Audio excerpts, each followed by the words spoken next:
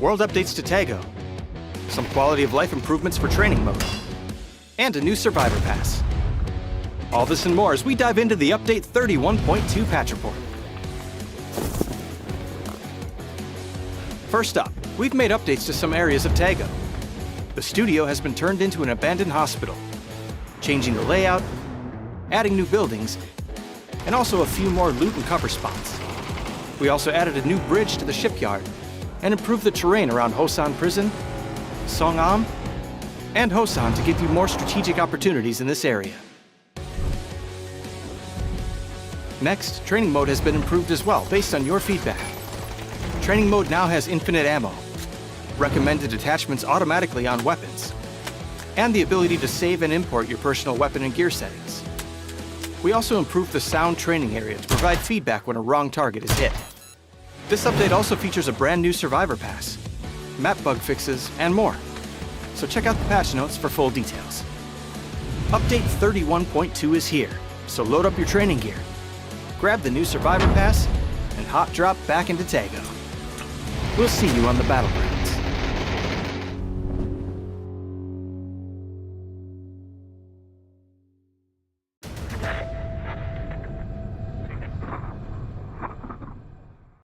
วิธีดำตรงไหนครับได้เชียร์44สวัสดีครับผมเมกาลอสจากทีม 𝐏𝐿 Please ครับวันนี้ก็จะมาเล่นเกมไทย4ชื่อทีมครับ Hello, my name is Pascal. I from Lock You Up. You confirm ครับ E5? อ๋อว่าแล้วเชียร์ได้เชียร์44เต็มเป็นเทนเมนต์ครับ Maybe DC?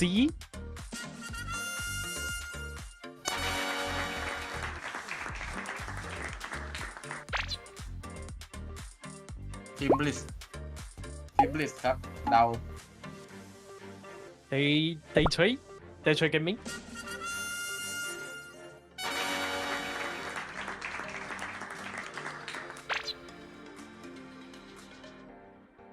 DCE ครับเดา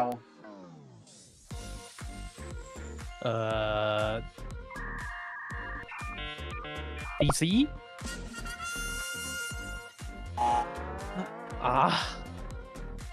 I don't know. วิธีดำตรงไหนครับวิธีดำมันอยู่ตรงไหนอ่ะ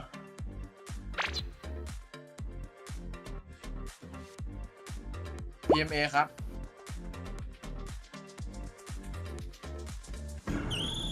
TNA?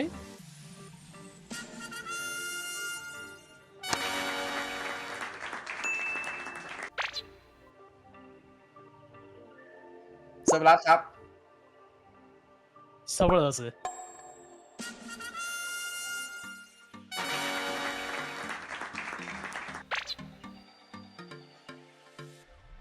Forest.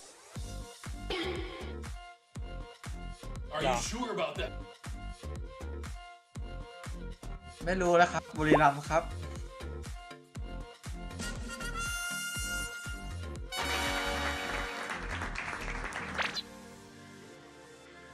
To confirm. ทีมนี้ที่เคยได้แชมป์มาเยอะใช่ไหมครับ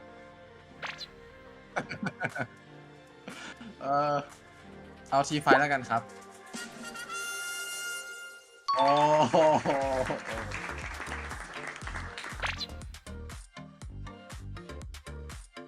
Leader.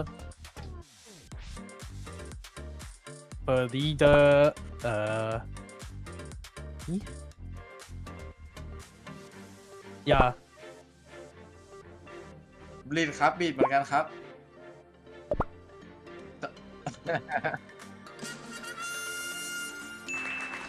แบ็คขาวๆนั้นไม่นับเหรอครับ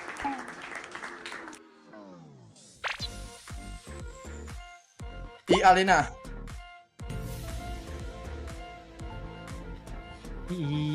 EA?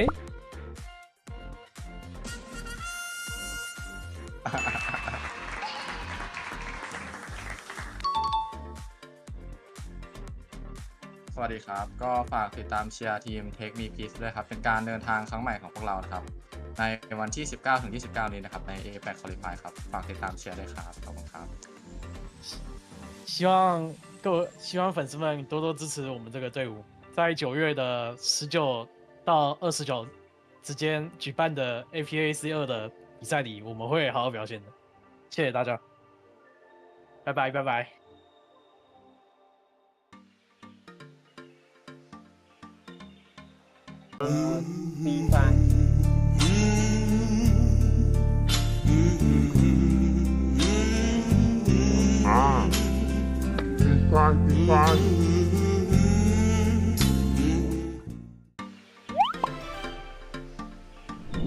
Xin chào tất cả mọi người, mình Technology đến từ đội tuyển Cerberus. Hôm nay mình sẽ chơi một mini game nho nhỏ đến từ giải đấu vòng loại PGS. สวัสดีครับผมมาเล่นจากทีม Forest Gaming นะครับก็วันนี้จะมาเล่นเกมทายชุดสีกันนะครับจะเป็นยังไงก็ไปดูกันเลยครับ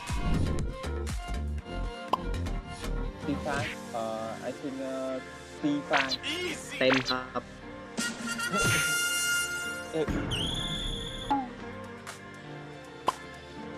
Cerberus. เซอร์เวอรัสเหมือนกันครับ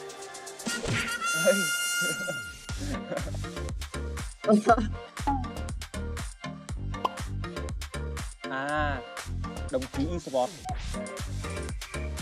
BCE. เหมือนกันครับตอนที่อีสปอร์ต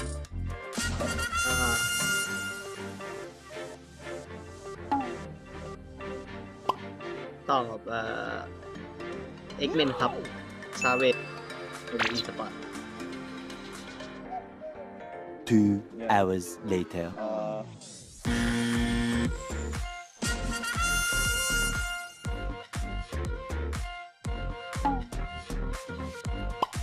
รู้เลยครับ Forest Gaming. Forest เหมือนกันครับ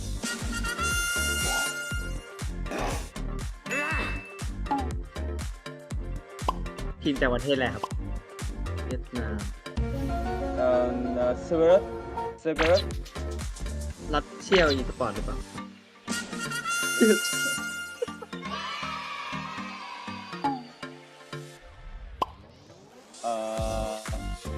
PE Esports.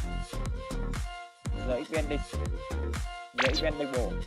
PE เหมือนกันครับชอบ PE ฮะ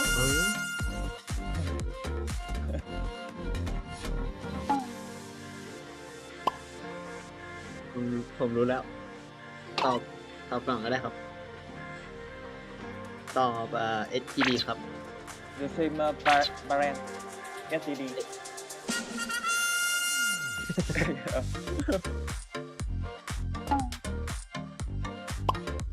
แต่ผมน่าจะรู้แล้วแหละ C5. P5 ครับ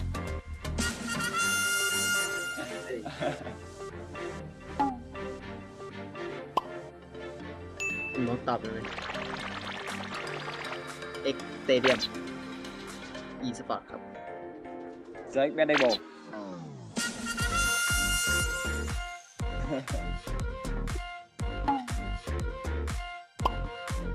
มีทีมของโซนไหน Valentine Esports. Đây chết gaming. Sao ta? เดทเทดครับ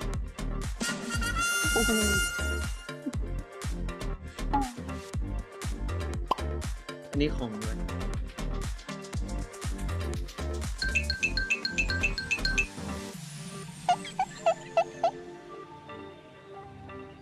ผมตอบวลีไทยครับ Tem Entertainment.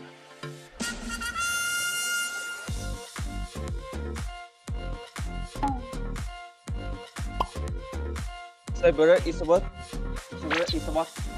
Yeah, boy. เซอร์เวอรัสครับ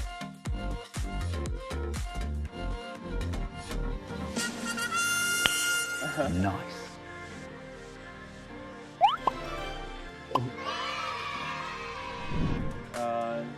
Chào tạm biệt mọi người, mong mọi người hãy ủng hộ của mình tại giải đấu vòng loại APAC PGS lần này nhé. chúc mọi người ก็ฝากทุกคนมาเชียร์ทีมไทยทุกทีมด้วยนะครับ แล้วก็เชียร์ Quality Gaming ด้วยนะครับผมครับ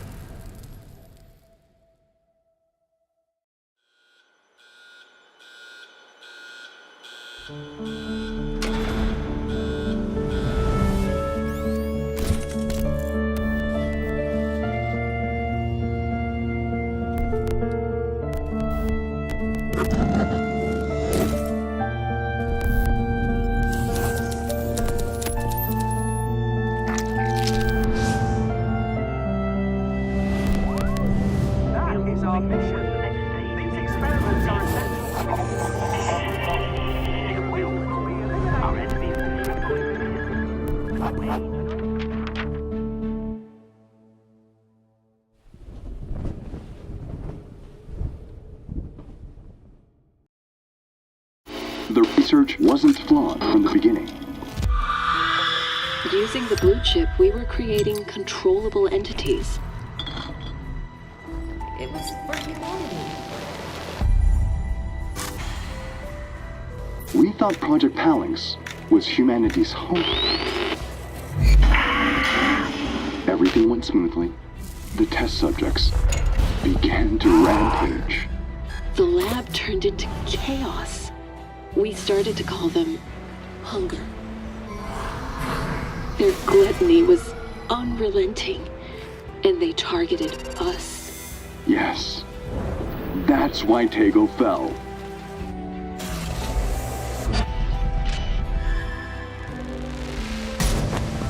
Tego needs help. No. Escape. Tego.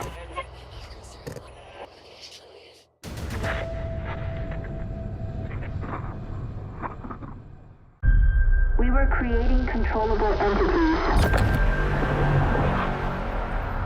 for the future of humanity.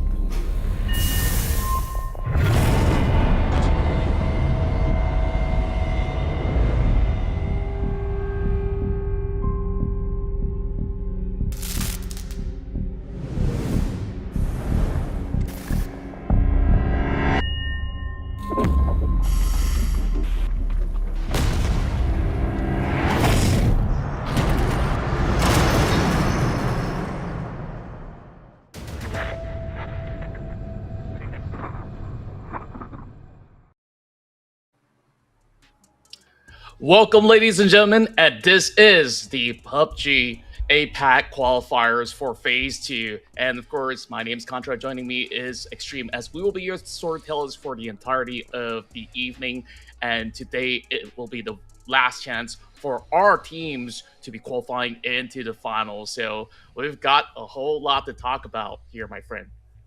We have a lot to talk about, and we have a lot of games to spectate. 6 games in total, and yeah, like you said, we'll be looking at who qualifies through in that top 8. We also have that Malaysian battle between SGD and PMA that we have to keep an eye on. We have PGC point situations that we also have to keep an eye on, and on top of that, we just have to look out for some fantastic plays. I mean, look, the first 2 days of this competition have been absolutely excellent. I've been loving the play-in stage, even though, yeah, maybe on paper it's a weaker lobby. It has shown us a lot of strength and a lot of good moments. Yeah, well, I was pleasantly surprised from day one onwards, where we've seen a lot of all these teams thrive, especially for teams hailing from the region of Thailand, where we've seen plenty of brilliant plays. As a matter of fact, 5 out of 6 of the chicken dinners that was played out was won by Thai teams, and TMP is definitely one of those that have been able to show up. But FW Esports, they have gotten 3 chicken dinners so far, as they are the ones sitting at the top.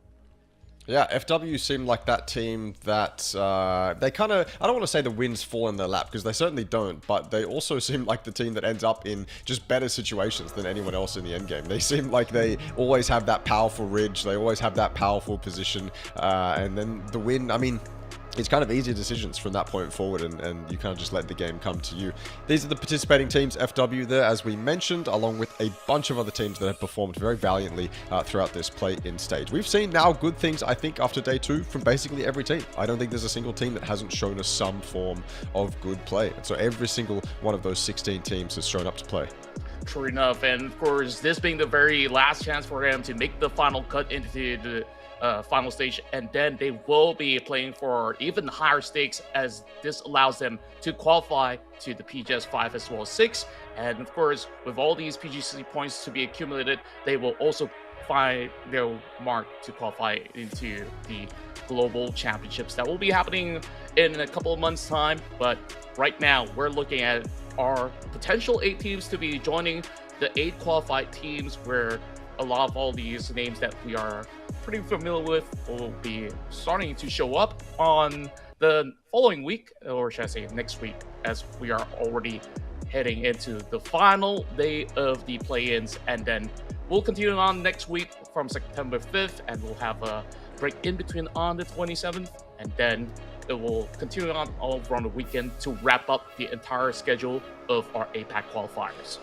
Yeah, unlike the play-in stage, the teams in the finals, whoever makes it there actually gets a bit of a day to reset and figure out what went wrong and what went right. You don't really have that luxury if you're playing to qualify for that final stage. $25,000 for first, $80,000 in total. Yeah, I mean, it's a fantastic amount of money to be playing for, and I certainly would be trying every single ounce that I can, even in the very last game, to see if I can squeeze an extra bit of money out of this. Also, the individual prize pools, the MVP, who right now I believe is 𝐏𝐿𝐿𝐿.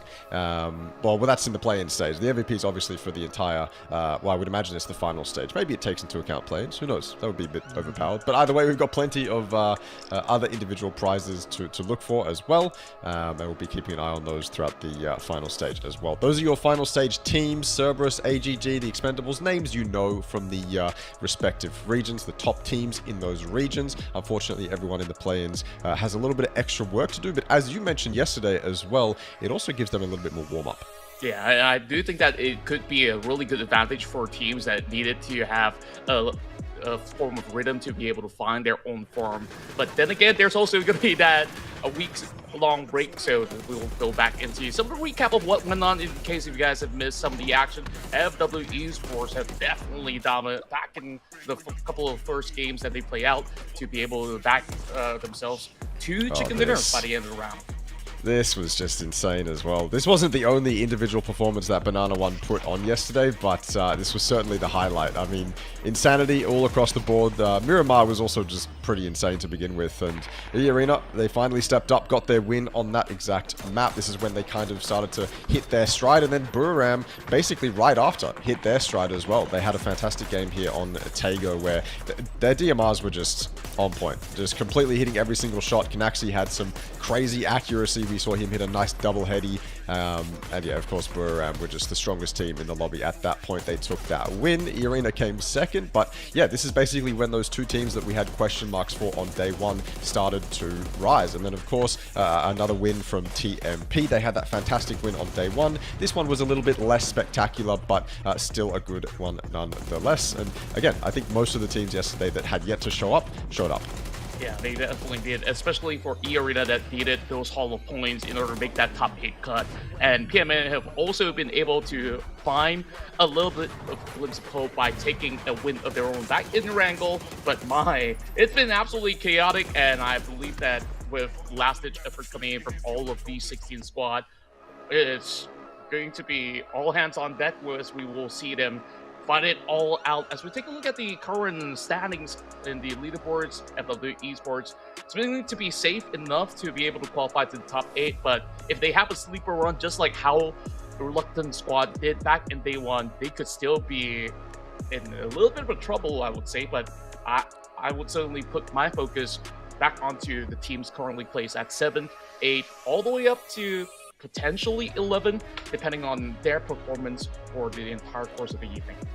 Yeah, I mean, I think you're right. DCE, despite being down there in 11th, absolutely have a chance to push into that top 8. Definitely looking at Forest and PMA, though, as the two teams that have shown us better things, I think, and potentially have a much better shot at diving into that top 8. This is the map schedule for today. We start with Erangel. We end on Miramar. I've always said that ending on Miramar can be a little bit dodgy. That map kind of invites chaos, but I think it's good that we can start on Erangel. If you're feeling uncomfortable, well, now's your chance to get those points that you so desperately need. Then, of course, we move on to Rondo and 𝐾𝐿, two tertiary maps that some people feel comfortable on, some people don't feel so comfortable on, favors some playstyles, doesn't favor some playstyles, and then, of course, ending on Miramar, as I said, a little bit of chaos, I'm sure, to the night. I mean, look, the other thing that we have to talk about, and I think map schedule actually plays a role in this as well, is the fact that when we ended last night, we mentioned how some teams could come into today focusing on trying to make sure other teams don't qualify into the play-in stage. Map schedule, I think, plays a very important role in that, because if you can get a better camp off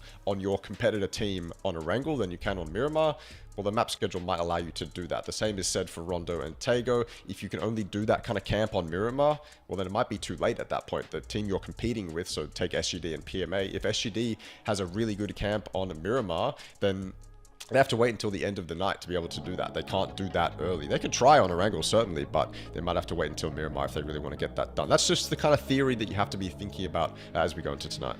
True enough, and with such a limited amount of time over the course of what a span of probably 8 to 12 hours for them to prepare for this final hurdle, there's only so much that they could basically switch up in terms of game plan. So from yesterday's run, certain teams may not have been able to get as many as they could, but now with this last 6 matches of play, we're definitely keeping our eyes closely onto Forest Gaming, the squad, PMA, and PUBG Esports to see if they could have some big impact to kick off our run inside of Erangel, which will be starting in less than a minute at the moment. So, of course, we will still expect to see a lot of these high squad to maintain their former pace, and also not forgetting SGD that has been looking stellar throughout the course of the past 2 days of play. So with that being said, we'll check out our flight path as we will begin our day 3 of the play-in stage. So without further ado, let's go.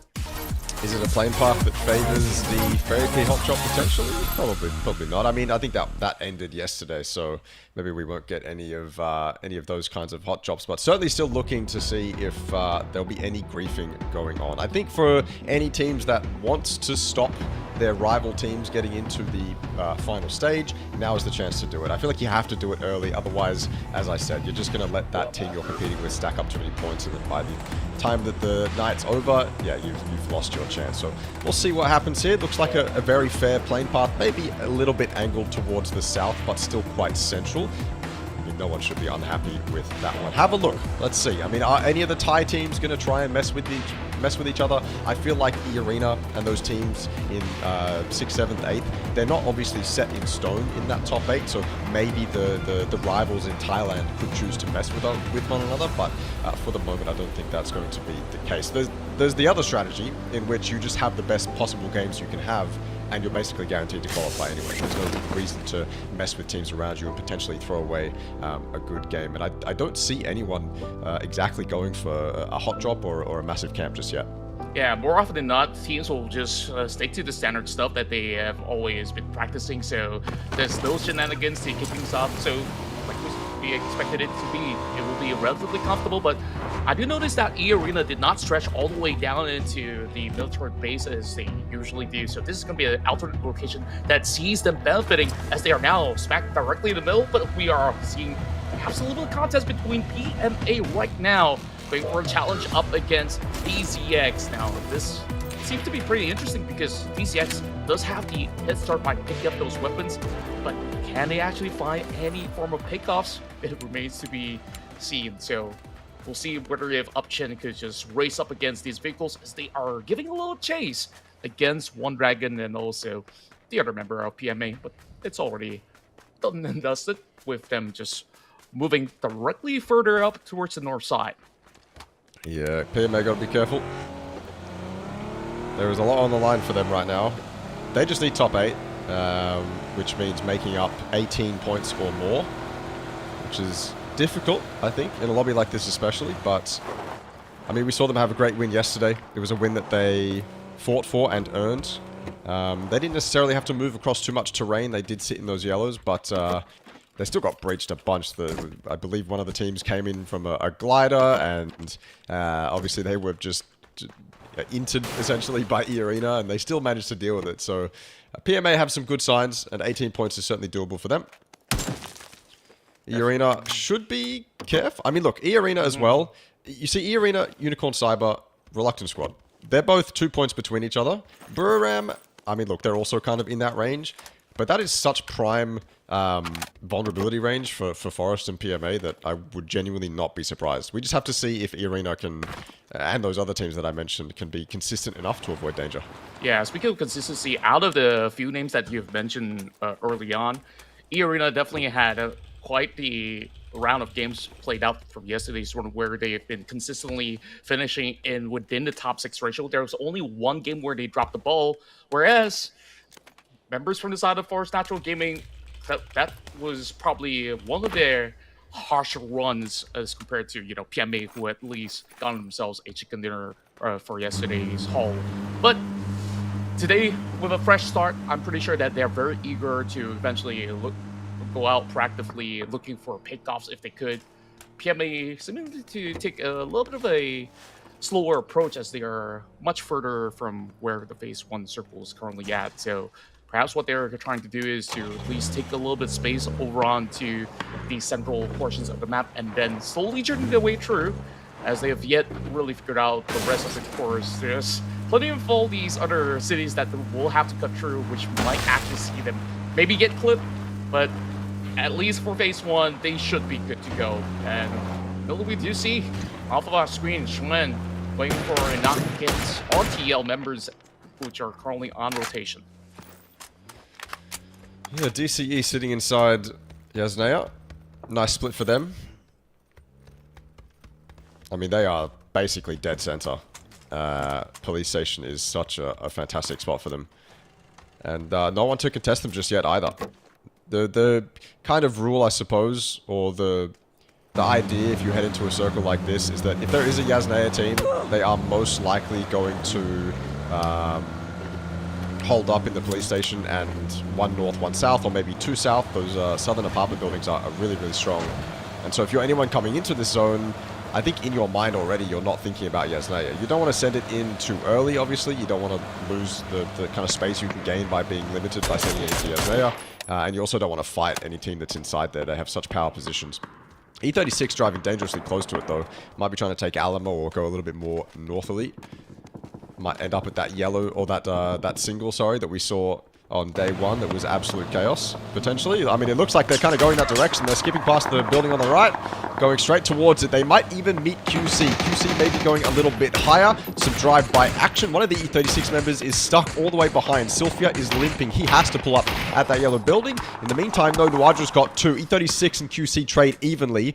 One of those QC members is still alive, desperately looking to Pure Boy to be able to finish this off, create any more pressure, but he gets knocked. QC looking control of the situation. Yeah, it's not a good look for either one of these teams, but it seems like QC wins out that trade. Managed to clip out 3 of these members, leaving only 1 member alive for Eagle36 at the moment. And Dongqi just happily peppers them out with a couple of taps from quite afar. Plenty of all these teams are definitely looking forward to gain that control over onto the heels of Stauber, but while journeying way through, it's just happenstance that sees these 2 teams collapse onto each other for the moment. RTL, now they've received all those form of intel, they might even consider if they want to eventually cutting close to perhaps find the rest of these weakened teams much later on. But Fury is going to take it a lot slower as they're having a little bit more of an air control, looking around the region of the Pavka. Yeah, powerful spot to be in the glide up. I think mostly making sure that they are safe around them, not necessarily looking for any action. They're okay on that edge. They can definitely move in slow, but potentially some information to be gathered on that glider. DCE haven't had to move just yet. In the power position for now, but as we saw yesterday, so many different teams were in what we considered to be, or I guess objectively, good positions, and then the Circle had completely other ideas, and it just turned all of those games into very chaotic messes a lot of the time. Unfortunately for Sylphia, he lost tires on that rotate, and so he couldn't group up with, he couldn't help his other team members as they breached that single house. QC had that man advantage, and Sylphia was just stuck behind, no other option but to try and save the game for E36. It's not a good start to the night for them, but I wouldn't count Sylphia out just yet. Obviously, he's very vulnerable to a breach, but those aren't going to come in until much later in the game, so he can vibe for the moment, he can chill, as E-Arena look towards the emergency pickup, but oh, they do see. DZX just rendered in for us. Where are they going to end up? They might even end up breaching Yaz. That would be kind of crazy. Yeah, I think that's the safest lead for members of PGS, but as I say that, Donkey is already looking to spray them all down. Having at least a bullet connecting, so they will definitely mark their locations for the moment. Plenty of all these teams were smart enough to not overcommit into the city, but it really seemed like PGS have no other choice for them to take a safer option as compared to the open grounds of Stalwart. So you see all the teams starting to bunch up, and wow, what an initial shot from that team. You see that car from Hoang was like on its side as he was driving? Insane, bro. Crazy. But yeah, no, DZX breaching the north side, it makes sense. I thought they were going to go for DCE, but northern side makes total sense. And I mean, it is a safe option, but they don't have any cars to leave Yaz if they need to. If the circle goes east, if it goes more north, and I mean, worst case scenario would be if it goes south. But yeah, they don't have any cars, so that's the trouble if you take an emergency parachute. But if they get fed, I mean, they will be very, very, very happy with north side of Yaz. Yeah, it really seems like Khan has been taking his sweet time on the aircraft for the longest time, and he's not even thinking about landing just yet. As I say that, it seems like he will just force to parachute to regroup with his teammates. So good notion, as at least they managed to gain a lot of vital info back for Buram United so that they could easily plan their journey up ahead. I say easy, but almost all these tiny little compounds have already been seized by all the other squads, as we can see right now. To confirm, after taking down the rest of the other 6, finds themselves somewhere in between Yaz as well as Stauber at the moment. Just across the corner is also E-Arena. So just doing a little bit of wear and tear for the moment, as we'll see how the hardship's going to dictate the course of the battle. But it will go further in between Yaz as well as Stauber. Yeah, not too bad. It's actually not that harsh of a circle. A lot of teams will be totally okay with this. Even if you're on the edge, there's spaces for you to move in. The emergency parachute from DZX turns out to be a pretty decent move from them. The arena in a fantastic spot that's most likely going to get pressured. Even if you're SGD in the southern field here, you're not too upset with this. You've got plenty of time to figure out what you want to do. And well, I mean, Reluctant Squad rotating in front of you means that you've been beaten out by one team, but that's not the end of the world. Guess we're going to find out where Reluctant Squad choose to go. Maybe up towards Arena's warehouses, play the terrain around there. There is that southern ridge on that warehouse high ground that you can play. Hoang Well, similar spot to Sylphia, except he's had to get out on that northern side of Yaz. In fact, they've all breached DZX. I didn't realize this. I thought they'd go past, but no, they've made this breach, and so far they've made it work. Yeah, DZX pretty scattered all across the other apartments instead, so they will be able to find that pickoff against Bohang. Great initiative play as Latte had a little bit of a hiccup right there at J9 getting out. I hope that they're going to be safe for now, because all these teams are still busy trying to pick up leader squads around these vicinity. But Reluctant Squad, they have found a little bit of the spacing for themselves. Right above members of Reluctant Squad will be Savior that will be looking around. Well, I thought it was actually above. I believe he's on the other side of the wall. So he will have to be the first contact for RS to see if they could open more in their account. I think for DZX, as soon as you see that circle pop, you have to think about where the likely breaches are going to come from. And I think the most likely spots they're going to come from are from the north and from the east. Even though teams have to rotate through the field, that's where they are going to want to end up, breaching that eastern side of these northern Yasnaya apartments. I don't know whether DZX was set up for it or not, but they've ended up on the far side. Reluctant Squad have taken control of the more powerful side of this position. And so DZX, that were previously in a decent spot, now end up kind of at the mercy of whatever Reluctant Squad choose to do, which is very unfortunate for them. And eArena will make sure that no team can rotate out of there, taking out the tires on that coupe.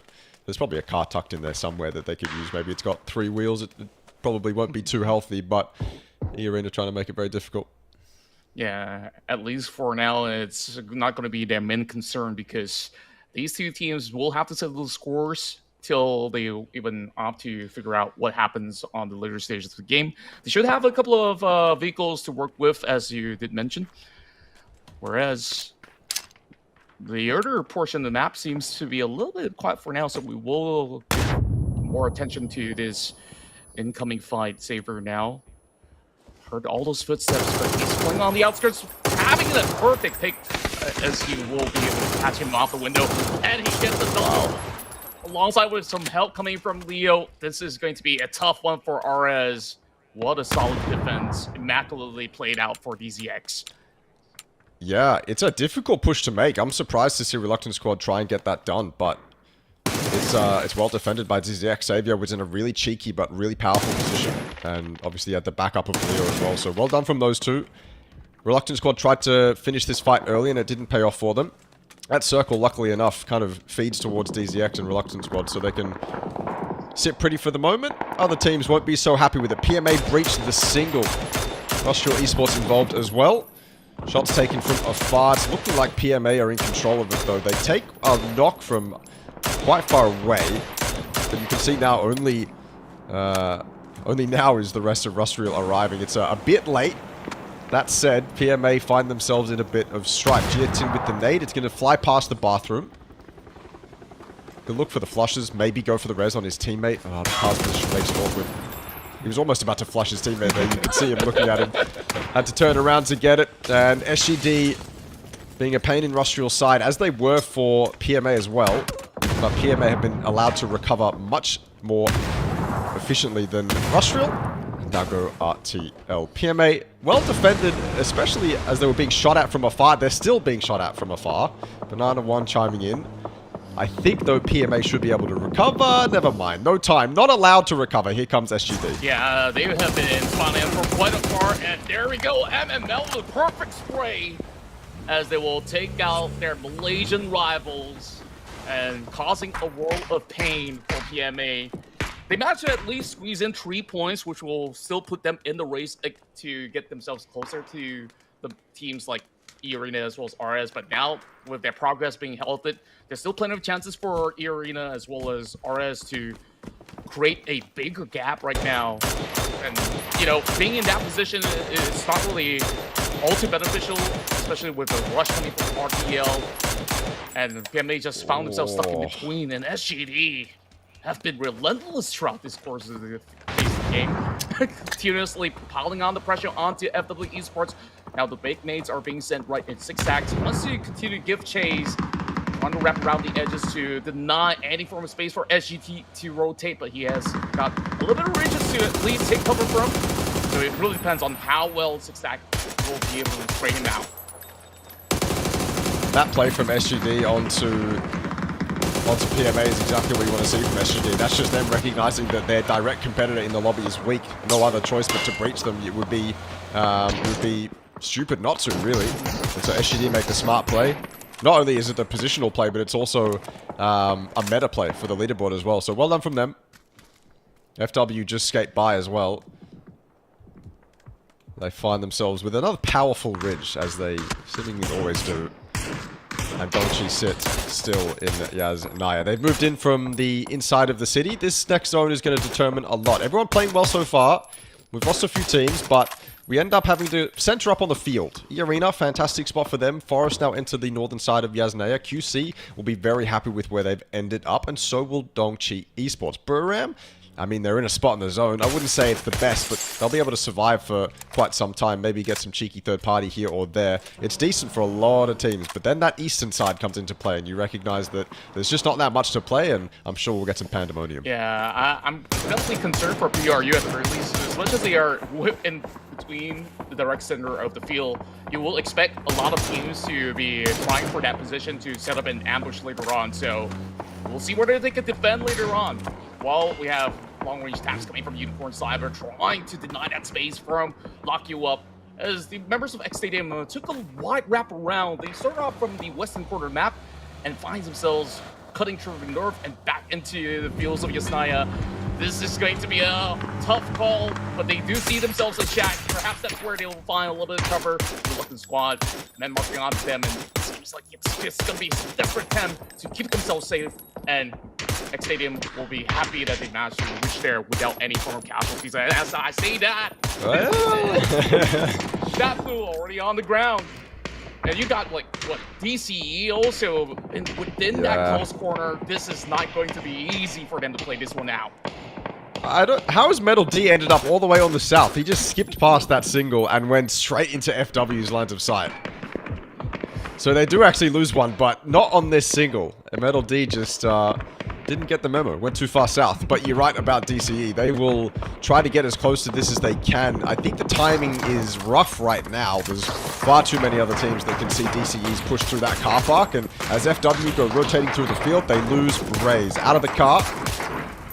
It'll be difficult for FW to find a spot to actually bunker down. As I mentioned, this eastern side is very claustrophobic at the moment. But I don't see any FW members in the kill feed, so they've found something. They found somewhere to sit for the moment. Maybe that single is more free than I thought. They found a ridge. Of course, FW in a ridge. Why wouldn't they be on a ridge? Look at them. Sat inside smokes. They seem to be surviving for the moment. X Stadium, QC making the break. No, this is the single up on the north. And it's chaos up. I mean, look how many teams are on this eastern side. TMP getting involved there, and arguably the best spot right now. FW wants to see if they can get some third party here, successfully doing so. Down goes one of Unicorn Cyber, and through all of that, the rest of Unicorn Cyber and Lock You Up are just sitting in the bathroom, sitting in that single. They're sharing the bathroom with one another. As Destroy runs in, Juan takes him down. It is absolute... I mean, it's just a brawl. Everyone trying to find space that doesn't exist. It almost doesn't exist at all, and somehow Lock You Up still is within the check. It is going to be QC and DCE going up against each other, and it's just an absolute bloodbath in the bathrooms.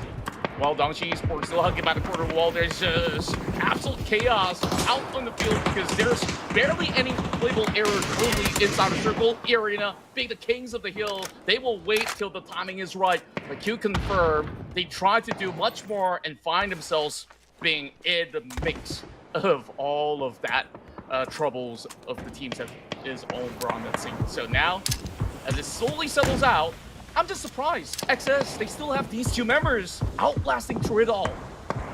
Yeah. They've just sat in the bathroom. They've done nothing else. People have ran straight into their bathroom. They've had nades thrown at them, and they've survived through all of it. It's difficult to get nades in there, to be fair, but DCE now have to make that play. And they sit still. Doors closed. Hasn't even been blown off yet. Oh, 𝐏𝐷𝐀𝐻 steps out. As soon as he steps out, he dies. Down goes Titus. X Stadium fall.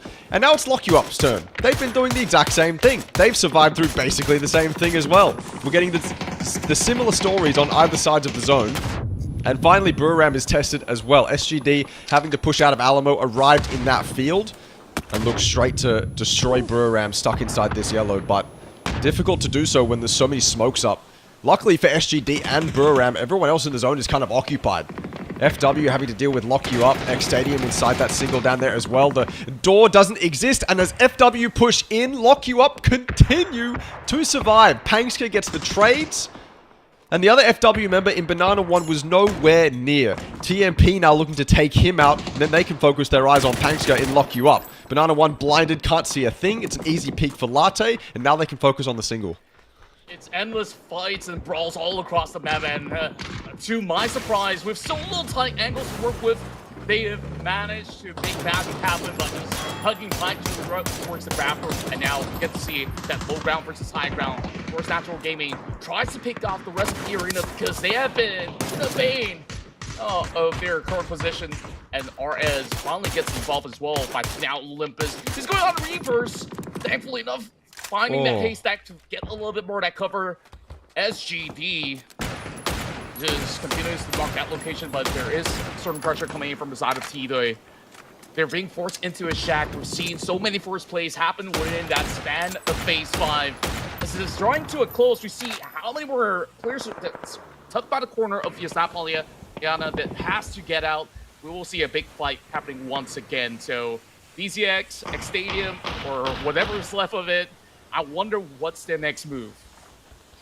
I like how 𝐿𝐴 have played this. They've kind of avoided having to get involved in any mess and put themselves on that nice ridge.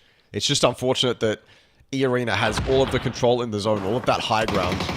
And 𝐿𝐴 is also out of the zone, so they've got to make a move this next zone. I mean, this is eArena's game to lose. They have all the control in the zone. They're hitting shots from long distances as well. As DCE try to move, they fall as 𝐏𝐿𝐴 tries to push out. It's Take Me Please with the control over the exit. Valiant effort from Lock You Up. Incredible shots from Tito. Down goes Mings. And that just makes SGD's timing here that much more difficult. They have to use all of the time in the world to try and cross this field. I don't think it's entirely possible, and it's just not. Jervis gets taken down as well. DZX, nice DMR shooting, but they've got their own troubles in Reluctant Squad, who are inside their walls right now as they're going to try push out a Yaz. And it's just tough to even deal with the rest of the arena right now, where teams are just battling to find a spot while Reluctant Squad wants to settle a score with DZX, and today they show up. Oh, up, Chen. Took them a while, but they managed to make the cut. 5 points in. And now we're only left with 5 teams remaining. Despite through all of that chaotic mess that's happening all across Yasnaya, DZX has been standing within those compounds for a long time and finally decides to go in for that full commitment. For us now, have to make a decision to either continue with this fight against DCE, who's currently covering themselves with smokes, while they try to take this long shack as defense. Maneuver for the meantime. Saber does drop in the beautiful nade. That catches the rest of DC, living with only Always Me, and that vehicle left them with no cover. It is eArena here to continue on pouncing from the top, but DC will eventually be withered out.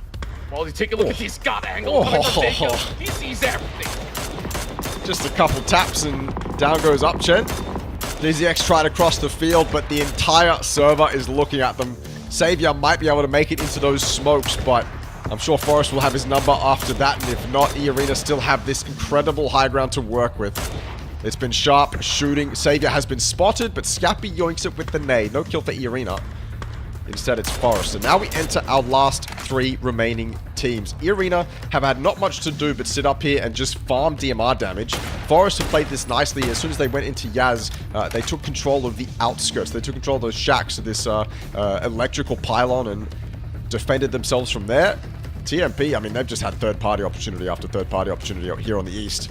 Yeah, and so it's kind of 3 teams that haven't really had all that much to do. Finally having to actually take some proper team fights. But the problem right now for TMP is that this circle is going to shift so far off, and then 𝐴𝐴RENA has got them pretty much gated off from getting any form of access. And for some reason, we're looking at Forest going for a wide wraparound that will see them seize a little bit more space as compared to the rest of the squad of 𝐴𝐴RENA. But they've already had their eyes all across the field, so eventually when 𝐴𝐴RENA finishes off this fight against TMP, they should be well sorted off to eventually deal with the rest of Forest, and that will make it pretty much an even fight from there on. But not so much for 𝐿𝑒𝐷𝑒𝑖. He's just trying his best to stay alive.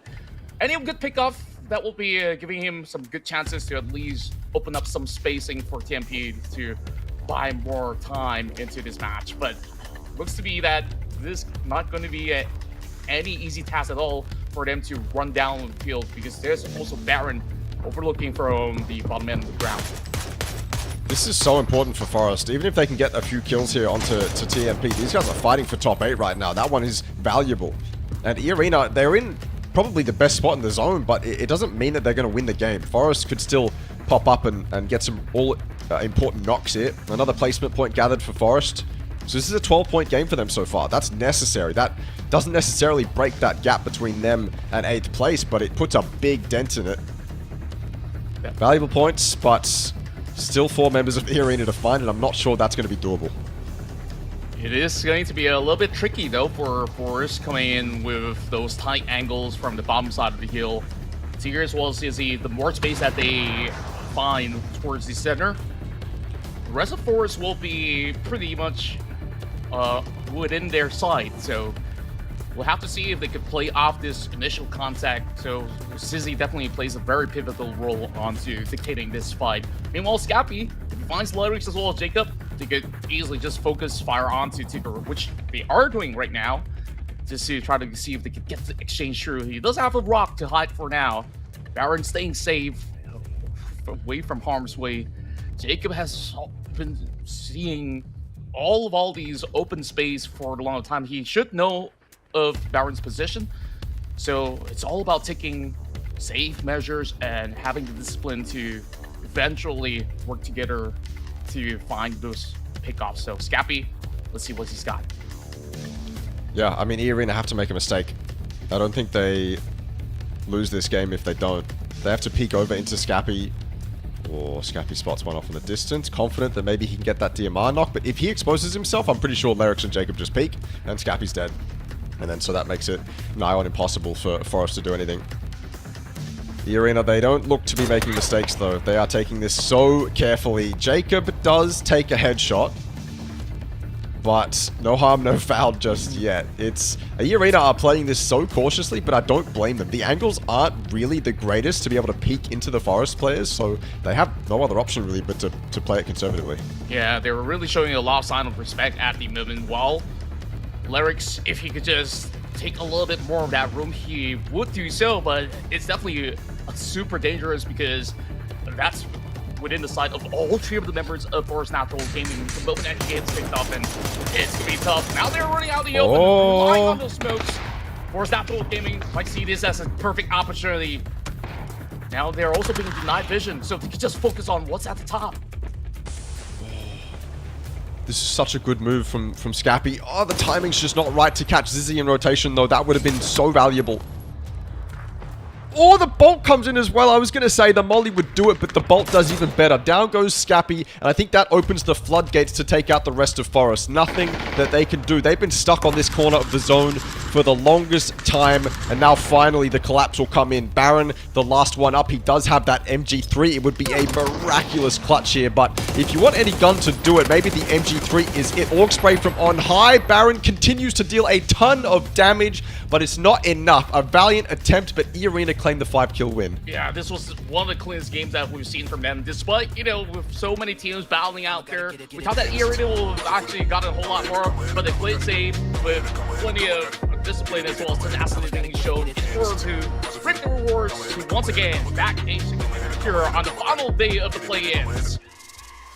Well done from 𝐸_ARENA. I mean, �SCAPy was in just such, like, he was in the power position, but he was also in that position that needed to do so much and was under so much pressure. He can't really achieve both there without the support of his teammates. The problem is, I don't know if his teammates could actually support him. So well done from 𝐸_ARENA to just pretty much destroy them. Just off timing alone, but well-defended apartments from DZX. They actually came out on top of Reluctant Squad in that fight, but certainly both those teams wasting a lot of time sat in those apartments there. SGD, smart play. This is the Malaysian battle that we have been mentioning this entire play-in stage. This is basically what they needed to do. Whether that was the positional play or not, whether that was better for their game as a whole or not, PMA is weakened and SGD had an opportunity to take them out. And then, of course, we saw the bathroom shenanigans on both sides of the circle as well. That was just insane. Yeah, that was a long rally through the bathroom doors of the singles, but eventually when it wraps up, we still see Lock-Up receiving plenty of points both out of this round. And then when it comes down to playing through the barren lands, it was PMP that have been able to squeeze through, taking down teams after teams, wrapping around the edges until they were dealt with some bad cards up against 𝐸_ARENA. But DZX, I think they're starting to look a whole lot more like their past selves, where they're absolutely thriving despite how long it took for them to get out of Isnaya with the presence of Reluctant Squad. And back towards this endgame fight where we saw Forest tries to take on 𝐸_ARENA, they had more to lose because they had to take those risks where 𝐸_ARENA never really had to put themselves into danger. So absolutely clean. 𝐸_ARENA absolutely deserving of a beautiful win here to kick off our round one. And well, I'm liking how this is going as we kick off our final day of the run, and we still got one more Erangel to go.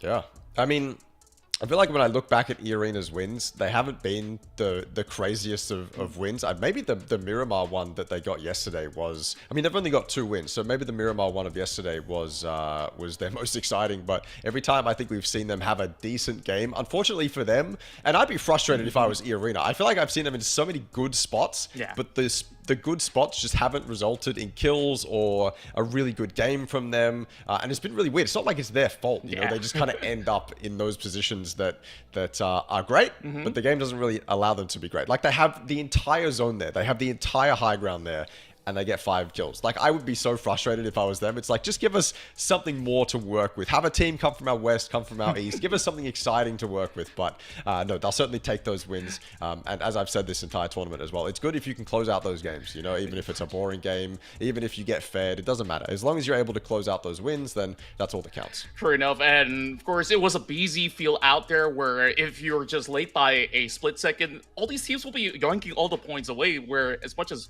all these teams were caught between those rotations, there were bodies on the ground almost every corner of the map, and we both probably have thought 𝐸_ARENA would have actually converted with much more points to book out with, but they just kept a very steady pacing, which, you know, we don't really fault them because they absolutely do need to keep themselves safe at all times, because if at any given point with the overpeak and eventually with teams coming to their area, that would have been a very dangerous spot to be for 𝐸_ARENA, because they hold up possibly the best place in the map and they managed to get this chicken dinner back for game 1. But taking a look at Forest Natural Gaming, this is definitely a better run as compared to what they've had to offer back in day 2.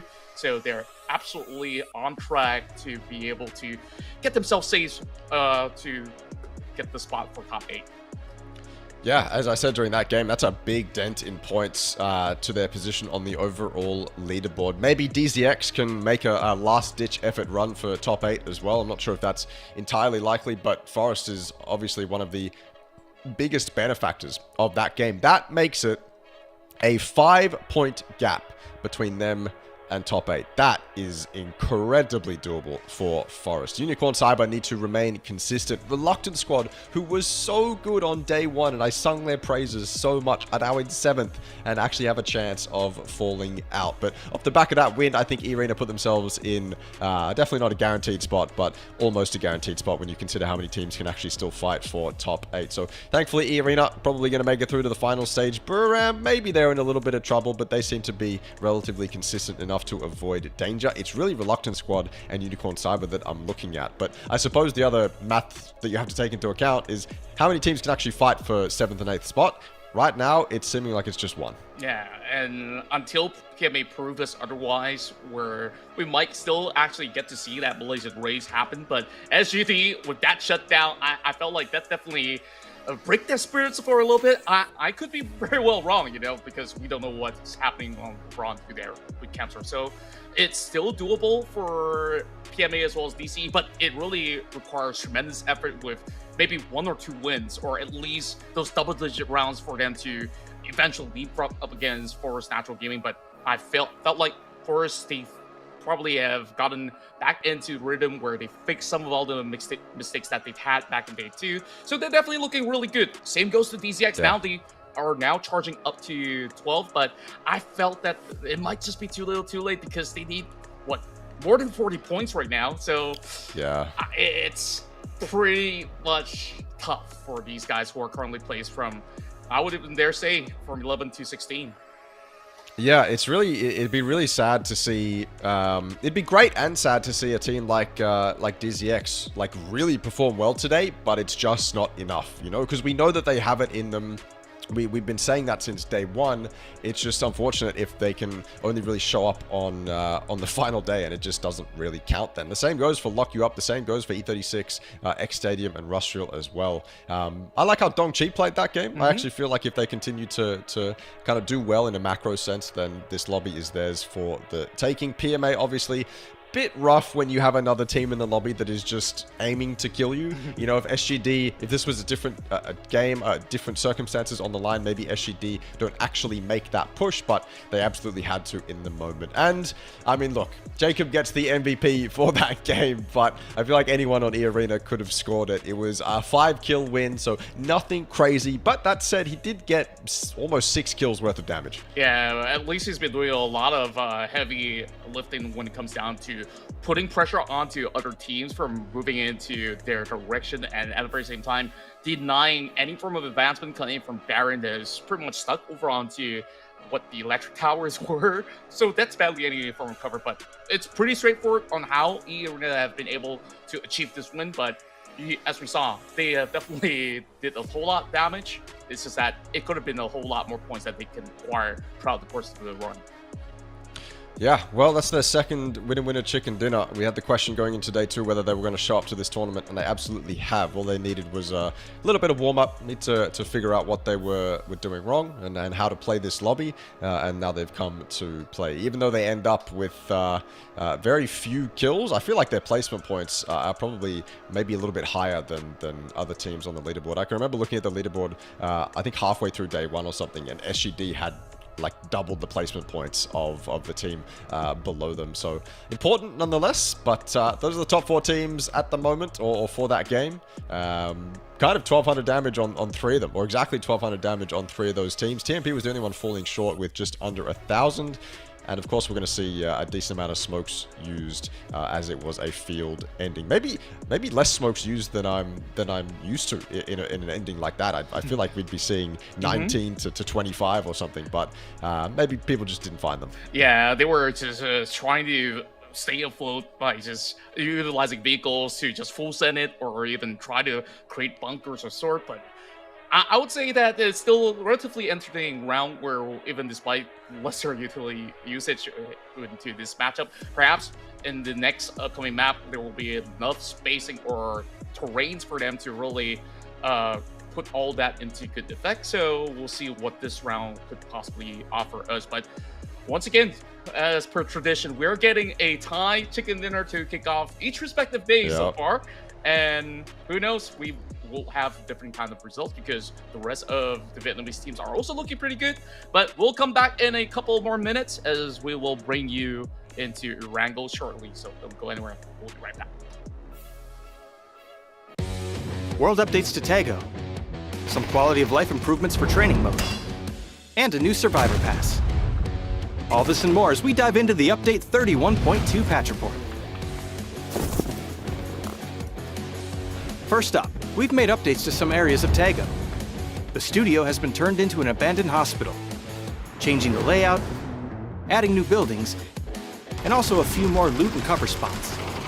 We also added a new bridge to the shipyard and improved the terrain around Hosan Prison, Songam, and Hosan to give you more strategic opportunities in this area.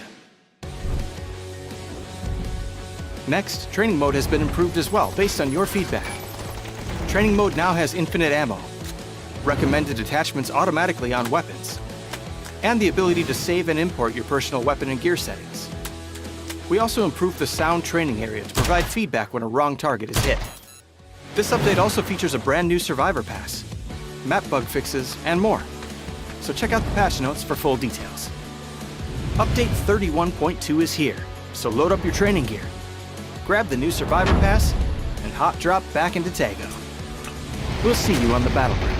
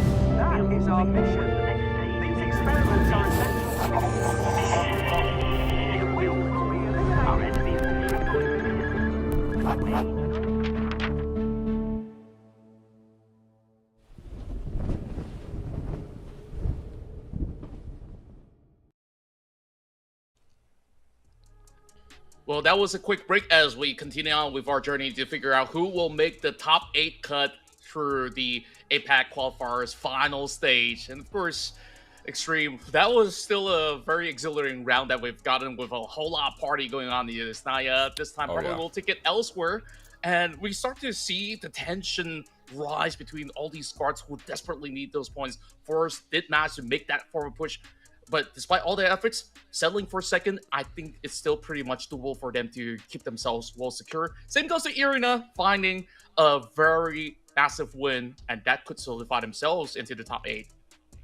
Yeah, I think it has. It most likely has when you consider how many teams can actually still fight for top 8. I think Irina are almost 100% safe. Again, Forest, you mentioned them. Look, the perfect start to the night would have been a win, but they'll definitely take a second. They'll definitely take 12 points. Again, massive dent. 5 points between them and top 8. Now, if you're 7th and 8th, you are sweating. Unicorn Cyber and Reluctant Squad need to pick themselves up. They need to find that consistency that they had on day 1. Otherwise, Forest is just going to snatch up that 8th spot. So that's what we're looking at right now. And of course, we saw a tease of it, essentially. Not a direct hot drop, but we saw SGD send it straight at PMA, recognizing that if they can take PMA out of the lobby, then they can secure that Malaysian PGC slot. Yeah, and it is definitely looking very likely for them to do so, especially with all these tension building in within the squad of PMA. So they really have to find not only safe way to kick off their matches, but to also take maybe even more fight to find their confidence once again, because we've seen PMA have been able to actually convert this to wins if they can survive till the later stages of the matches. But for now, they've dealt with pretty rough cards where they just full sent it into the open fields of Yasai rather early, and they saw contests coming in from teams like X-Stadium and many more. So with that being said, this is going to be the final Erangel round to be played out, and I'm pretty sure that the tides will be much rougher moving into all the other maps. So they better buckle up because this is going to be a wild ride. Yeah, if you thought it was chaotic in Game 1, well, I can almost guarantee you it's going to become more and more chaotic as we head into the final games of the night. At some point during tonight, it would just be mathematically impossible for potentially 8 teams or more to do any more damage in this lobby or to even qualify into that top 8. I'm talking about the teams at the very top of the leaderboard having total freedom to do whatever they want. You know, they've already qualified, have some fun, you know, go for it, test the limits. I'm also talking about the teams on the bottom side of the leaderboard who have no chance at making top 8. So by the time we hit Game 6, I'm pretty certain there's going to be a very different vibe in the lobby. There's going to be a different mindset, I think, to say the least. But right now, we're still very much in the mix of things. 𝐷𝐶𝐋 hopping out early. 𝐾𝐿, waiting for their moment to hop out as well. We are heading over Military Island. This looks like another very even, very fair plane path. If we were going to see the Ferry Pier hot drop, well, this would be a plane path to do it on, but I don't think we are. Yeah, this might just be the very first time that we're looking at 𝐷𝐶𝐋 dropping into the middle of the base. So with that split going on between TMP members, I wonder if they will be caught out eventually. And it's relatively interesting as well, where we also see that stretch coming from the squad where they're going to be looking to take some ground control over the course of Ferry Pier and perhaps that lighthouse. In the middle of the map, though, we're not looking at any form of a fight that's happening or taking place just yet, but I'm seeing FW Esports and RTL, and not even forgetting BRU, to be within close distance. They're probably hustling for that vehicle out in the street, so that might be a little something for us to kickstart our run for our second map. Yeah, I think Russia will have it down pat. Buram is going towards logging, and FW is obviously going towards Melta, so I think we're okay. Kind got dangerously close sitting inside Hacker, but not even he is going to have anyone to contest with. PMA very close to E-Arena. The biggest, well, it's not even a fight. I don't think we're going to get any fights, but Lock You Up and X Stadium were very close to each other on that northwestern side, but they've since separated. And so we get nothing early, unfortunately. As much as I'd love it, we don't get anything. Maybe we'll see some form of action on military. You can see TMP are split 2-2. One on the west side, or 2 on the west side, and 2 on the east side of military. Do they want to go for a crazy 2-2 bridge camp? If they wanted to stop 𝐷𝐶𝐋 from getting off Military Island, then you could definitely set up some form of 2-2 bridge camp. That would be diabolical, but they could absolutely do it. I just don't know what TMP is thinking right now, you know? That would be one of the craziest plans we'll ever get to see here in the play-ins, because just the thought of it is just so wild to me, where it could go horribly wrong for TMP or just be horribly right. Yeah, horribly right with some 200 IQ messing around with the rest of the members of 𝐷𝐶𝐋. So as we start off, no casualties so far, so that's a good sign for the teams that need to play it really safely. 𝐾𝐿, we saw brilliant runs from them back in day 1, and they've been super consistent, being one of the flag bearers of Thailand. So far, high quality finishes, especially with their chicken dinners.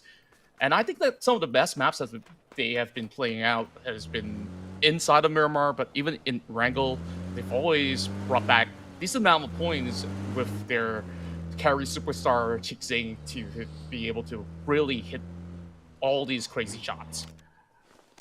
𝐏𝐿 is the MVP of this lobby, but those prizes only go... Well, I would imagine those prizes only go to the competitors in the finals lobby. I could be wrong on that. But he has put on a really good performance. He was also the nade master last time I checked. He also had the most damage with grenades. That might have changed since, but still, it shows you how valuable 𝐏𝐿 has been for 𝐾𝐿. And yeah, they had a fantastic 50-plus point day on day 1. Since then, it's obviously been not as good, but still decent. You know, consistent enough to hit that 100-point mark, the 4th team to do so. So yeah, we've seen good stuff from 𝐾𝐿, and I'm sure as we head into that finals lobby, they are going to be incredibly formidable, especially if 𝐏𝐿 can keep up the performance that he's had. As X Stadium go rotating past planes, E-Arena still in that area, but hopefully they can avoid each other and keep things clean. TMP Is this one of those players that was from the west coming over here to the east? It is. So TMP are grouping up. They are avoiding the double bridge camp. They're just going to group up towards Novo. Yeah, that's a better play coming from TMP. Though, of course, they don't really have too much at stake currently, poised for the top 8 of the finals with 101 points, where even if they do slip up a game or two, it's not really going to hurt them all too much, per se. But, of course, they take pride in what they do. You always want to aim for a chicken dinner, and who knows, stacking some of all these stats for them to get all these prizes by the end of their run. That's a whole lot of money to be gained throughout the lion's share of the 80K that's in the pool. 𝐸-ARENA, though, an interesting approach as they're still trying to figure out on this form of rotation where it could still end up anywhere, right? When we take a look at such a central path into phase 1, it could still go towards the side of Yesnaya once again, or it could be around Pachinki. Rosa is always going to be that central point where you don't really want to move too far up if you do see this type of circle to begin with. Meanwhile, Reluctant Squad, it will be at least holding out onto their position right across the farm side, which will give them that good spacing, especially with teams eventually coming through the multi-passage. So it will take some time, though, before they get to have a glimpse of anyone passing by, while Russell Esports finding an interesting location as well. Contra, we could end in farm here, man. We could go all the way to the southeast and end up in farm. That would be really rough for most teams involved, but we could still go there. Also, yeah, if it goes towards the north, then obviously that water becomes a question. Does it go north, does it go south? And that becomes that wall that teams have to navigate. But yeah, I mean, you're right. Phase 1 can go anywhere. You are not wrong in saying that. Tigger, he's out here alone. Or at least he oh my, nice shooting from Noadra. He's been, as the new player to 𝐾𝐿, he's been doing quite well. But yeah, Tigger's been out here alone for quite some time. I believe he was the scout for 𝐸-ARENA. Now the rest of them are starting to move in. He's been risking life and limb, but hasn't taken too much damage. Of course, TMP will still camp the bridge. No reason not to when you're up there at 101 points, almost guaranteed to make the finals. You can certainly pull something off like this. DZX is close by, actually. Just had a look at the minimap. They are quite close. My map stream is a little bit delayed, but I think DZX will show up at any moment. And they've got a player up on Observatory as well, just to guarantee that information. So this is a well-played and well-planned out bridge camp by TMP. Yeah, I like this plan a whole lot better than what we deem to be a 2-2 bridge camp. So it is definitely going to at least yield something in return, maybe a pick-off or two. And of course, best case scenario, wipe off the entirety of these XP and win! Oh, they managed to get that first catch. That's going to be a double for Megaloss. And Jedi. Now it's only down to Bohang to trade right back, and he goes down as well. Not a slither of a chance for them to even think of fighting back. Now it's only down to Leo where he's not even making his way across. Only having that buggy to work with, so he will turn tail and run. Take the other bridge, as that will give them a lot more spacing to work with. So I think this was more opportunistic by TMP, but in the back of my mind, I'm also thinking about whether or not DZX loots a drop spot that TMP want to loot in that finals lobby, and whether they want to basically put the nail in the coffin for DZX. That's something I'm thinking about, but I think that was definitely more opportunistic, but either way, well played. I mean, that player up on Observatory gave them all the information they needed. They got all 3 players that did cross the bridge. Leo was obviously late, so he gets away with it, but yeah, well camped by TMP. That couldn't have gone better. Yeah, that's the best that they could possibly pull up with, and they could just easily just leave Nova whenever they want to, since phase 1's still going to take some time to close up, and the damage is definitely tankable for sure. X-Datum now being spotted out by Scappy has always been that scout for the squad to be able to provide so much back to the team. But this battle within Boatyard is going to take a while for them to actually conclude if they ever decide to go on for that full collapse. They also do have Baron over onto the rooftops, and I wonder if there's going to be any teams in the midst of rotation. From the looks of the minimap, there's not going to be all too much pressure for these two squads at the moment. Whereas 𝐸-ARENA might find themselves in the predicament if the circle goes further into areas such as school or so. And to leave up north is definitely going to be tough to navigate their way around. But for now, dude, one of those Rustral players is like playing in a LAN cafe or something. Like a full, like he had like a pink booth surrounding him or something. That was sick. Whoa. That was really cool. And then one of them was just playing in the complete darkness as well. It's like the worst you can do for your eyes. 𝐾𝐿 up there again. I feel like we've seen him in that situation multiple times. He's the glider man for Buriram. Yeah. I feel like nowadays everybody needs a glider man in their team if they do find a glider, that's for sure. Yeah, but someone most confident in being the pilot. All I do know is that I'm not going to get myself up there. I've been trying my luck with controlling it. It's not the easiest of vehicles to maneuver around. And especially when you have a tough lobby like this, it takes a whole lot of guts, to say the very least. Oh, yeah. And Miramar is just safely wrapping around these corners. They should have that firm access to eventually reach into areas like school. And if they're feeling confident enough to open up that space with 𝐾𝐿's info, they might even full send it into the forest or even 𝐿𝐷. Who knows? But as we get a little bit more confirmation, the battles will eventually take place around school as well as 𝐿𝐷. So all the teams are definitely in the right spot. For the moment. But this circle hasn't necessarily been kind to us. I mean, just yet. The kindest thing it could do would be to shift south. And then that would mean that most teams would be still inside it. If this does go north, 𝐸 are in for another decent game. Forest and 𝐿𝐷 Cyber almost got into it here in 𝐿𝐷, but I think 𝐿𝐾 is more likely to get a bit of a biff with 𝐿𝐷 Cyber. They go rotating in. 𝐿𝐷 Cyber park up inside 𝐿𝐷. It's a central spot, so definitely a viable play, but they will be at the mercy of Forest, at the mercy of 𝐾, and I'm not sure that's super ideal. Forest have that entire south side and one person on the northern side in the form of Olympus. And 𝐿𝐷 Cyber are stuck in the low ground. The worst possible spot you can be here in 𝐿𝐷 in a mid to late game for certain. They are... I mean, what can you really do? If you pick those windows, you get shot at by 𝐾. You pick the other windows, you get shot at by Forest. It's not the most fun position. Yeah, upon arrival, I guess they take those for cover for the meantime, at the very least. And I've definitely played plenty of rounds inside of 𝐿𝐷 to also know for the fact that that spot is definitely difficult for 𝐿𝐷 Cyber to also do much to even look for a trade back against the members of Forest Natural Gaming. Definitely will see a little bit more of a long trade in between these two teams, whereas Petret's not too far off on the further side of the outskirts, but that's going to be two massive compounds that they'll be able to work with. And keep in mind, there is going to be more teams coming inbound, so I wonder if they're going to be able to do much.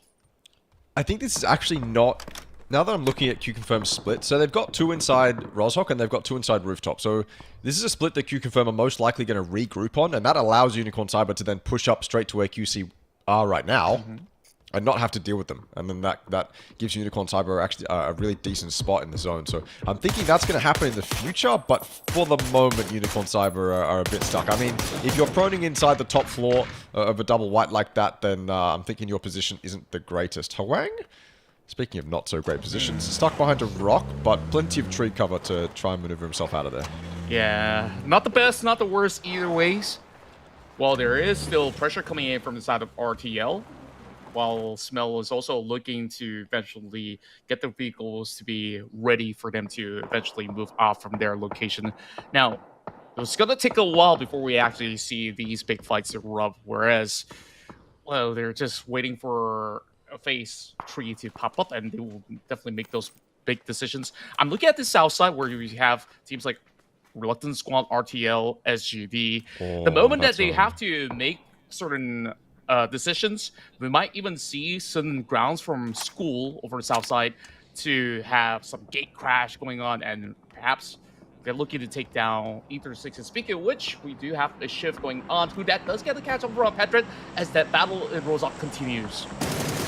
Oh, that's a devastating loss if they end up losing Petret, but QC did try to make that rotation. They did try to regroup, so 𝐿𝐷 Cyber, they do get that high side of 𝐿𝐷.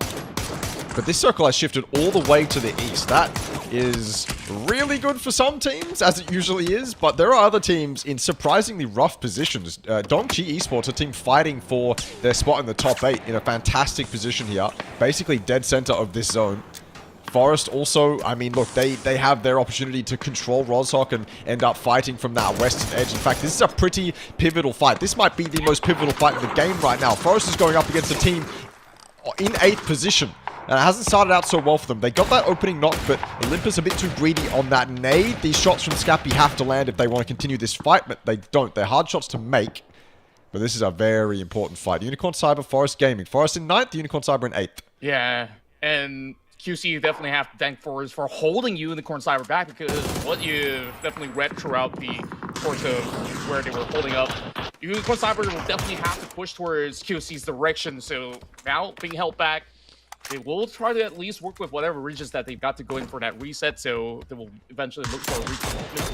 I wonder if Forest is going to go in for the full flush, though, while Buram United, like you said, this is one of the teams that have been able to reap the rewards by placing further down over on the southeast corner of the map. They have plenty of all these room to eye out on teams across these corners. DC not too far off, as DC is going for an interesting 3-1 split approach. Well, that's happening. They're definitely looking to see if they could get good trades going up against both TMP as well as FW. Khan, ever since he left that glider, he has been actively going in for all these pot shots, but still finds nothing. BRU still sits at 0, while I'm definitely keen on going back to Rosa later on to see how those fights conclude. Yeah, we'll be keeping an eye on it, or at least I will, on the map feed to try and figure out what goes on. The arena not fed on the north, unfortunately for them, so they've had to make their way through Yaz. A wide rotation that is relatively safe. You can end up here at these buildings on the edge of Yaz and get a pretty good idea of what's in front of you. 𝐽𝐷𝐻 is probably sticking around a little bit too long, and for that, he goes down. PMA take him out. They do more damage to 𝐿𝑒𝑟𝑋 as well. PMA doing their best to show presence here on this northeastern side, and doing it successfully. They lose that kill to Tigger, but still doing a lot of work to make sure that their future is as easy as possible. Forest looks like they got another knock. 2 players inside that Prio building and 2 players of Unicorn Cyber down on that ridge. Forest are going to have to be super methodical taking this fight. The utility usage has to be basically perfect. It's difficult to flush people out of these Prio buildings. There's so many rooms in that top floor and bottom floor that they can sit, and so it's difficult to land those nades. This is also a fight that, mind you, has to finish sooner rather than later, because this zone has shifted away from both of these teams, so they are probably going to want to start this now. Yeah, that's what I really want to point out as well, because they only got about, what, 20 over seconds before that blue zone creeps in. Yeah. There's not enough space, and I don't think that they have plenty of vehicles around these facilities to even work with that development as the trades go on. Aaron now spots long, really managing to squeeze a bullet through. They probably will pay no mind and try to work through a zone, and once they do, Q confirm will be lying in wait, while DCE has been going on the battle with the rest of Eagle 36, making a desperate attempt to charge towards their area of play. Well, that's happening. Force Natural Gaming is taking their sweet time. It feels like there's no other option but to also tank out some damage through the blue, but they found themselves at US for them to just get into a safer position from here. Where do they go, though? That's the question. Not many spots that aren't really occupied right now. Reluctant Squad find themselves in one of the bowls in the fields. Hailed on by grenades from FW. Banana 1, the front man right now. As close as he can get without overextending.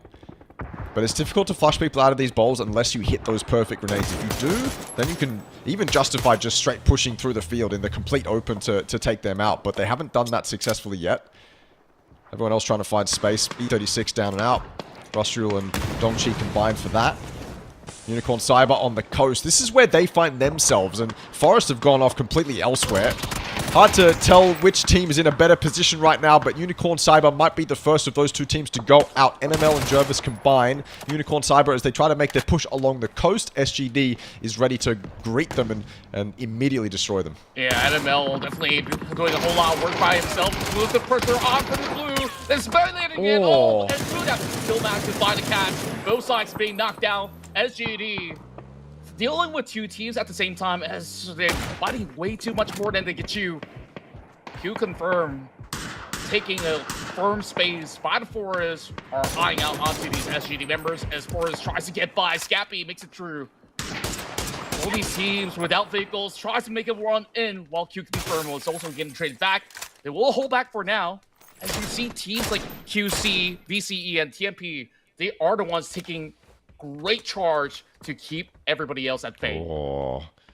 Those two teams that are in fantastic spots in the zone right now, PMA and Dongchi Esports, are fighting for a spot in the top 8. A great game for both of them here would do a lot. And Forest have managed to find their way in now. It's only 3 points between them and 8th position. Unicorn Cyber just couldn't find a better spot than Forest, but I'm not really too happy for Forest in that spot either. It's a bowl, incredibly nadeable, as we've just seen. You're at the mercy of all the teams around you, and look, QC, like hungry sharks, will surround Forest, and they don't even fire a bullet. Down go Forest, all the way to the grenades, and just in case there were mortars coming in, just if those nades didn't do the job. So well handled by 𝐾𝐿. They cleared their edge and can now look towards lock you up in that flat top. Massive explosions and full commitment from members of QC, and there's just honestly nowhere else to go for Forest, leaving Rozak a little too late, while Leo has been playing alone for long some time. Banana 1 and the rest of FW look towards the fields of Yasna, trying to make good use of all these weak fields and haystacks. They will be able to get by, but they're probably going to be scattered for now. This is going to be a tough one to be played out. Jun now getting picked off. Gatin with this Dragunov doing a lot of damage towards the members of FW, and they didn't seem to notice where exactly it's coming from. So Rustro might even look to actually go in for a rush. We have another one coming on the line. Did Johnny just get a 3K grenade? I just briefly saw that in the kill feed. I'm pretty sure one of the Rustro members just got an insane nade on Buram and we missed it. But either way, they've opened it up. And Buram lost 3 very, very, very quickly. I mean, this is a push that Rustro should never really be able to make. There's one more spray that has to land. Neither can land it. 𝐾𝐿 finally gets it. Rustro will go out, but they've lost everyone on Buram in the meantime. 𝐾𝐿 is the last one alive. And there's not really a spot in the zone he can go. Somewhere in the field is the best option he has. And we move over to 𝐾𝐿, who have done so well to defend their side of the zone so far. Through the blue zone grenade, no visibility problems at all for Opons. He finds Titus and takes him straight down. That was super clean. And RTL did absolutely clean spoilers against BRU, who's only having that 4 points. But that 4 points seemingly enough with the elimination of RS, Unicorn Cyber, and Forest for now. Laura hard at work, still making it rain up against the rest of Lock You Up. Now, for outside of the blue, I don't think they'll be able to make the cut. Now, again, last attempt, and that was beautiful. Oh boy, QC, they have not only survived to make the cut out of Rozak, but they have been able to just get so much out of those situations. 9 points already, now looking for the rest of X Stadium up in the north. This is looking like the QC of day 1, and they continue their rampage as well. Noadra on an ego drive-by, they get all of them. X Stadium gone completely. 𝐾𝐿's confidence is at an all-time high. They might even get that res onto Opons as well. eArena, the other strong team in this lobby, alongside PMA. FW a little bit worse for wear. Oh, Megalus just doesn't go down. Jacob, if he loses his life, that's devastating. Zizzy's there for the trade. They've got a smoking car to hide behind. And a couple smokes, and that's it. eArena struggling to get through this field without losing members. DZX arrive. FW is there with grenades on grenades. Raze lands 2. eArena, I said they were strong. I take that back completely. They've lost 3 in a matter of seconds. Yeah, the moment it got spotted out, they just have nades raining from above with FW members just absolutely ready to take them on. While 𝐾𝐿, after having those commotion up against RTL, finding himself outside of the zone.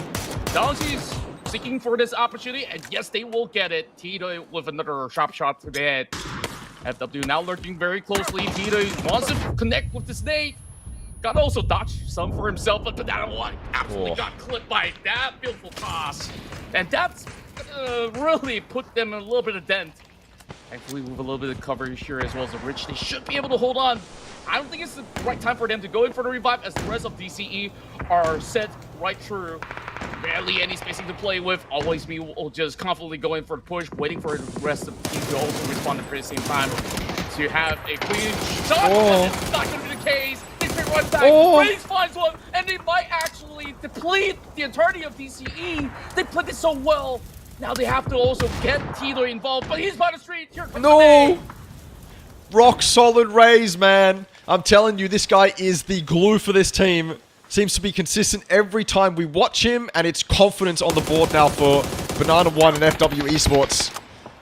Don't get too over-aggressive. You've done God's work so far. It's just 1 up for DCE. This was meant to be their game. This was a fantastic game for DCE. They were up to 9 kills. If they wanted to make a run for top 8, this was it. But they can't get it done. Raze, he can't finish it off, though. 𝐻𝐻𝐻 is the one to finish it off. Down go FW. Dongchi survive all of that.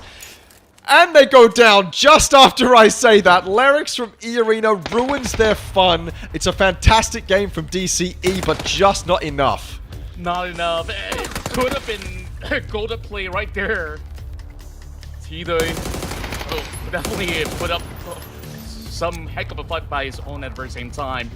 Meanwhile, we'll focus on to this final rally between PMAs, the Chushu, trying to hold out against QC, who's also done tremendously with those 13 points. That Chushu now tries to flush them with a little bit of flashbang. It will be a full charge, but the revives will be set right into place. 𝐿𝐼𝐶 will be back, and then Petret eventually sniffs him out. So down to the top 3, and look at the top 3. They're all battered, bruised. Yeah. Only a single member left for eArena and 𝐷𝑍𝑋. 7 kills on 𝐻𝐻𝐻, by the way. I'll keep saying it, but new member on 𝐾𝐿 seems to be having a really important impact. Love to see it. And I love to see how they played this game. I mean, this is... If they win this game, they have fully fought for it and earned it every single step of the way. They deserve it 100%. They've taken many different fights. They've controlled their side of zone to perfection. The only mistake they've made is losing 1, but at this point, are you really going to criticize that? I don't think so. 𝐿𝐼𝐶, the MVP of this lobby, has yet to get 1, but a couple more opportunities in this game. These solos, they could combine to take down QC, but they'd need to work together, and obviously they are not in the same Discord channel, so that would be very difficult. And 𝐾𝐿 have a very good idea, 100% information on where Leo is. Petret out in the blue. 𝐿𝐼𝐶, if he takes this 1v1 and loses it, maybe it's possible, but MVP of the lobby right now, I'm not sure he loses this. Yeah, they're just trying to buy time with this smoke here. Leo will still be sniffed out. Those blind spray, and 𝐿𝐼𝐶, he's done with having 0 points, finally secures 1 for himself. And there's only 1 more player left on the lobby. Let's see what sort of plays 𝐿𝐿𝑟x will be capable of. We know that for a fact that he's been able to clutch in very important situations. But could this be overwhelming now that they're dealing with a very on-form 𝐾𝐿 side? And with his own creeping right in, I think the smart play is to deny the point, but he's still going to see if he could just bring a couple more back for eArena. And it's been incredible, right? Last round, they got that chicken dinner, and somehow they managed to survive to make the cut into another top 2 finish. Yeah, he's done. Oh, he's just been spotted out. I don't think that's the spot where 𝐿𝐼𝐶 can survive. This is a very, very dominant win by 𝐾𝐿. 16 kills. They fought for it. They were maneuvering from the west all the way to the east. They take down PMA in that compound. They destroy the endgame competition. That is a very on-form 𝐾𝐿. Yeah, I'm just so glad to see the new member added to this equation to be so impactful for the run. 𝐻𝐻𝐻 just rallied on, and he just pays no mind to whatever amount of members of the opposing squads were in front of him. He just absolutely obliterated their competition, and it just paves their way for this QC side to just thrive till the very end of this match. And could it get any better for QC? I think that they've definitely made their mark, that they are definitely a heavy contender in the finals. Yeah, I think so. They've looked really good in team fights in general. When the individuals are performing as they are, then yeah, you should be scared going up against QC in a team fight. And I think this is more reminiscent of what we saw from them on day one. On day one, they were taking fight after fight, trying to control as best as they can, and they were successful in doing so. Day two wasn't really like that, but here we are, straight back in QC's wheelhouse. I mean, look at that. Clearing out their side, perfect, didn't even take a shot. And then all they had to do was fight through that hill, take down PMA, take down X Stadium first. Completely forgot about this. Opon's aggressive enough to get that opening. Then they moved to take out the other two members of X Stadium. Then they moved to PMA. I mean, it was fight after fight after fight. And that's the only real way that you end up with 16 kills. Yeah, there's just so much going on over in South. Meanwhile, it was a battle for control over an inner end of the field. FW Esports did actually play this to perfection. Race, she almost got the entire squad of DC only up to this push where, of course, Banana One was looking to actually go towards the wall with that flashbang put into place perfectly. And we get to see this beautiful angle from T-Doi that sees him securing that turnaround. Oh, Lyrics, man. 𝐷𝐿𝐿 are trying to make that run for the top 8, and you're out here ruining it. I mean, nice spot, nice fight from... I mean, it's good that 𝐷𝐿𝐿 were able to recover that. I think they ended with like 13 kills or something to themselves, so... Fantastic game from them. If they want to make this run to top 8, then that's the way they should do it. I just have to think about whether or not they would have actually won that game or been a bit more successful if they hadn't been taken down there. I think they would have been able to get the other two members of 𝐷𝐿𝐿 up, and then they could make a run through that field. They could control that ridge. Maybe Lyrics isn't too much of a problem. I'm not sure. They did go out, unfortunately, but still a fantastic game from them. That's probably the best performance we've seen from 𝐷𝐿𝐿 so far. It's good to know that they can do that.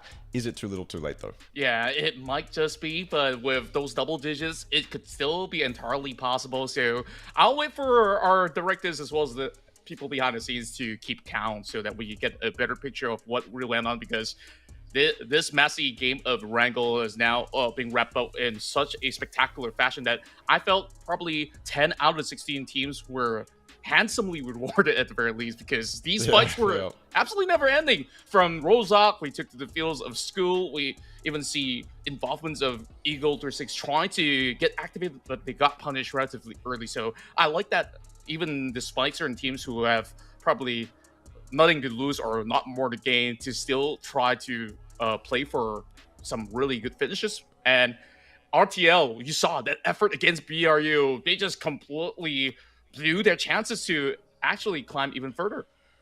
Yeah, I feel like I looked at the kill feed for a second and I saw Johnny Hong got a two-man nade, but it might have been a three-man nade, because Buram, as soon as we went over to spectate them, they were 3 knocked. So yeah, Insanity from Rustrial, one of those nades just did an insane amount of work, and then from that point forward, it's almost impossible for 𝐾𝐿𝐿𝐿 to recover that situation. But I think Buram are still in a decent spot. Obviously, you would have loved to see them get more out of that. If they could have defended better against Rustrial Esports, then they would have been able to get their cars, move into the zone. Maybe they are even contesting for that win. Maybe they end up in like a 3v3 against 𝐾𝐿𝐿, but it didn't go that way. They took that fight with Rustrial. Sorry, Rustrial took that fight with them and did way too much damage to make that realistic. Yeah, and you know, take a look at the highlights again. There's just so many epic moments in these matchups that we've had in Erangel. And QC, this is another high score that they set with that 16 elimination match with a chicken dinner to be what they have been able to get for their efforts. While DCE, like you said, this has been their best performance so far. 14 points to add to their tally.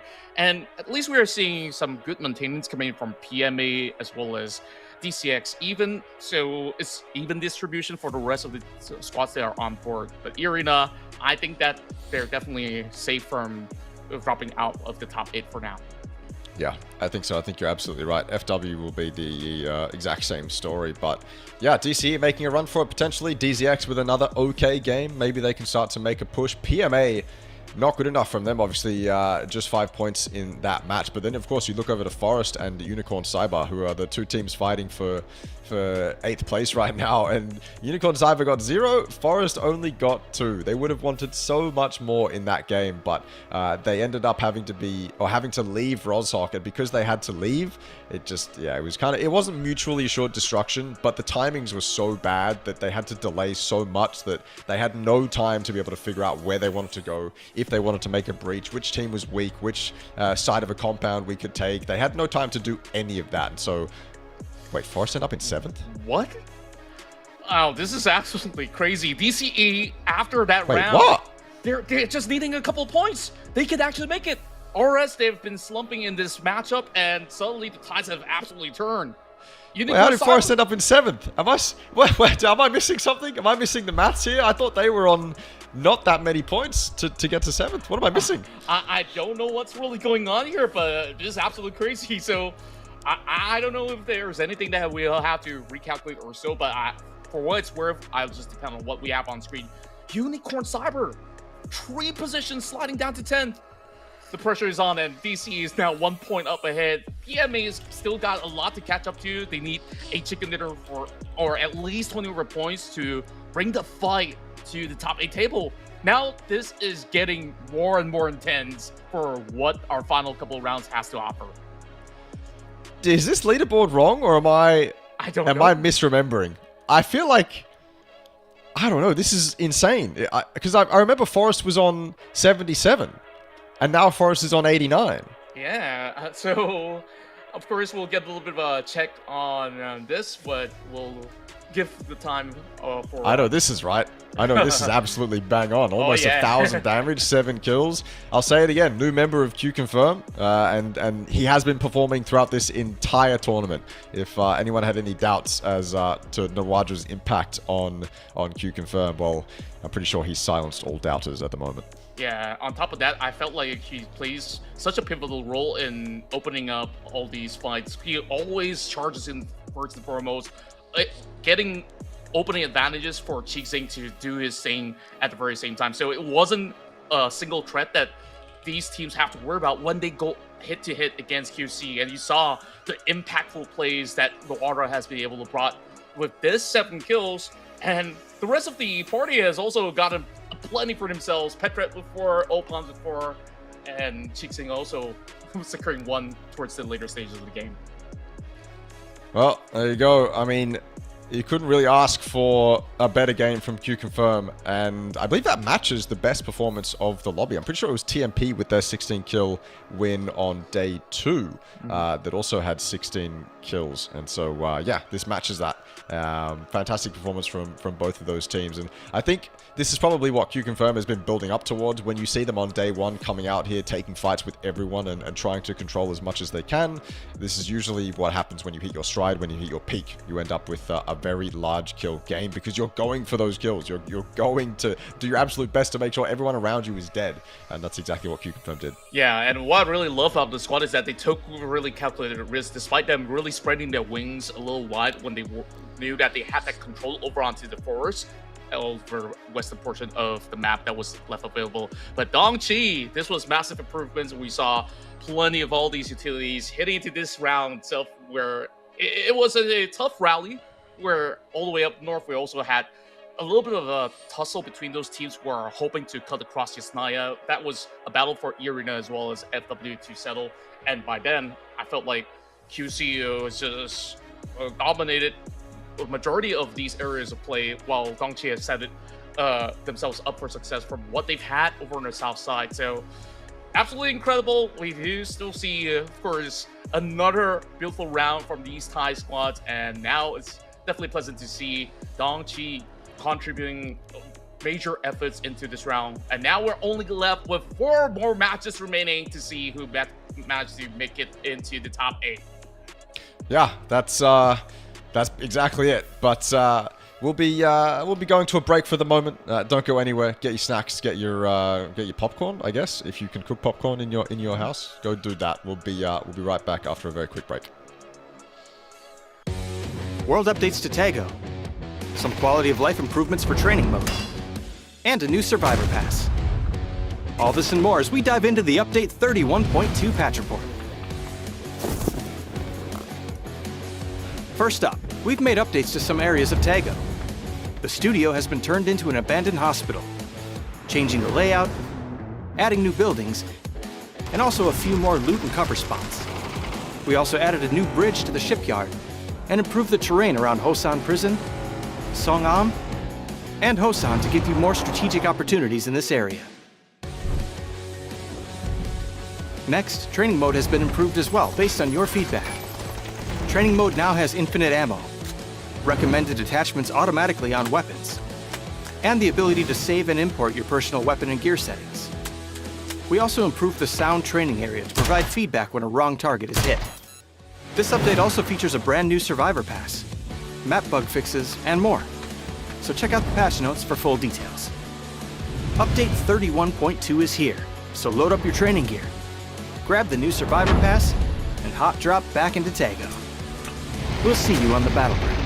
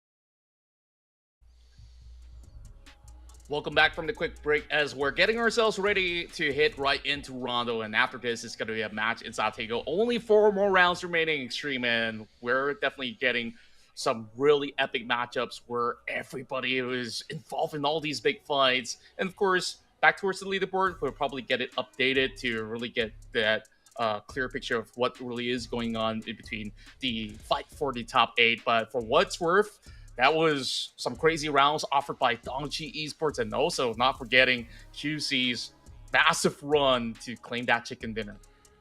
Yeah, well, the actual leaderboard shows that 𝐏𝐿 is on 74 points, which is only 6 away from top 8, and then obviously Forest is 3 away from top 8. So in that game alone, 𝐏𝐿 Esports have made a very, very big statement telling us that actually we are still in this race. I think we came into today, at least I came into today, maybe doubting it, maybe doubting their ability to make a run for it, but they've silenced me. 𝐏𝐿 are very close to breaching to that top 8. So are Forest. Both those teams in very similar positions. And 𝐿𝐿 with a 0-point game that last match on Erangel, they have to be sweating. There's no other option but for them to be sweating and thinking, okay, we have to pick ourselves up now. Like, we are so close to falling out of top 8, and it looked solid. You know, 𝐿𝐿 looked like they might secure themselves in the top 8 only yesterday, and now they're close to falling out. Yeah, how the tides absolutely turned within these couple of rounds that was played out here today. And, you know, I initially had some hope for the Malaysian team PMA to at least find a little bit more of a contribution in some of all these team fights, but they bomb out 2 games in a row without much to be done. So it has been looking a little bit abysmal, and I'm not too sure if they could pull up these kind of same record that 𝐏𝐿 Esports have to offer. Is it too little too late now that there's only about 4 more games remaining, and with all these other squads also improving at the very same time? And I just felt like it's just going to look to be a tough fight for PMA to still keep their hopes and dreams alive if they really want that 1 golden slot for the Global Championship. Yeah, it's rough.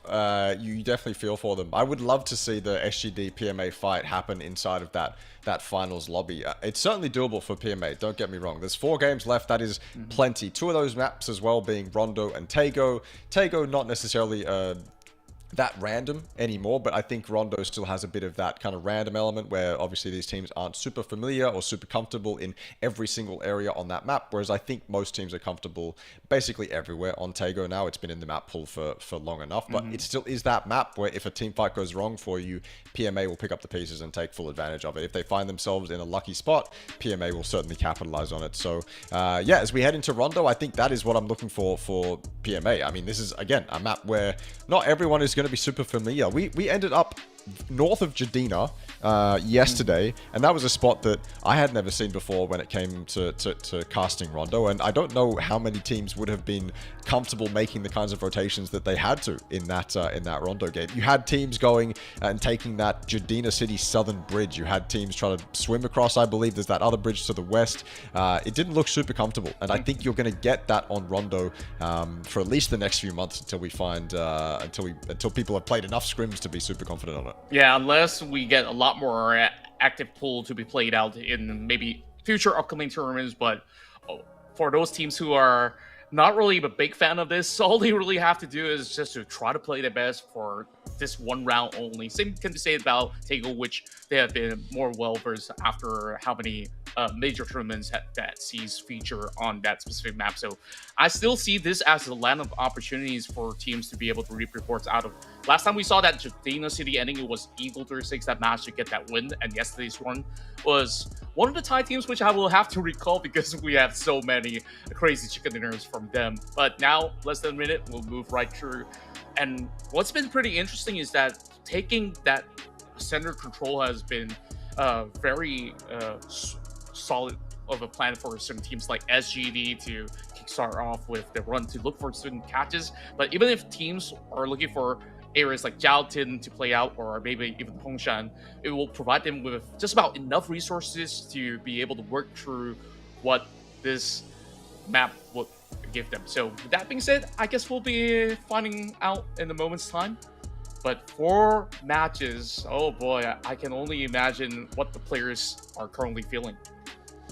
Well, yeah, I mean, especially the teams that are on the cusp. The other thing, I suppose, is as we go deeper into the night, the teams that are on the top of the leaderboard are slowly going to figure out opportunities to potentially take out their rivals that are struggling. Unicorn Cyber, as we headed into today, same with Reluctant Squad, they weren't necessarily struggling. And so if you're a team on the top side of the leaderboard and you're looking to take out a rival, those 2 teams weren't necessarily the biggest targets in your mind. But now they actually are, because now Reluctant Squad, now Unicorn Cyber are vulnerable to the likes of 𝐷ongXi and to the likes of Forest. So if you are SGD, if you are QC, and you don't like any of those teams that I just mentioned, then here is a really solid opportunity for you to take out a rival. In fact, I think the maths have worked out really well. We have 2 slots on the bottom of the leaderboard that are vulnerable, and 2 teams within fighting range to actually take those 2 slots. So we do have, I was getting worried for a bit on day 2, but we do actually have a fight for top 8. Yeah, we definitely have a lot of slugfest of fights that will be taking place in moments time. Well, you know, and when I do want to compare is that between Reluctant Squad, UNC, as well as Forest Natural Gaming, the ones that have been able to at least put very decent average points per round has always been Unicorn Cyber. But despite all the circumstances that was involved back in Erangel, it really felt like we were left with no room to play out, especially for Forest Natural Gaming side. And perhaps now, with a little bit of wider area of coverage, Forest can actually opt to start playing a little bit safer this time around. So let's see what this Rondo round will hold for us, as we will now dive straight into the map to see who makes it into the top 8. Here comes Rondo, ladies and gentlemen. Are we going to get 1 plane path or 2? I guess we'll have to find out. Definitely interested to see if we get 2. 2 plane paths often create some interesting scenarios. I don't necessarily think that those 2 plane paths incite people to go for more hot drops and things like that. I think it just means that Well, actually, I don't really know what it means yet. I'm still trying to figure out what the two plane, or how to articulate what the two plane paths mean, but definitely makes for some interesting drops as those plane paths collide. Looking like we only get one though here. It's a southern one at that, Jadina City, all the way to the western edge of the map. Muadra, of course, our camera is on him for 7 kills last game, and looking to continue that performance going into Rondo. Lots of people heading out first. Irina and Buriram, 2 of those teams, along with DZX and Reluctant Squad. A lot heading out early, actually. Now that I say that, TMP amongst them too, so we might get some action on that eastern side. Yeah, that's what I'm actually hoping for, because it's rarely that we get to actually see teams actually battle inside of Jadina City so early on. But BRU opts to take the safer approach by moving into northern plains, perhaps booking main run for themselves. SGD, as I would assume to be claiming test track, which we'll see Rustro to be in close proximity, not too far off. Perhaps they will be planning for an early fight. We shall, of course, check that out in a couple more minutes or so. Now, what's interesting to notice that Xavier is also floating right across these members of Forest Natural Gaming. He's kind of separated from his teammates, or should I say they might be bunched up all together. I want to find out what really happens over that corner. Well, we have 3 teams over on the far west, so this is as central as it gets. Good advantage for SGD if they plan to hold out on test track. Xavier managed to avoid Forest. I thought for a moment he was going to try pull some heroics, but not the case. And you can see Irina's Tigger quite close to DZX as well. In fact, he is the only member of Irina on that southern side. The other members are inside Jadina at the moment. But yeah, a bit off center. SGD absolutely beaming that they've got this kind of zone. But I think if we know anything about SGD, not that they are going to throw it away. I think most likely they are going to look for as many fights as possible. And if they see PMA in that kill feed, they'll be sending it straight towards them. QC, every member looting up. We'll get as much as they can. Petjet driving past. He's got a member in that car as well. Compound looting, I suppose, for QC, which is 100% viable here on Rondo, as it is in 𝐾𝐏𝐀𝐂 as well. Not so viable on other maps, but Rondo and 𝐾𝐏𝐀𝐂 are just kind of filled to the brim with a bunch of nice compounds. TMP and Rustrial find themselves crossing a little bit early, but I mean, they are going to be able to determine that someone is inside this compound. Doors are open, there's going to be loot stranded on the floor. Do they commit to it or not? I feel like TMP is the type to go out for the hunt, but they probably will want to check some of all these compounds out first. The smell is just hugging by the corners of the wall. If he's going to be able to slowly pick off one after another, RTL could still win out this fight. Now they're also sending Johnny to be able to provide a little bit more assistance as the entire RTL, they want to commit to this fight. Once again, RTL, they've got nothing to lose based off their current standings. Same could be said about TMP, so this is going to be an all-out brawl that they're very, very willing to take. Yeah, Rustrial have nothing to lose, but everything to gain, and you're right, TMP have nothing to lose. So this would be a fantastic fight for Rustrial to win. And they had that foothold in smell. He was in this compound while TMP was circling it. But they haven't managed to take advantage of that. Smell wasn't able to get an opener. He wasn't able to give information across to his teammates that they could utilize to get an opener on this fight. And so we just have this really weird stalemate. Up until J-Die decides to open up with some incredible shots. Down goes Johnny Hong. And I think he's going to get flushed as well. Take me, please. Have finally opened up this fight. What a white flank coming in as well. J-Die is just looking so sharp, but definitely draws the attention of Kisama. As the rest of the members of TMP tries to charge all together. He's got a big panzer up and ready. He's got to be careful with this. The moment that door opens up, this beast will be unleashed. Making a wish. Perfect shot right out the window. No risk to be taken out there. But he tries to actually vault over to the other corner. There's still some bullets sent his way at the same time, so Megaloss will have to take out Kisama before going for the revive. Not enough time to do so, as he will be able to secure a couple members. I heard Water's also being sent this way, so they gotta wrap this one up. 10 HP left, and they will secure it. Rustil unfortunately goes down, but RS, they see this as a good opportunity to also take the third-party fight. And of course, has a beautiful setup through the test tracks.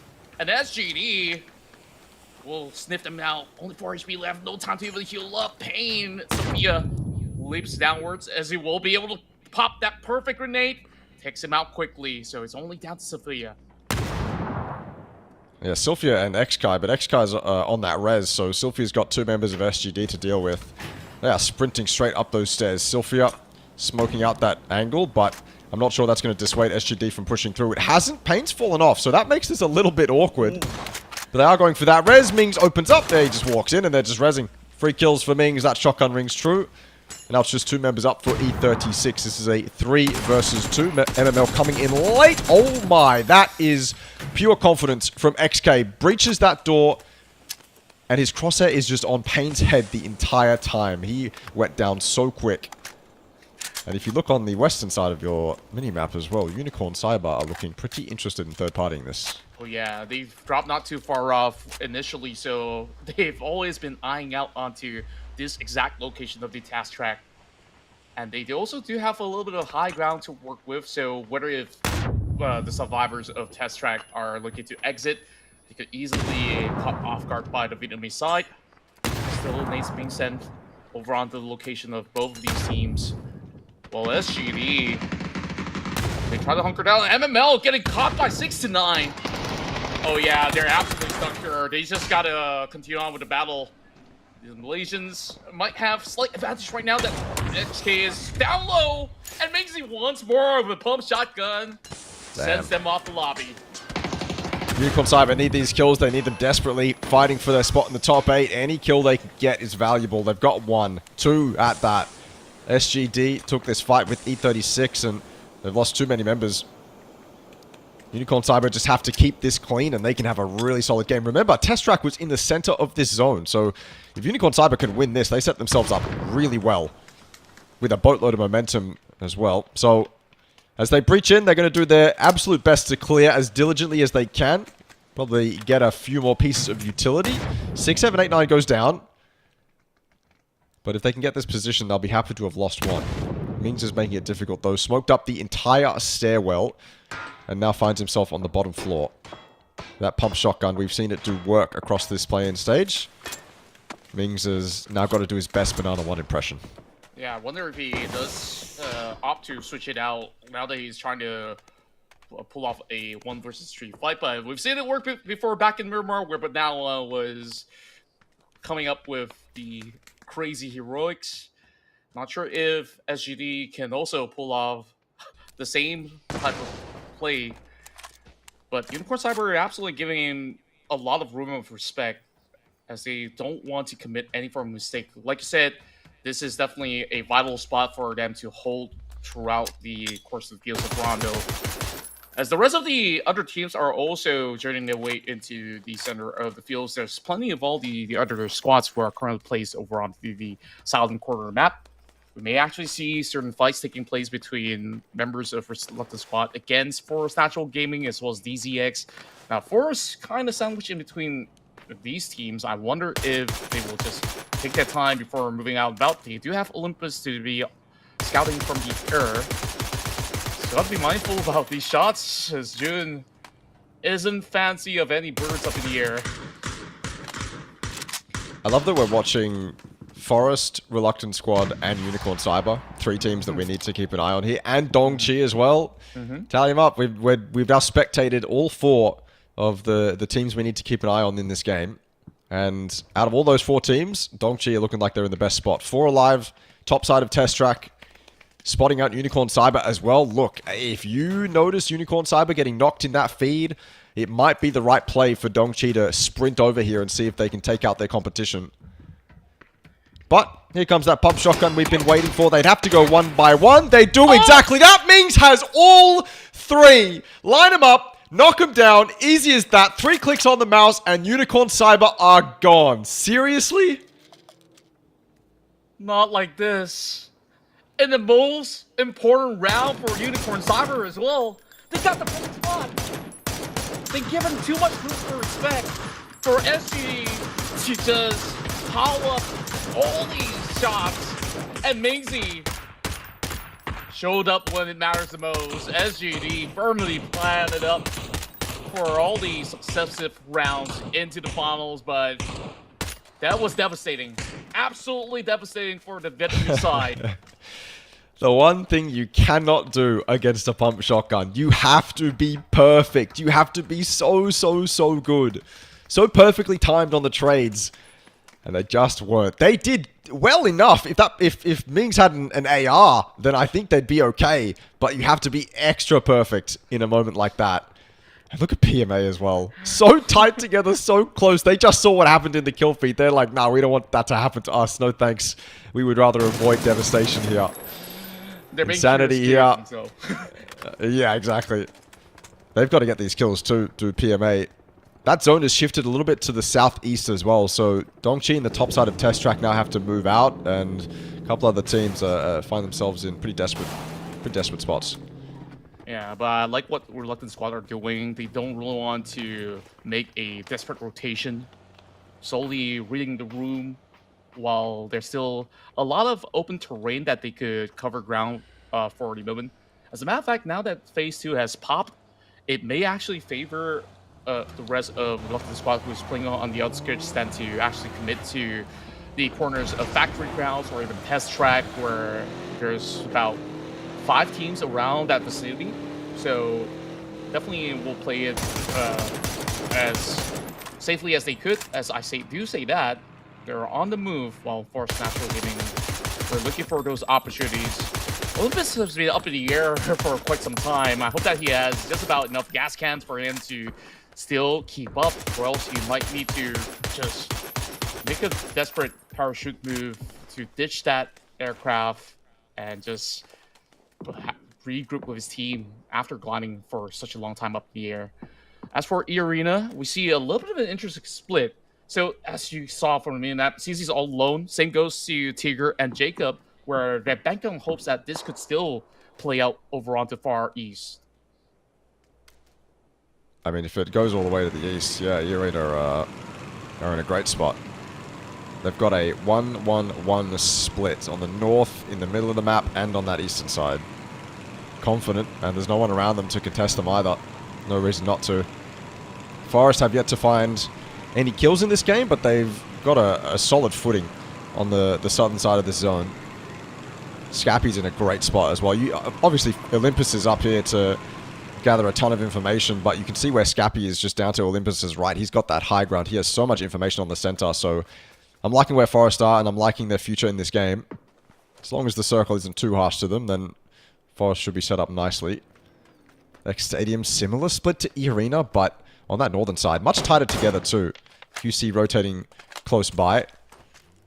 DZX, well, they're your team in the dead center. They are chilling in this compound. Spotting out FW as 𝐿𝐼𝐻 tries to park that car. Looks like he's done it successfully, so those tires should be okay. Takes a little bit of damage, and DZX kind of remain in the center. But now dead center goes over to FW. Tigger and the rest of E-Arena will regroup. They've got QC coming in really closely behind them. Does Zizzy spot that? Does he hear the cars? Is this a camp that they want to set up, or do they want to avoid taking this Mad Max fight on that western bridge? In the meantime, though, PMA have opened up against Lock You Up. Mad Max action is actually over on the corners of the Test Track, with all these teams needing to move out of the corner of the map. Lock You Up, they were just going one after another, and now Malrush has to do it all alone up against a spread unit of PMA members as well. So he's trying to find some of these safe bridges alongside some covers from the smoke. Oh my god. That reverse run with shots being covered off by early was just impeccable. Going up against One Dragon. Oh. Trades could have been a little bit better, but One Dragon is one step ahead of him with a headshot. But bodies hitting the ground one after another. It's all down to One Dragon right now. Oh, ammo! He's gotta do it. He runs out of ammo. Oh, but the peak is good enough. That was, I mean, One Dragon could have saved his teammate there if he didn't run out of ammo, but he gets the important job done. Save is definitely the apt term to use for PMA in this situation. It is desperate for them, but they do survive.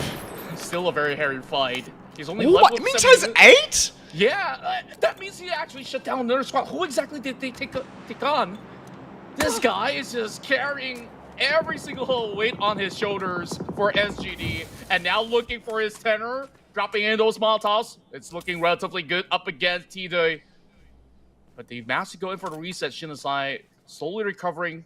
Luzon's going to chip their health bars slowly but steadily.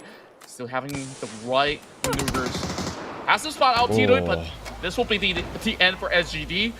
But my, Mingzi, he's done more than enough this game. That's insane. What a hero. What a guy. Highlight after highlight. That's what SGD are made of. That's when we came into the play-in stage, I was telling you guys about how SGD, if you put them in a 4v4 against anyone, even the best teams in APAC, they are formidable and they can come out on top. And I think throughout this play-in stage, they have shown it. Including a 1v4.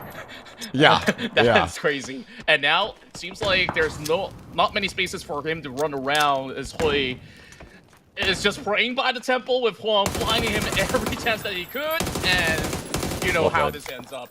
Reluctant Squad claims that one freebie of a kill, but that's one automatic that they need at the moment as they try to catch up to the rest of the field. Still needing plenty more in order to keep themselves safe within the top 8. While battles happening over onto the western end of the field, we got PMA, RS, and also DCE in action, and even BRU have spun out the rest of PMA. There's 3 teams on the western side that are fighting for a spot in the top 8. DCE, they second-guess themselves on that rotate in. They second-guess themselves on that commitment, and PMA get a knock out of that car. And so now DCE is down to 1 member. Reluctant Squad, though, they've got 4 up. Jun's in a power position on the south, too. Down goes Nuadra. Sung his praises, but sometimes you just get shot out of a car. Nothing much you can do about it. The arena close by, looking to fight towards QC, but Petret's opened it up. The arena have to use that hillside to their complete advantage if they want to take down QC here. 𝐏𝐿𝐿𝐿's also on the opposite side, finds himself in a bowl. As we spectate J-Dye here as he peeks out the window, my ex-player senses are tingling that something's not right. And I'm thinking we are approaching the silly time of the night. If 𝐏𝐿𝐿𝐿's all the way over there and the rest of his teammates are on the other side of the arena, but maybe that's just how the cookie has crumbled in this game. The rest of QC will now make their way across and they'll group up inside the zone. Yeah, it was looking relatively awkward at first for members of QC. Now that makes a whole lot more sense as they will now regroup as a party. Petret, though, has only got a shack to cover himself. And not too far off, I believe that to be DZX that will still be holding that dot compound. Of course, FW has been smack dab in the center. But this is an open space that might actually see them getting clipped. And speaking of which, Raze is going to run to keep himself covered. J-Dye. These angles are looking sublime for him to really put up some massive damage against these members of QC peeking out. Only through that tiny little bowl. So I don't think that QC is moving anywhere further from that. Forest in a very intriguing spot. Again, fighting for top 8, very close to Reluctant Squad. And with a sliver of the circle to work with. Most of the terrain on their northeast seems unplayable. A testament to that is, as soon as they leave this bolt, they get shot at in the complete open. They are going to take the fight straight towards Reluctant Squad, but at the same time, Reluctant Squad leave. They leave that area and they go off towards the north. X Stadium find themselves fighting up against TMP as TMP make this push. T-Tuss exposing himself a little bit above that bus and he's punished for it. UNQ just a spam on the mini takes him down. Now there's 2 left for X Stadium.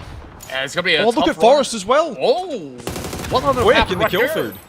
I think it was down to a Hail Mary play that they have to move on wheels and now runs right into a trap.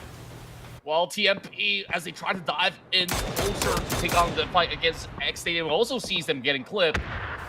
So it's down to Megalov as well as Unique, but J-Dye should be picked up in a jiffy. Demacy over on side of Brown finally gets himself a little bit of that spacing to squeeze through that north, while the rest of the members of TMP and X Stadium were being kept busy. So they will take their chances right now. FW, this could be a very well their game to play out as they got the only compound within zone. Well done from Forest. just on the side of all this other action. Quick takedown onto Reluctant Squad. We know how valuable that is. 𝐏𝐿𝐶, last member alive, stuck in that shack close to 𝐸_ARENA. Does that 𝐸_ARENA member know that there's a 𝐏𝐿𝐶 player inside that shack? I'm not sure. He does now. Tigger, a rude awakening. 𝐶𝐿𝐶 takes him out. And 𝐸_ARENA nowhere near to trade, nowhere near to back him up. FW just looking to steal that kill away, but it is firmly in the hands of 𝐶𝐿𝐶. And at the same time as well, Jacob's been taken down. Opon's in the kill feed. 𝐷, UNQ, they have a bit of a spray battle that 𝐷 wins out. It's just now Megalos. This is a pure 1 versus 1. Flash into the smoke. It could land. If it does, 𝐷 will have no idea where to go. Maybe they are overextended a little bit, and the car's pulling up in the background indicates to Megalos he's got to get a move on here. He takes so much damage, put down to 1 HP. Zizzy's got him. Saves 𝐷. Gives 𝐷 that extra TMP kill to work with as well, and now Zizzy has another 1v1 to take. Man, it just kept coming.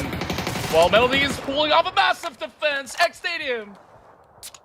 The unlikely winners of all those trades, and they've been able to hold on far long enough, but there's still BRU around these corners, so it's not safe just yet to make the cut.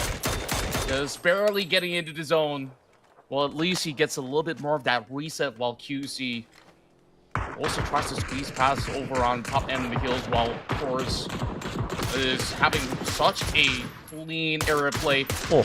𝐿𝐶 now being caught out. Beautiful shots coming from Zigzag, and FW Esports, they just get every single area to play out over in North.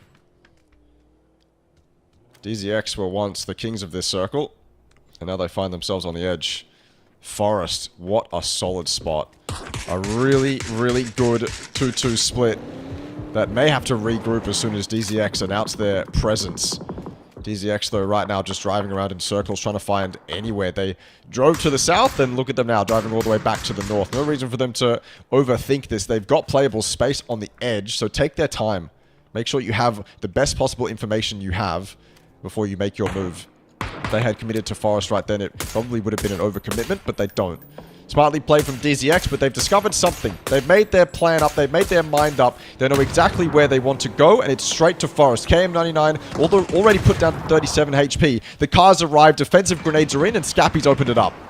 And with that Force push towards the side of Force Natural Gaming, all these preemptive nades have found their mark, as it will deplete members of DZX, as they still have to full send it throughout.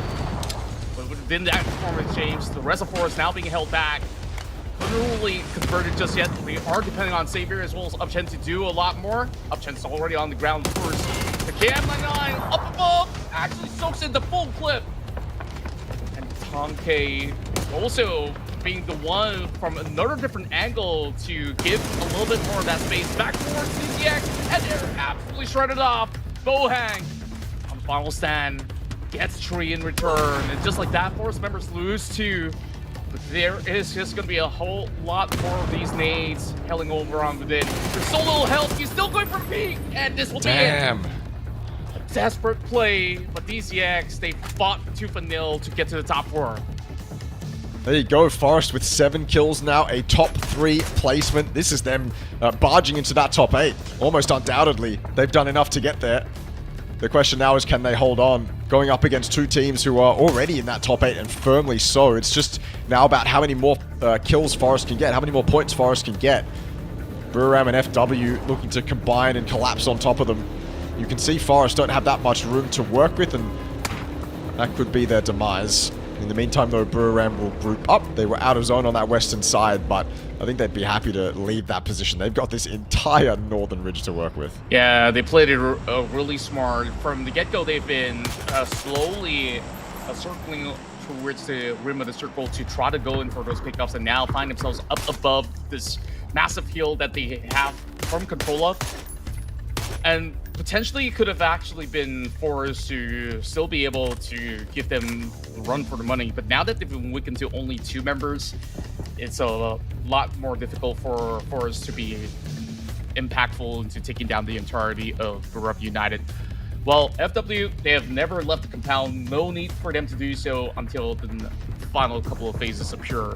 So BRU, they will have the upper hand whenever FW moves to even try to cut across into the next compound. Perhaps they still have a bunch of smokes that they could be able to utilize to play out there in the open should it actually closes directly into the dead center. But if need be, all these vehicles could also be able to give them a little bit of a cover as a bunker for the meantime. So a little bit of standstill between all these three teams. Not that they actually need that crate out in the open. So BRU, they'll just wait for all these advancements coming from the teams because they really don't have to move too much with the circle being pulled all the way up north. Yeah, I mean, look, if you're Buriram, can't complain really. Happy days for them. FW have the edge of the compound to work with, and Forest are the ones that have drawn the short end of the stick. They can make that push towards that ridge, but you're almost guaranteeing FW will then third party, and there's only 2 members of Forest to work with as well. I don't think this is a fantastic spot for them to be in. They need some godlike openers if they want to even have a chance at winning this game. Buriram in firm control. Damage taken. And I don't even blame Forest for peeking here. I can't blame Baron for taking that headshot. They need openers. They need to look for something. Just so happens that Buriram are fighting back quite valiantly. Forest maybe looking towards the northern side. If they can avoid Buriram and maybe get in between FW and Buriram, maybe they can survive. But I don't think there's anywhere in the center of this zone in which Forest are going to be able to just live. I don't think they can just exist happily. I think no matter what, they're going to have to take a fight. Yeah, 𝐾𝐿's been doing an absolute tremendous job to just keep them at bay. And that makes it so much worse unless if FW Esports can contribute to taking down members of United, then they will have their hands pretty busy. Well, they managed to at least move deeper with the vehicles available for Olympus at the moment. And that also leaves Baron being open up for these shots as 𝐸 will take down that player, leaving only 1 left for Forest Natural Gaming. But this lurk would need to be yielding something in return for FW Esports if they don't take notice.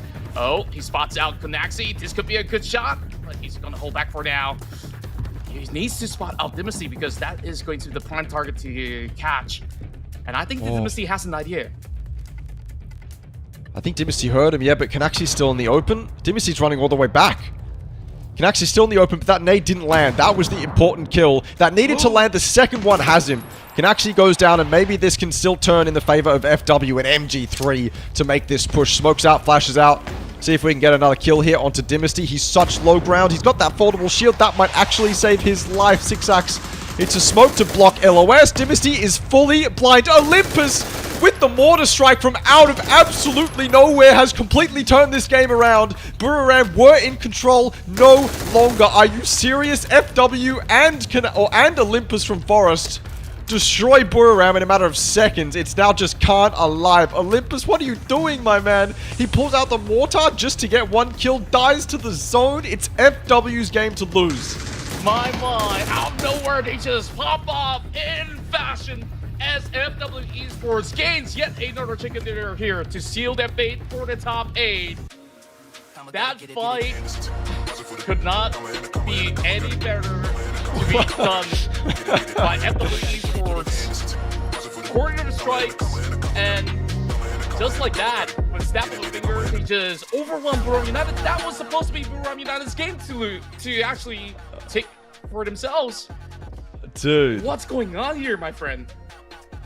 That mortar coming out from Olympus is absolute gold. I love it. Out of nowhere too. I thought it was just a nade popping off, but no, it was Olympus with just 1 mortar kill.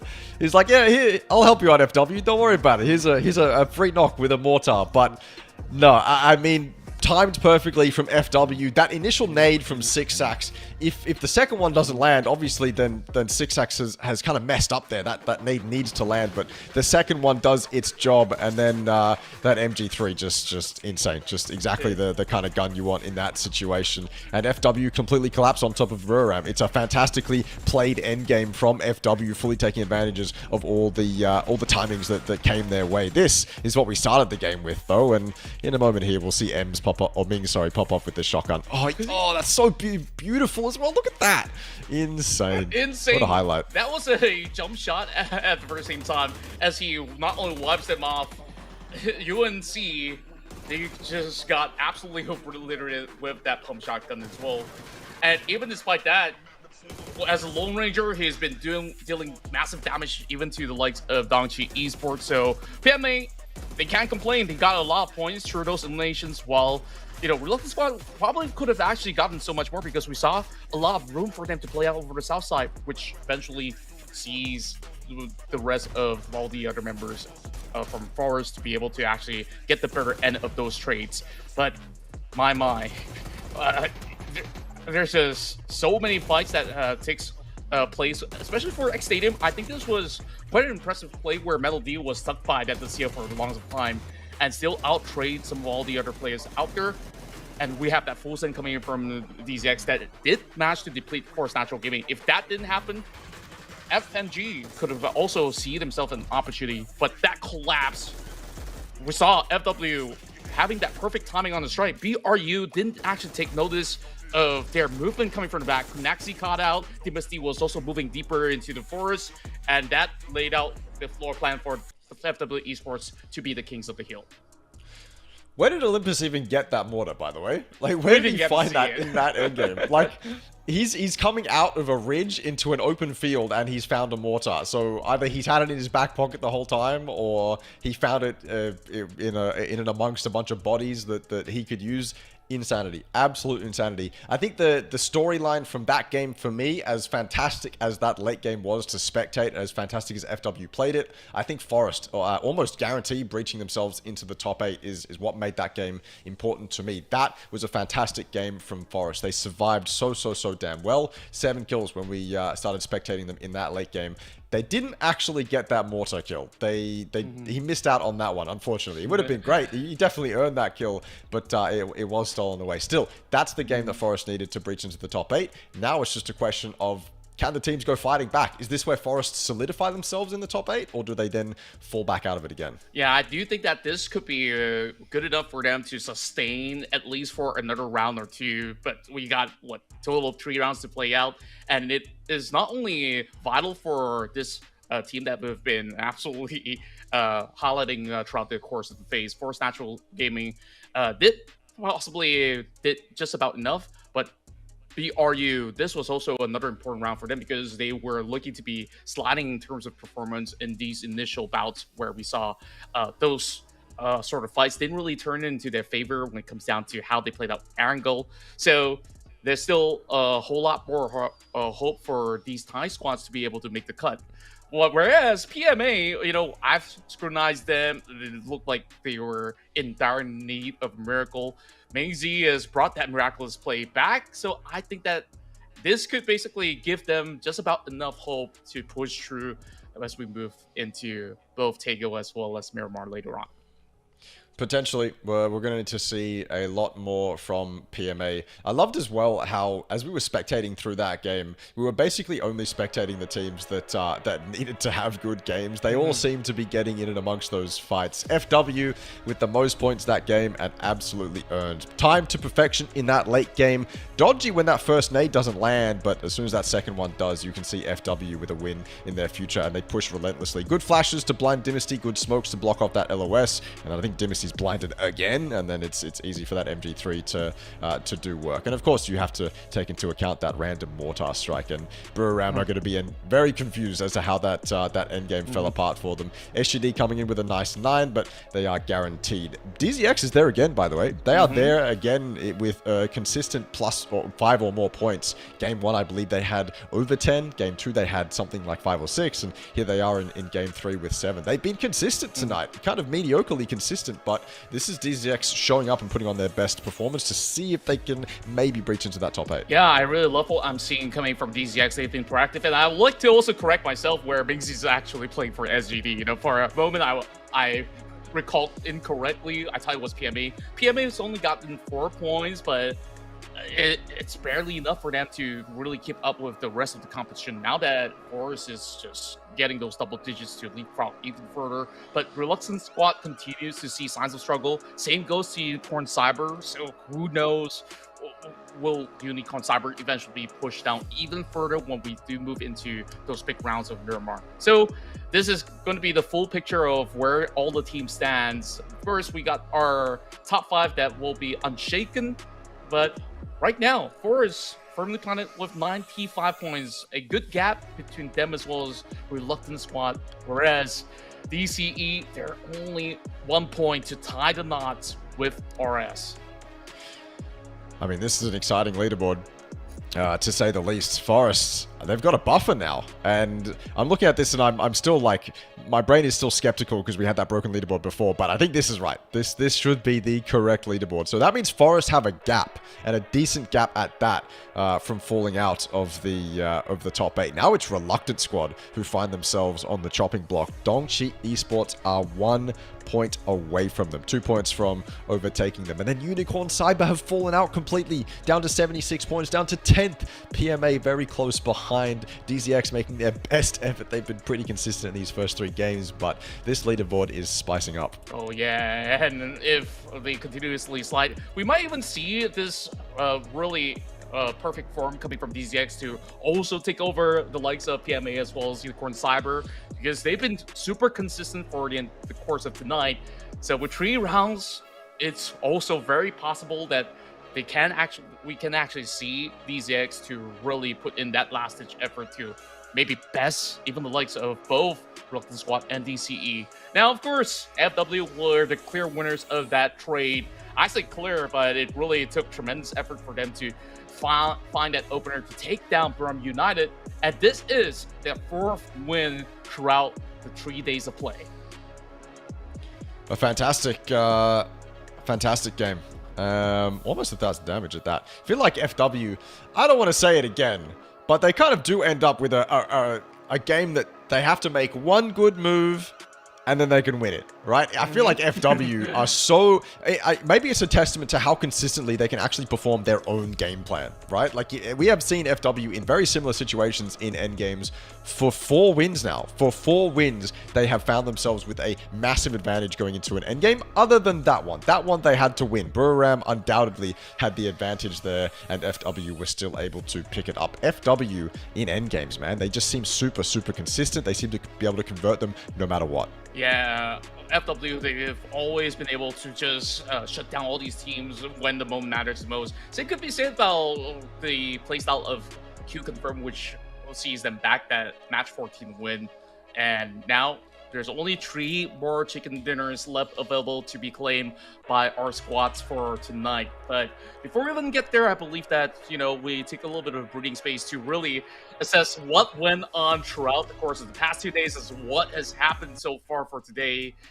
It has been really shaping up to be one of the most competitive that we've seen for the past couple of years of casting the APAC region, where these teams continuously improve to such a strong margin that it's been such a tight race to even get through to the finals.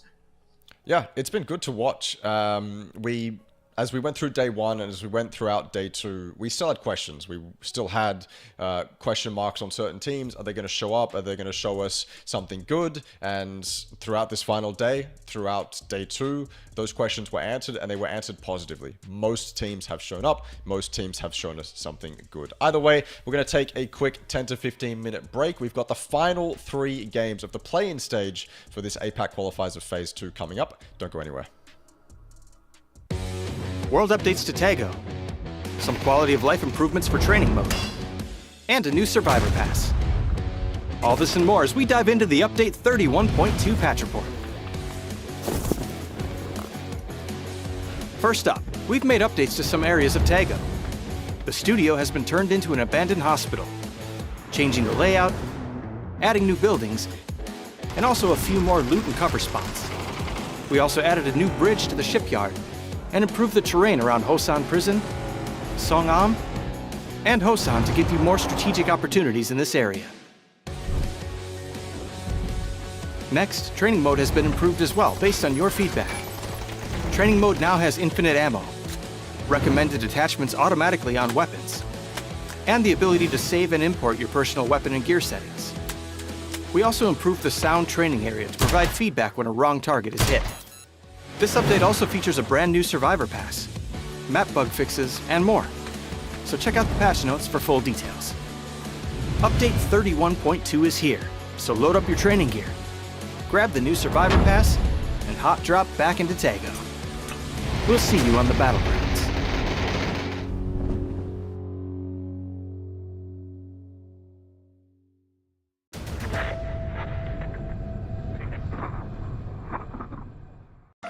วิธีลำตรงไหนครับลายเชียร์สวัสดีครับผมเมกาลอสจากทีม Take Me Please ครับ วันนี้ก็จะมาเล่นเกมไทย4ชื่อทีมครับ Hello, my name is Pascal. I from Lock You Up. You confirm ครับ E5? อ๋อว่าแล้วเชียร์ลายเชียร์เต็มเอนเตอร์เทนเมนต์ครับ Maybe DC?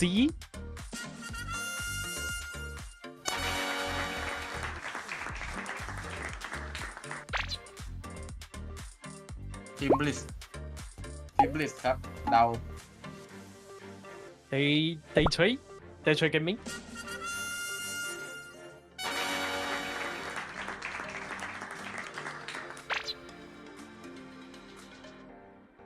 DCE ครับเดา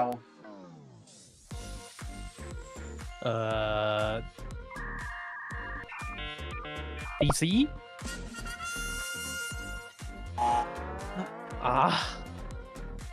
I don't know.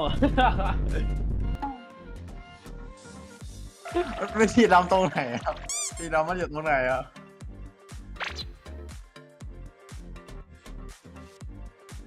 PMA ครับ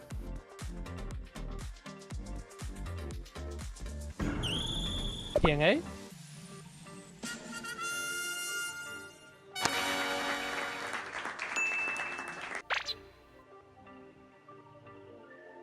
Cerberus ครับ Cerberus.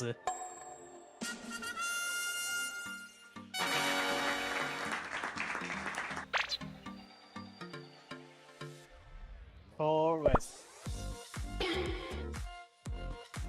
Are you sure about that? ไม่รู้แล้วครับ บุรีรัมย์ครับ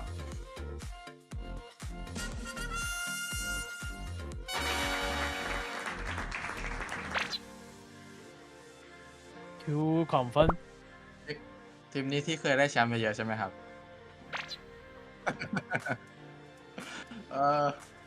เอาทีไฟแล้วกันครับ โอ้โห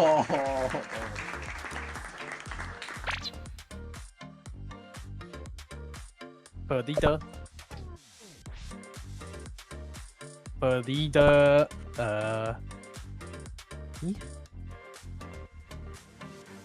Yeah.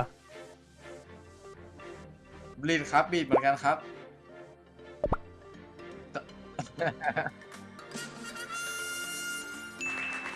ไอ้ขาวๆนั้นไม่นับเหรอครับ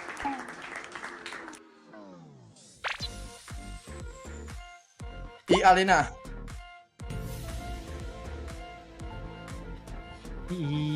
EA?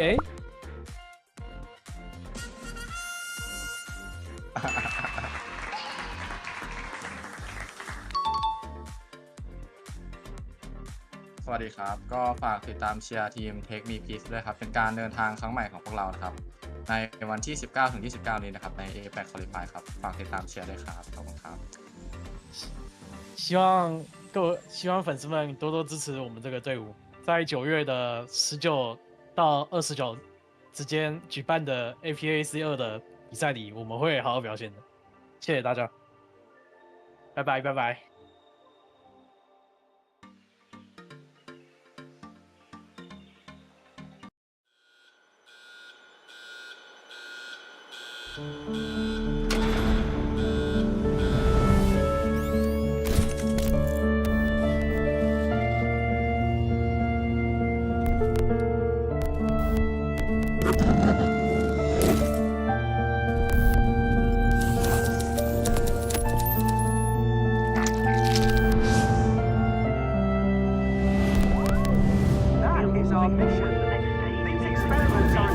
The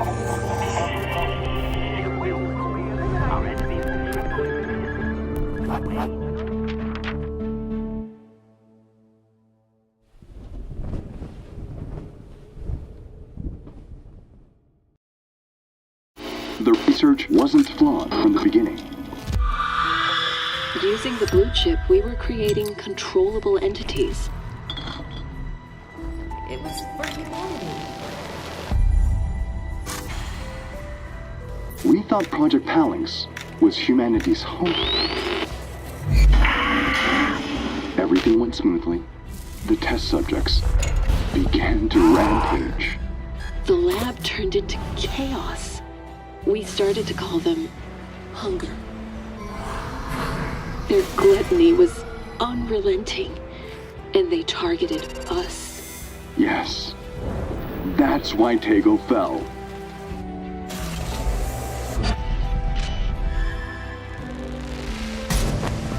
𝐏𝐀𝐀 needs help. No. Escape. 𝐏𝐀𝐀.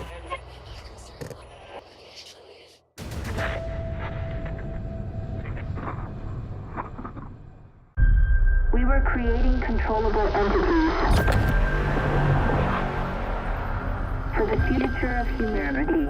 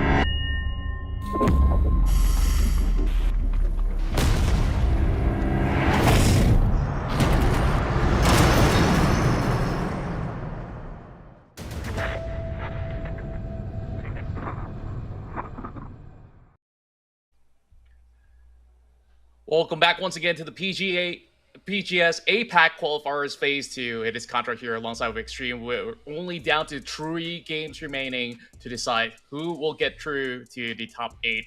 And of course, the final team will see another 8 teams to be joining into the scene to see who makes it through to the PGS Phase 5 as well as 6. So with that being said, this is going to be immense pressure onto all the teams that are looking to qualify. And of course, the onus is on Reluctant Squad to hold down that 8th position right now, and it's only 1 point that separates them between Dongchi Esports, and I'm pretty sure there's even a few more squads looking to overtake if there's going to be any sleep up from these squads.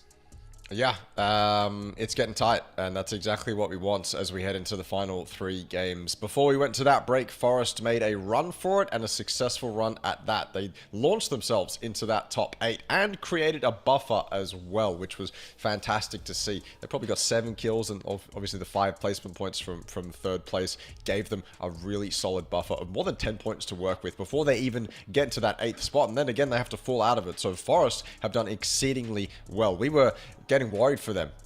Come day 2, they were in top 8, then they were on the cusp, then they fell out, and now they're back inside. So it's great to see, but as you said, that also means teams fall out of the top 8. And the big one that I'm looking at is Unicorn Cyber. They, I don't think they were in anything incredibly special on day 1. Then day 2, obviously they just were kind of on the cusp the entire time. Now they've fallen out. They need to really find some form here on 𝐾𝐿 or back on Miramar if we're going to see them back in that top 8. Yeah, Unicorn Cyber is definitely in a very tight position where in the early game they usually manage things well enough. It's all about that phase 5 as well as phase 4 battles that sees them slowly dropping out members after members, and it didn't seem like there's any form of momentum that has been gained throughout this course of the day 3 of the play-ins.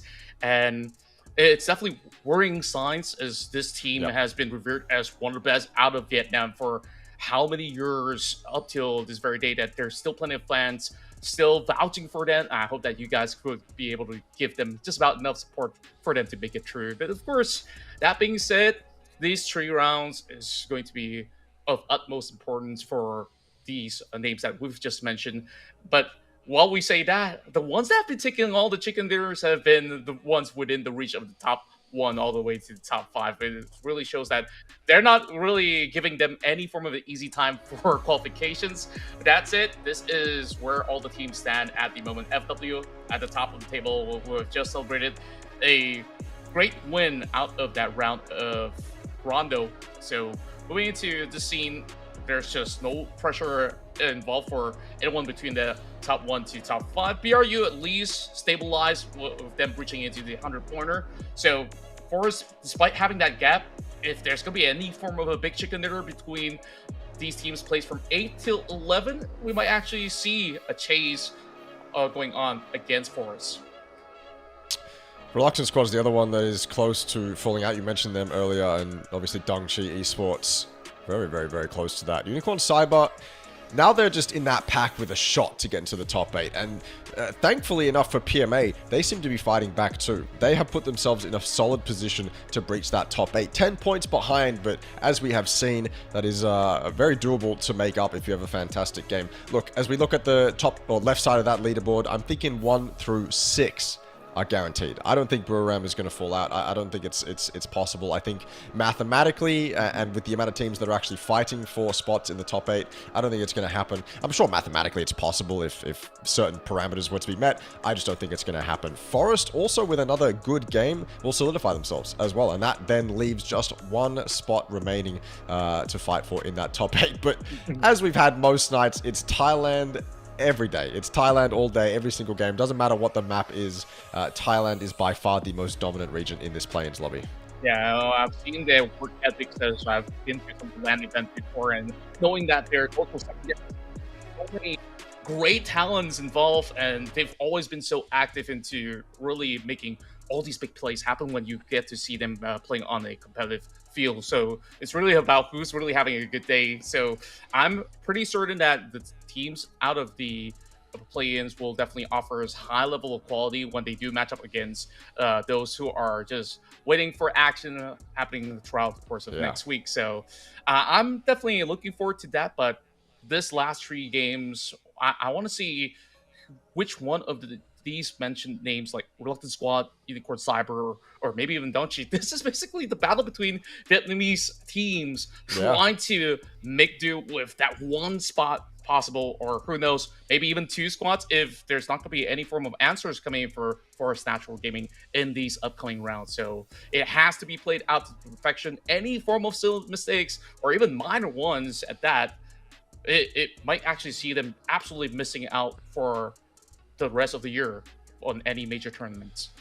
Yeah, it's interesting that as we have gone throughout this play-in stage, Thailand has been the most dominant region. If we look to, I think just 6 months ago, maybe Thailand had more good teams, but Vietnam was still right next to them, right? Like Thailand and Vietnam have been constantly fighting for top spot in the region. Obviously, Cerberus, I believe, is probably objectively the best team in the region right now, especially when you take them overseas. But in this lobby specifically, it's been all Thailand. The Vietnamese teams have seemed to struggle quite a bit. We've seen great things from them. Again, loved what we saw from Reluctant Squad on day one. I was more impressed with Reluctant Squad on day one than some of the teams that got wins. And that was just because Reluctant Squad were getting like 9 points a game, and it's just solid competitive PUBG. They were doing everything that they needed to do. Since then, they've fallen off. They haven't been able to be super consistent. Unicorn Cyber as well, kind of a similar boat. I haven't been as impressed with them, but they just haven't been able to have a massive game here or there. They haven't been able to put on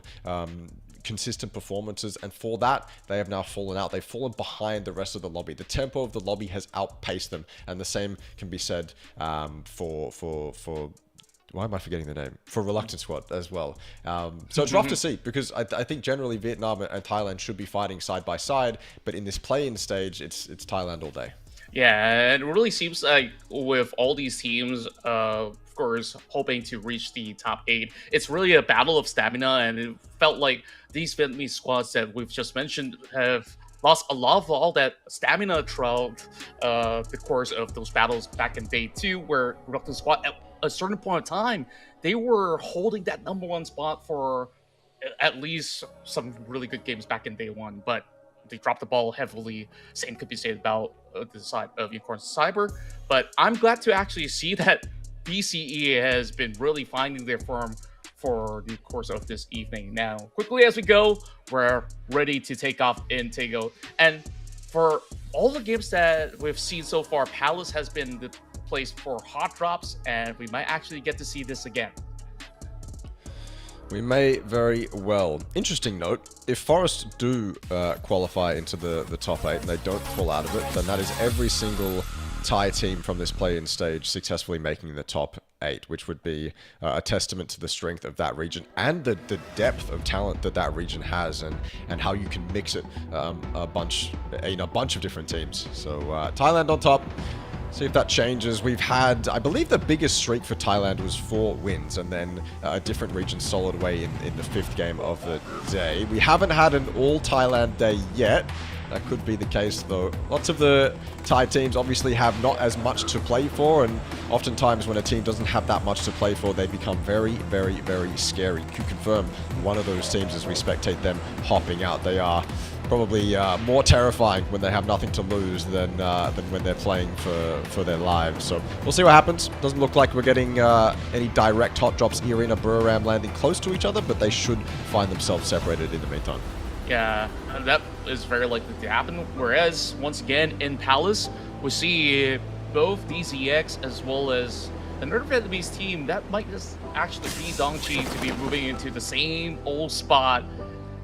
The last that we saw, I believe it was DCE that did manage to win out that trade, which is why they're not looking to budge off from this position. But it's actually lock you up over onto this corner map. DZX decides to move deeper over on north to perhaps take Godok. And look at that mini-map. Oh, this circle is not going to favor plenty of teams as they're all scattered across the field. But PMA is going to be absolutely happy about their chances on perhaps converting this to a win if they could. Yeah, I feel like a win is in their future, maybe, but it's too much to ask for in Phase 1. But right now, they are set up to take whatever position they want that is going to be super valuable in Phase 1. They just have to get there kind of quick enough. You know, if I'm in PMA's mindset right now, I'm thinking, okay, we need to secure prior positions now. Let's not let anyone else take them before us, because this is a fantastic opportunity that we cannot throw away. In other games, you could afford to be greedy and loot a little bit longer, but I think if you're sitting in PMA's spot right now, you cannot afford to be greedy. You have to loot what you can, take those priority positions, because at the end of the day, positions is what's going to win you the game. It's not that, 8x over the 4x or anything like that. You need that power spot. Pangska staring straight at the members of Dongchi Esports. Find themselves on the northern side. Lock you up on that southern side of Palace. There is a flank on that western side, but will that come in time? Always me. Malrush has no idea. This should be a freebie if the timing's right. Oh, Malrush is swimming. It is absolutely a freebie. Just can't whiff this spray. And look dodgy halfway through, but always me gets it done. No grip on that org.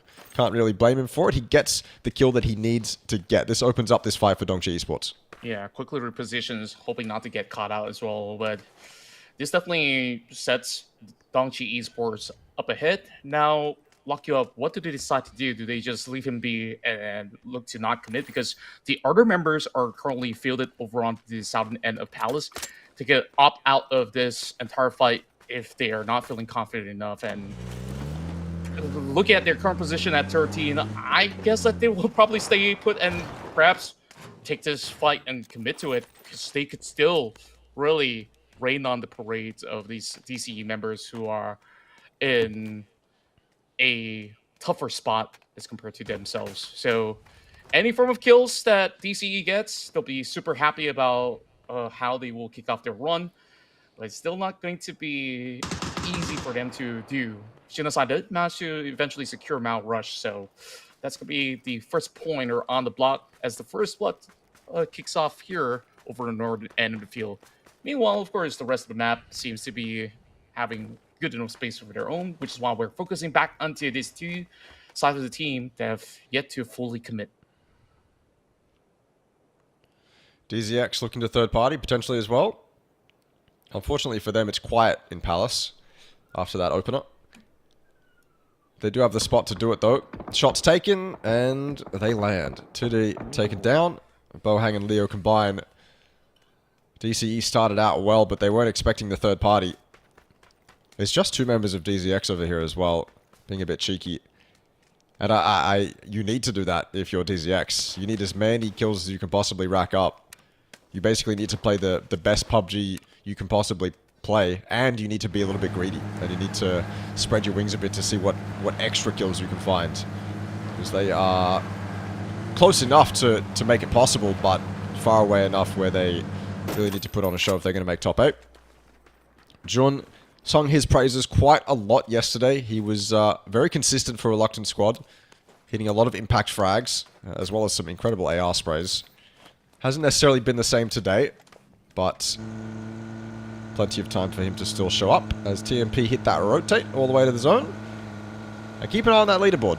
Keep an eye on that leaderboard. Even with one kill, 𝐏𝐿𝐻 Esports now tie themselves up with Reluctant Squad. And I know Reluctant Squad are looking at that kill feed and they know that exact data. So it remains tight even in the first 5 minutes of the game. Yeah, and I'm starting to feel a little bit more concerned for Reluctant Squad at the very same time, because they opt for that immediate rotate into the direct center of the zone, which puts them very close to Force Natural Gaming as well as PMA. If they're going to be enlisting themselves into a commitment of a battle, then it could either go good or really bad for the squad, which is hoping to please create a little bit of gap between them as well. But we have a little bit of a tussle between 𝐷𝐿𝐻 as well as 𝐿𝐻𝐻, with, of course, Banana1 also being involved to take down Kusama. 2 members down and out. RTL left with only Johnny Hong. I believe that he's also been spotted out by Banana1, but they will get the revive set before they go charging right through. So, very clean stuff coming from our recent winners of the past match. And we expect no less coming from one of the most formidable Thai squad in the tournament, now sitting around with 150 points.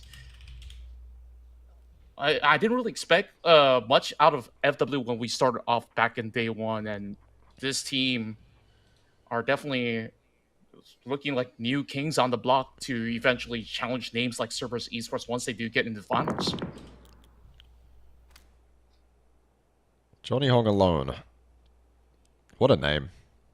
What a GOAT name. Incredible. FW searching, but Johnny's in a different compound. No reason to continue searching for him either. Don't want to overextend. They could justify going for the hunt, but you risk losing a member. No reason.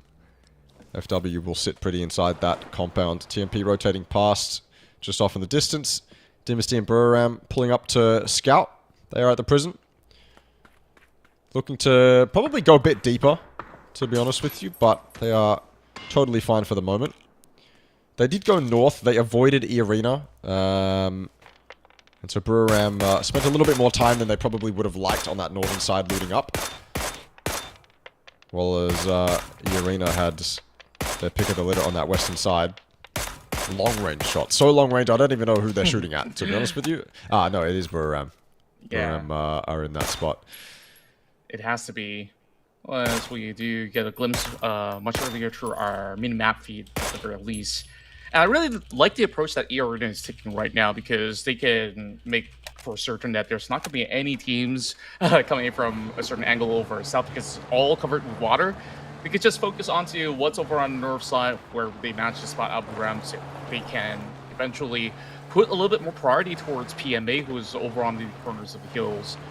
BRU, though, what's their stance here? It doesn't seem like they could rotate too far off, because a lot of all these other areas upon the hillside as well as the ridges has also been taken claim. But I believe that there's at least a couple of 100 meters that they could still cover up for the meantime. So BRU, they've already stabilized. We expect to see all these Thai squads, unless, you know, Forest Natural Gaming slips up and have that form of inconsistency. But judging from their current position, I don't think it will happen anytime soon. So, interesting development. It wasn't too big of a change for me to really notice it, but Unicorn Cyber and DCE should be swapped on this leaderboard. So, if you're watching this right now, DCE is Unicorn Cyber and Unicorn Cyber is DCE. Oh. Yeah. Interesting. But it kind of makes sense when we think about it, because DCE made that like a run for it. They have looked good, but they're 6 points shy of being that good. So keep that in mind as we watch. Still very close. Still very, very, very tight. It does mean Unicorn Cyber are still out of the top 8, though. Interesting rotation from DZX, just avoiding QC, avoiding Brewer. Definitely two teams you want to avoid as much as possible. They might have even tried to extend that far out and realized that it just wasn't possible. This is a free compound for them to take on that northwestern side, though, if they're quick enough. QC, Brewer, they might get in a bit of a biff on that western side as they try to rotate. Majority of the teams, though, luckily for them, find themselves inside the zone. Yeah, it's definitely going to be a little bit of a tough picking coming out, but BRU, they've set up a trap up against QC members who are just driving by, and speaking of which, that's going to be a second back-to-back for Cat, and he might actually take out the entire squad until he falters to the ground.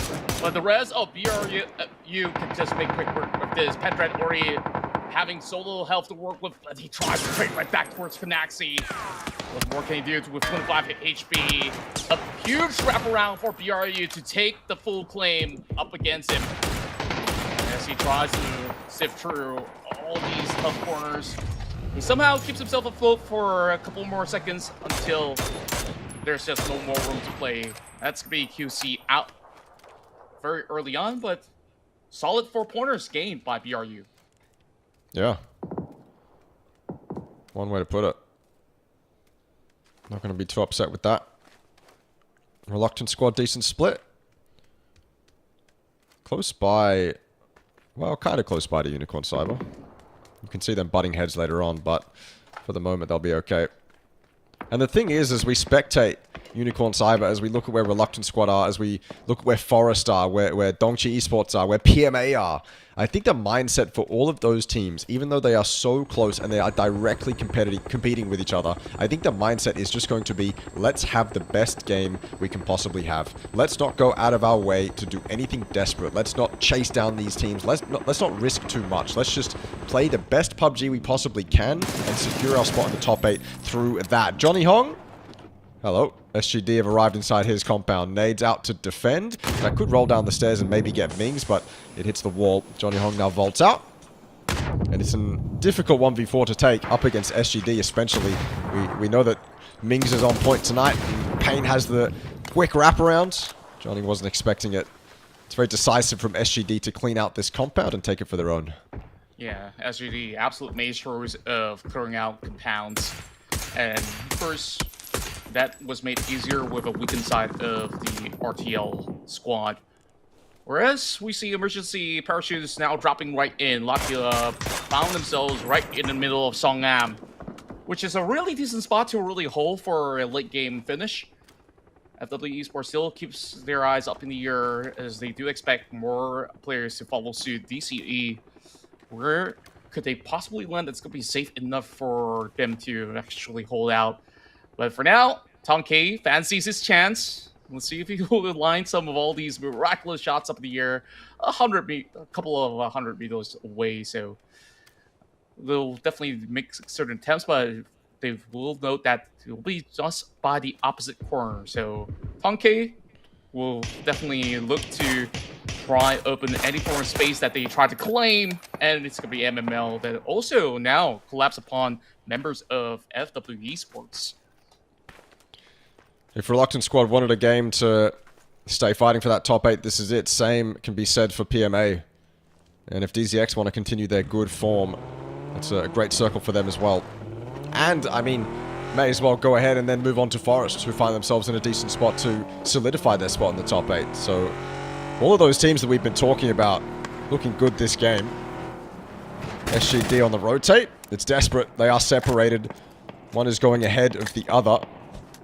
And on the southern side of the zone, TMP open up against eArena. Zizzy down. And eArena, as they have done most of tonight, are really, really spread. So if you lose a member on their own, it's very difficult to get that trade. I feel like I've said that about eArena a few times tonight. But being secured in the top 8, I'm not surprised that they're just limit testing, seeing what they can get away with in a lobby like this, and almost trying to make mistakes. Trying to make mistakes that they can then fix, but still a fight that's winnable for them. They've got Tigger in a nice spot. A good foothold in the zone. Nade out of the shack. 𝐷ongchi Esports up against it with SGD. Just one of them, though. Mingzy's all the way on that hill. He's taking shots from afar as well. 𝐷ongchi Esports surviving. Yeah, great coverage coming in from Always Me. Now also spots out Mingzy just hiding by slight cover through the trees. Shrine will find elimination in the form of that blue, while the rest of LYU just tries to defend to their best of their mind. You do have the M249 where he could just go out spraying and praying to maybe find a little bit more, but they're happy where they're at, as DC has already pulled into the other corner of the quarters. For now, Metal D is just happy to just keep himself surviving on the outskirts. Having plenty of smokes very early on, though, as I do suspect that there's going to be more of these teams swarming in, especially with SGD not in the best of spots possible. But happy to make that exchange up against 𝐿𝐻, who's currently running out and about. Whereas over on to the far west, we see BRU also making a close measure to eventually trip up to PMA side. Well, that happens. It's Always Me again with his taps of the DMR. Clean. 𝐷ongchi have played this well so far. It's just unfortunate that they've been caught out of position. They're being helped, though, by FW. 𝐷ongchi, a knock onto Jervis makes this even more doable for DCE. Payne can't even get the res either. Jervis was knocked with a molly in hand. Always Me doing his absolute best. Catches MML out in the open, but can't get it done. Those shots need to land, and they don't. Shinasai, the last one up for 𝐷ongchi Esports. Desperately trying to move his way through the field, trying to recover, pick up the pieces. But it might be too little too late. One of those kills needed to land, and it didn't. SGD even being allowed to recover, potentially. MML and Payne keeping 2 alive out of this is fantastic for them. DCE might have just thrown away an opportunity. Yeah, DCE, that was definitely their chance there to actually get up plenty more points. But those recoil control could have definitely been a little bit better. But it is what it is when you're being pit with the blue zone pushing right through. There's definitely a little bit of pressure over on the DCE side. Though it would look to be pretty good on how they were matching it up against players like Jarvis that's pretty much stuck between that corner of a rock. Whereas the rest of the fields are looking to just find picks in the open fields. E36 is now trying to move directly into the middle of the spot, but they don't seem to find themselves any form of good ball to cover themselves. Just having themselves a rock to work with while Pure Boy is trying to see if he could actually get the revives through. Smoke's now being popped, but Long X will continue to put plenty of those taps into the same direction, but now one getting caught out by TMP at the very same time as they try to generate a way across the southern end field. TMP so far doing a massive duty to be able to rack up that 3-pointer out there. And surprisingly enough, Kane has been able to also trade right back. They find themselves a member of E-Arena down as they battle for that position directly in the center. That nade, it's good enough to do a little bit of damage. The Panzerfaust is also good enough to do a little bit of damage. It completely discombobulates MML. Luckily, Pain is there for the trade. 𝐏𝐿 taken down, flushed out by Reluctant Squad, who look to third party. This valuable point for them. Raze rocks up. He's been valuable for FW throughout today, throughout their tenure.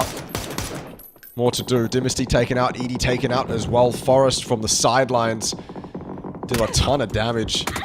Ruin other teams' days. Difficult for Raze to survive TMP with the third party. He does get that nade, but he's stuck behind the thinnest possible tree.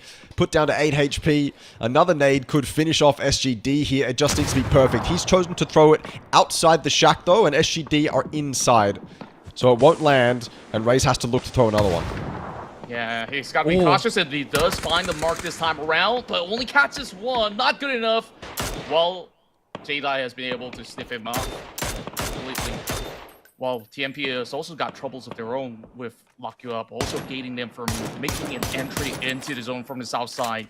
And climbing down that hillside, it's going to leave them pretty vulnerable for a lot of launch of attacks coming in from all the teams directly in the center. As we did suspect RS to have a decent game, they will still have the circle to play out for Phase 5. SGD still hanging on. But for how long? 𝐿𝐿's got this nade to be prime right through. It'll be hard to squeeze into the doorways, and somehow Venai lends a helping hand through members of SGD for the moment. The whole TMP to the ground. And this could be SGD's turn to pounce. They're definitely moving out of shack, and they should be looking for more. I don't know how SGD have survived for as long as they have, but finally mistakes being made, overextensions. Can't really blame them though. They need to take out the threats next to them, and MML, he loses his life, but he does get one knock with that nade. Whether that helps Pain out is a completely different question. As Unicorn Cyber desperately look to push towards Forest Gaming, the team that pushed them out of the top 8. See if they can weaken them. They are in 2 separate compounds, so for the moment both are chilling. But certainly aware that of their positions on the leaderboards. Destroy is trying to just take out helmets. I mean, it's that war of attrition, and it's more vigorous, I suppose, with these two teams right now. I'd be focusing on Forest, just trying to get as many headshots as I can, take out every single helmet on this team. But not landing just yet. As Forest look to the edge of the map, they've spotted a cheeky lock you up coming in. Oh my, okay, TMP, PMA. Yeah, a little bit of a drive-by. Down goes one dragon. Oh boy, TMP making a really good run, as a matter of fact, as they will drive over the corner map to get a little bit more of a cover up against PMA. But of course, PMA is not going to let them go off scot-free. They could also look to take them off those wheels. London working around the corner. This could be a very good angle. Might actually miss a chance, but he won't miss the shots though. Beautiful recovery as he do drop a couple more grenades. 𝐿𝐿 now tries to find a different leverage. Drives through, leaving his teammates right behind. Megalon Shots. London last stand. Bounce out to the play zone. But somehow, TMP managed to squeeze right past them. Still having 𝐿𝐿 surviving, but now runs to the crosshairs as well as the nades. Coming in from 21, and it lands directly to the head. Big win for PMA with those 5 points. Sharp shooting from the PMA members as well. I told you they had it in them. Showing us here on 𝐿𝐿. Down to 2 members. It'll be difficult to make their way inside this zone. If they can find just something where they can exist, then we can start to talk about PMA making an impact in this end game. We are in our top 6, so PMA get placement points as well. Same is said though for Unicorn Cyber and Forest and Reluctant Squad. All inside of this end game. All fighting for that top 8 positions. I mean, how many teams in this end game are looking to breach into the top 8? Well, like 4 or 5 of them even? Yeah, almost all of them on board, as a matter of fact. Although, of course, maybe lesser stakes for both DZX as well as Lockyo. But if they get a chicken dinner, they might just be decent contenders up against Forest Natural Gaming. Speaking of which, they still have that full squad strength as they've been hugging by the corners of those northern end of the compound. But RS, they're within that close proximity, though they are pretty much split up. I still fancy the hopes for RS to be able to find themselves really good spacing to play this one out, whereas 3.Cyber, they will have to drastically reposition into the zone. And how on earth are they supposed to do that? Because they got PMA on the opposite end. Also, getting a little bit of a good look over onto these members of 𝐷𝐷𝐋. So I guess the direct threat right now is just Forest Natural Gaming. Yeah, they've got to make some sort of push. And you can see as 𝐿9cyber look towards the center, there isn't much to play. There's no place to set up a car fort or just to smoke to stay alive. It's probably got to be that Forest Gaming push that they have to make, as Reluctant Squad now have only 2 members of Lock You Up to deal with. Should be relatively easy, as long as Lock You Up don't get some insane opening. Nades through the window could have been that opening, but there's a crossfire set up for Reluctant Squad as well, making this even more difficult. Before Juan can even get that Panzerfaust off, he's taken down by that exact crossfire. Zayu with a 1v1 that he doesn't want to take, smartly so. Group up with your teammate on the outside and take this 2v1. Don't risk anything. Reluctant Squad have a fantastic opportunity here. No reason to take any losses. That said, they are dancing around, struggling to find early, but now that they've spotted him, this should be a formality. The shotgun rings out. It's 2 bullets wasted, but Jun is true. Jun is fantastic. In the meantime, 21 has all of Unicorn Cyber. They look to take the fight towards PMA instead of Forest, and what a mistake that was. PMA have been so sharp this game, and no better way to prove that. 21 with an epic 3K. And PMA, they find themselves that lifeline of a run for this chicken dinner. Unicorn Cyber, I'm not too sure what went on. We didn't manage to actually get a glimpse of that, but I assume that they all went onto that same vehicle. And speaking of vehicles, it's KM99 running one apart. That's Jun on the ground. But FNG, they gotta also find cover for their own, because this open field is not gonna be safe for them to quickly trade out. Still having some space for Olympus to be able to squeeze some true defenses, while 𝐷𝐷𝐋 still plays by the outskirts. As a matter of fact, they have plenty of grounds to play. Despite the circumstances, they are working with smokes. Plenty more to go by, 2 more in the back. While Reluctant Squad, they were split up initially, they will now regroup as they try to take on the rest of the members of PMA. The Shishu also has been spotted out, along with a good run. And this doesn't seem like PMA has got much left to offer with only 1 member against the rest of the pack that has at least 3 members and up. The implications in this endgame are maybe more impactful than we've seen across the entire tournament.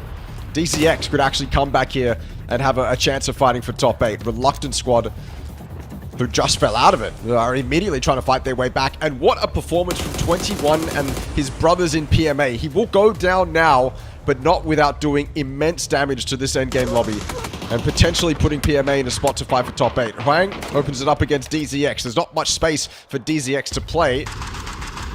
And Reluctant Squad taking full advantage of that. Bohang down low. Van Nai, if he overextends, Bohang will have that line, but he doesn't. Disciplined. Reluctant Squad have positioning advantage. No reason to throw it away. Yeah, great pressure being put by the rest of 𝐷𝐷𝐋 for him to even pull back. If they left enough room for Huang, this could actually be very devastating for the rest of 𝐷𝐷𝐋 to eventually handle this. They managed to go in for that reset, still find themselves a really decent opportunity. But while these 2 teams are being kept busy, take a look at the rest of Forest Natural Gaming. They've lurked around. They've also claimed majority of the zone for themselves. So these teams who are now scattered across the rim of the zone might actually be taken down by Forest while they try to make a run in. So they gotta quickly wrap this up, whether they want to take a fight up against each other or perhaps turn it around up against the rest of the members of Forest. 𝐷𝐷𝐋 getting closer to the zone and closer to Forest Gaming. Baron is your front man in this situation. Bohang potentially overextending on that right-hand side. Baron might catch him. The spray has to land true. Baron chooses his timing right then. Spray doesn't land, and that mistake has cost Baron his life. Scappy now has to pick up the pieces, as well as Olympus. KM99 in the mix as well, but he's super far back. A push from 𝐷𝐷𝐋 has worked out. Baron a bit too forward. Reluctant Squad also looking for their timing to get involved. Everyone has a little slice of the zone that they're working with. Scappy, his toes are getting popped under that car. 𝐏𝐿 just trying to land literally on the sole of 𝐶𝐲𝐵's shoes, but the shots aren't good enough. 𝐶𝐲𝐵 finds the car's tire to avoid getting knocked and is able to heal up as well. Important smokes for him to survive, and yeah, like I said, everyone's got their little bit of the zone, but not anymore. Reluctant Squad are going to be pushed out. 𝐷𝐶𝐋 are going to be pushed out into Forest's wheelhouse, into Forest territory. Do Forests have the hard cover to be able to survive this onslaught? They do have a decent cover for the meantime, whereas 𝐷𝐶𝐋, they focus back onto Reluctant Squad. It's an even feel between these two teams of RS as well as Forest. 𝐷𝐶𝐋 now still have that one up after going for the rescue. So plenty of room that has to be covered once again now that they've already lost Baron from that attempt trying to take down these 𝐷𝐶𝐋 members. Long range taps, and Olympus already out. Bullets will have to go in for Leo goes charging out in the fields, finds the target, and it is Olympus on the ground with no helping hand at all. They'll be kept busy as 𝐶𝐲𝐵 as well as KF99 will have to work in tandem to eventually look for that pickup, and that's not going to happen with 𝐿 also taking charge. The headshot came just in the nick of time for 𝐷𝐶𝐋. Eventually close this one up against the rest of Force Natural Gaming with full confidence. But where does that leave RS? Do they actually seize this opportunity to push up? It didn't seem like they moved too far off. So they're still stuck by the corner. Getting closer to 𝐷𝐶𝐋 though. Realizing that their opportunity is now. It's not going to be later. They have to take this fight with 𝐷𝐶𝐋 while they're taking the fight with Forest, or it might just be too late for a Reluctant Squad. It's too late for Savior to do anything. 𝐶𝐲𝐵 is rapid with that one. Forest fighting back. It's just 𝐶𝐲𝐵 though. We've seen 𝐶𝐲𝐵 do some miraculous work as a solo. I wouldn't be surprised if he does the exact same thing here. Muzzle break, fully automatic M14. If Hwang gets a good line of sight here, I am excited to see it. But that involves stepping over that hill and potentially into Forest's line of sight. But Hwang's going to test it. Smoke up. Deny any LOS, and he's going to be diligent with clearing as well. Make sure that he is okay to peek this, because if he's not, he could go down. Yeah, very tough circumstances. They got to make the right calls in this very crucial point in time. And here comes the Molotov, almost reaching out to 𝐶𝐲𝐵, but of course is going to still have that room to play out. But zone's creeping in. This is already phase 9. They're going to fight directly in the center, where it's just an open field for the taking. Reluctant Squad now takes charge at that line. They work all together as they manage to climb one pick apiece. 𝐶𝐲𝐵 now traces back towards 𝐷𝐶𝐋, and they're already out. Reluctant Squad now finds themselves up ahead, and there's only one direction that they have to focus on. It's all down to 𝐶𝐲𝐵. 𝐶𝐲𝐵 will deny himself, and this is the recovery round that Reluctant Squad has been waiting for as they bounce back, finding themselves the most important win of the tournament. Yeah, I mean, fighting back is exactly the best way to put it. Reluctant Squad putting on a show for us and playing that end game probably the most disciplined you can. They were not overextending, they were not taking fights that they weren't confident in, and that results in the win for them. 𝐶𝐲𝐵 though, I mean, what a hero for Forest Gaming. He takes down 𝐷𝐶𝐋. They're going to be devastated with that one, but Forest as well fighting for their lives, and that game might actually secure them in the top 8. But yes, the important thing here is that Reluctant Squad win that game. I genuinely have no idea where we end up in terms of the leaderboard after that. I know Forest will stay in the top 8. I don't know if Reluctant Squad will have earned their way back in. Most likely they would have, because Unicorn Cyber didn't have a fantastic game, but still, I have no idea what the leaderboard's going to look like after that. Yeah, and we also saw a decent run coming from Dongchi Esports, despite them taking up much early on. But are they actually coming close enough for this possible contention heading into those rounds in Miramar? Meanwhile, even teams like Lock You Up have also had their own highlights here, where they managed to really help out against teams such as X Stadium. And then we had this fight between Dongchi, where the trade looks pretty magical until that Lord comes in from behind. I believe that to be MMO or one of the other members, where they managed to also turn tides around. So great efforts being displayed. So the race is not over just yet. No, it's really not, and that endgame puts us in a very interesting position. If you were doubting whether any of the teams that were fighting for top 8 had yet to show up. Well, they continue to show up. I mean, look at this from PMA. Sharp from 21. We may not get any more highlights from PMA, but they were doing so well. Look at 21 in the kill feed now. 2 kills, and then I'm pretty sure he got that 3K to finish it off. It's just unfortunate that they went down in the position that they did. But as a duo, PMA did so much work and put themselves ever closer to that top 8, if not inside it, by the end of that game. So what a crazy important game for this leaderboard. Yeah, there's just so much that we will have to have a look over onto what really happens on these final 2 rounds. And of course, the leaderboard now becomes even more interesting, where we have to basically follow every single kill that they managed to acquire in these specific rounds. So, this is what we've always asked for as casters, where we want things to be super interesting till the very tail end of our final match. So I definitely want to see how that one plays out, especially now with a lot of all these big names from the top 1 position as well, 6 taken off the list early on. That puts these interesting situations into play.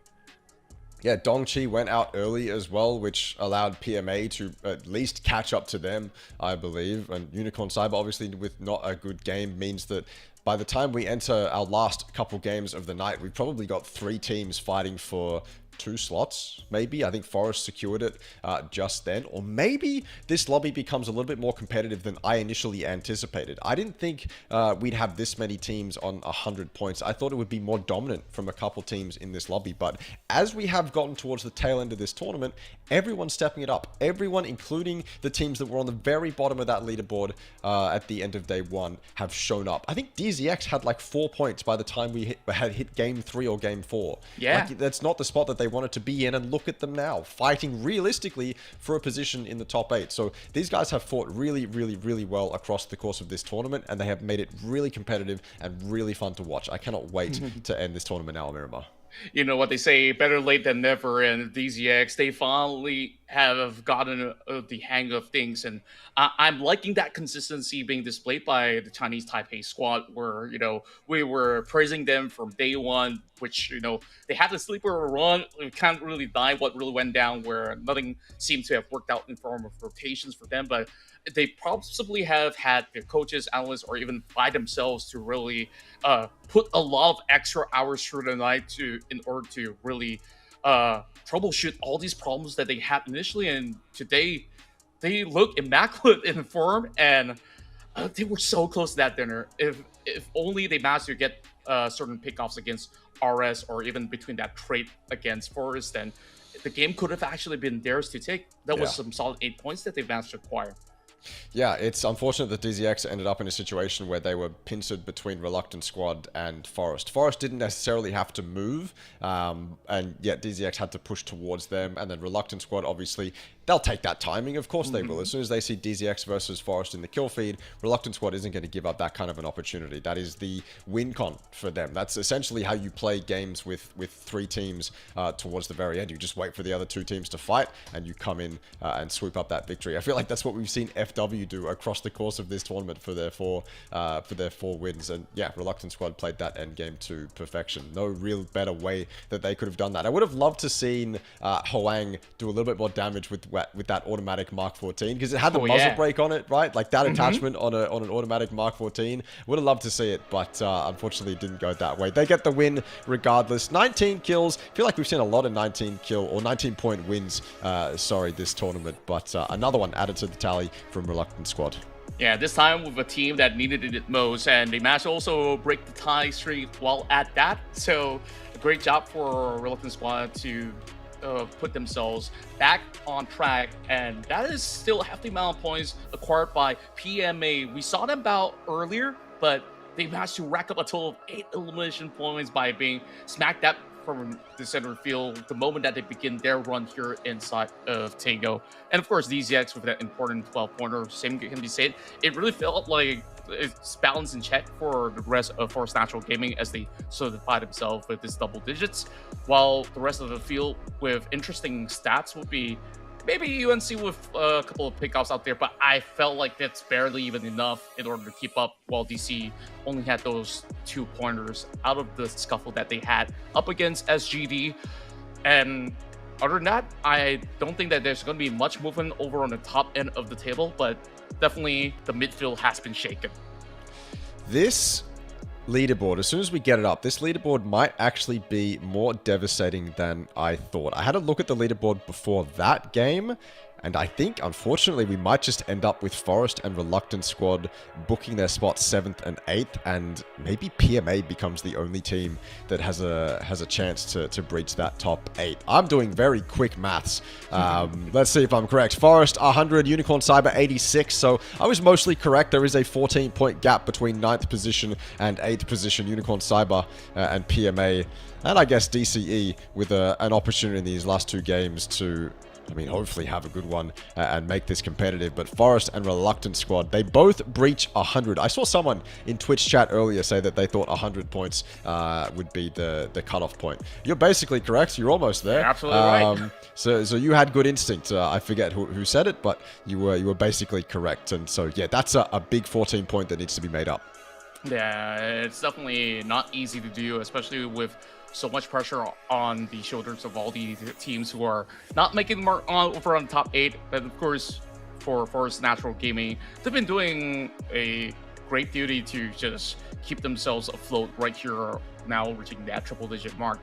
But Unicorn Cyber, I'm still pretty concerned because they were one of those teams that still haven't found that form up till now in this very final day. As a matter of fact, I feel like it's even more likely for PMA or even DCE to still pounce back up. DZX, despite all these great heroics that they've managed to display to us here inside of 𝐾𝐿, they're still a little bit far off. That's a full 20-pointer for them to chase up against Forest Natural Gaming. That is only provided if Forest does not even get any points at all, which is highly unlikely. Yeah, DZX would have to have 2 really good games to even think about making the top 8. PMA and Unicorn Cyber and Dongchi Esports are the 3 teams that we will need to be looking at going into these last 2 games on Miramar. And this Contra is where the hot drops might become a little bit more aggressive. SGD will be looking at PMA on the bottom side of that leaderboard and probably licking their lips thinking, yeah, we got a pretty decent opportunity here to make sure that we can snatch that PGC Malaysia spot. So we'll have to see if that does come true on Miramar. And finally, we break that Thailand win streak with a Vietnamese team winning a game. Yeah, it always feels like it's match 4 or 5 that we see this cut-off point between these streaks that they've managed to acquire. But honestly, I would love it to happen right now with even more of all these non-Thai squads to be taking claims, because they need it a whole lot more. Where E-Arena, FW, QC, these are the names that definitely will be seeing here in the finals. And we will carry on with our matches in Miramar in a couple of minutes, so don't go anywhere. We'll bring you to the penultimate round in just about 2 minutes or so. Catch you there. World updates to 𝐾𝐿, some quality of life improvements for training mode, and a new Survivor Pass. All this and more as we dive into the Update 31.2 patch report. First up, we've made updates to some areas of 𝐾𝐿. The studio has been turned into an abandoned hospital, changing the layout, adding new buildings, and also a few more loot and cover spots. We also added a new bridge to the shipyard and improved the terrain around Hosan Prison, Songam, and Hosan to give you more strategic opportunities in this area. Next, training mode has been improved as well based on your feedback. Training mode now has infinite ammo, recommended attachments automatically on weapons, and the ability to save and import your personal weapon and gear settings. We also improved the sound training area to provide feedback when a wrong target is hit. This update also features a brand new Survivor Pass, map bug fixes, and more. So check out the patch notes for full details. Update 31.2 is here, so load up your training gear, grab the new Survivor Pass, and hot drop back into 𝐾𝐿.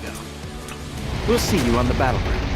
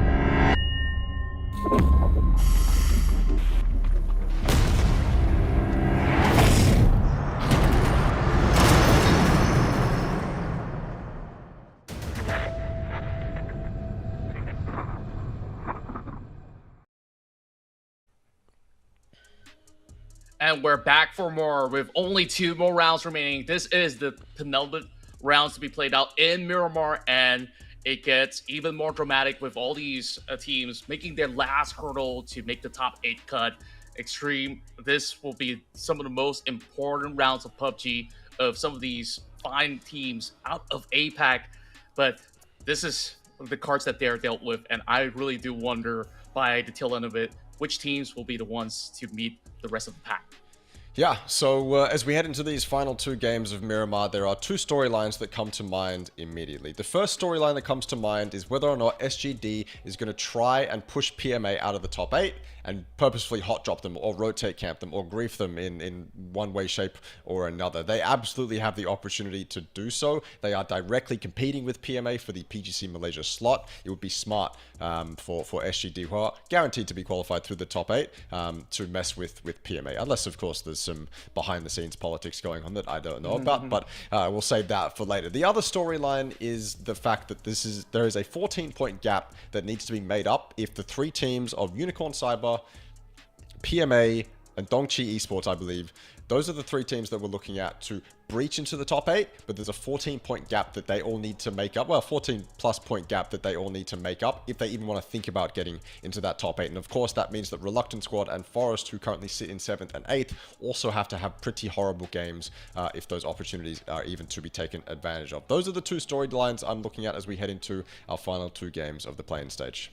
Yeah, and when it comes down to the Miramar games that we've seen, most often than not, we do tend to see drop of momentum for certain squads moving into such a tough scenario to be played out here. So I really do hope that they still could weather the sandstorm, if you will, heading into these matches where, you know, we've had really good games so far coming from BZX, who are also looking pretty hopeful, but there's definitely a whole lot more to do. If they can find a double win, sure, that will be the craziest way to end our run here in the play-ins. But other than that, we're definitely looking at the closer margins between these 2 squads. PMA is scenario against SGD. I feel like they have enough respect between the 2 to not hot drop each other, but I could very well be wrong. Like, that PGC spot can ruin friendships, and there's absolutely no friends that you can count on other than the 4 members that you're playing with here in the tournament. Well, that's the thing is, I don't know if there's any behind-the-scenes politics that I haven't taken into account. Maybe SGD is rooting for PMA to make the top 16, but I think that wildcard slot for Malaysia at PGC is probably a little bit more valuable in when it comes to competition. But we'll see what happens. Miramar's an interesting map. Definitely a map where you can pull off some pretty savage rotate camps. Might be a bit harder to hot drop, but we'll see what happens. And look, as we finish off the play-in stage, there's only one other thing I'm actually looking forward to, and that is some competitive PUBG action. I mean, okay, that goes without saying. Let me rephrase that. I'm looking for the top teams in the lobby to test as many limits as they possibly can. I want to see SGD going out and doing crazy stuff. I want to see Q-Confirm spread their wings as much as they can and show us why they are one of the best teams in the lobby. I want to see FW... I actually don't want to see FW winning any more games. I want to see what they can do in 4v4s in the mid game. I want to see all of these teams test as many limits as they possibly can as we head into these final 2 games of Miramar. Ending on Miramar is a little bit dodgy, but I love it all the less. Yeah, the same. I love it even more. This is one of my favorite maps because it is always going to be chaotic after phase 3 onward. So as we kick off our match, we see Forest to be the first wave moving directly into the spread of Campo Militar. Terabunka. Basically, the whole northern region is up for their liking to basically expand for their reach.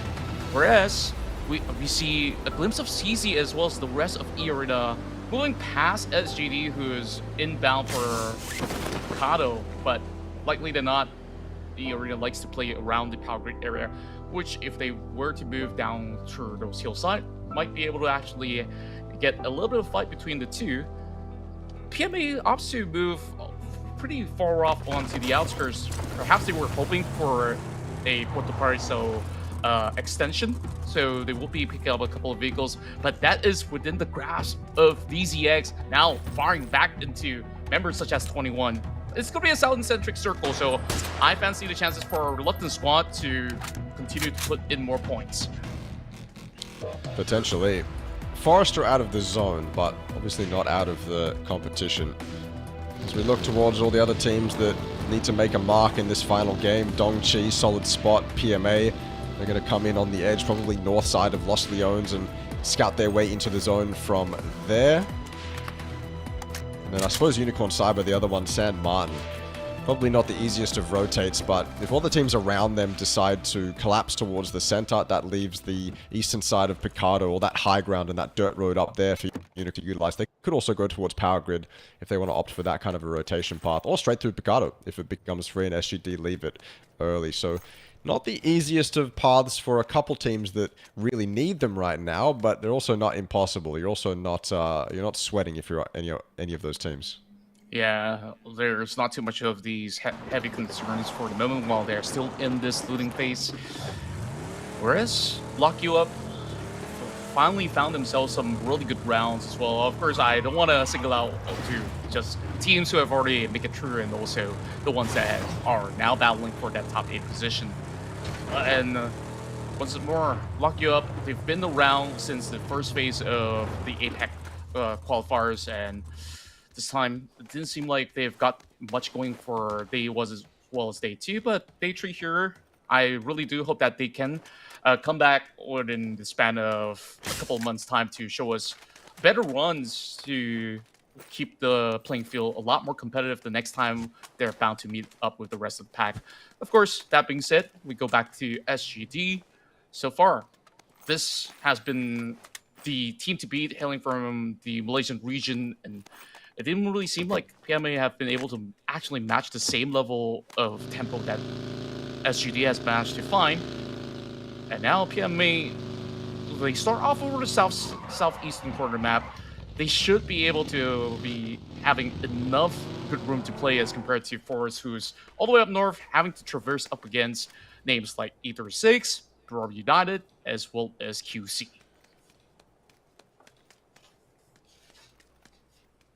Just scouting out is Titus. Another GOAT name. Love it. Love it, love it, love it. FW just outside the zone in Partona, where Banana 1 was a demon yesterday with that pump shotgun, just north of Partona. He is up there right now, actually. But there's no team for him to decimate, unfortunately.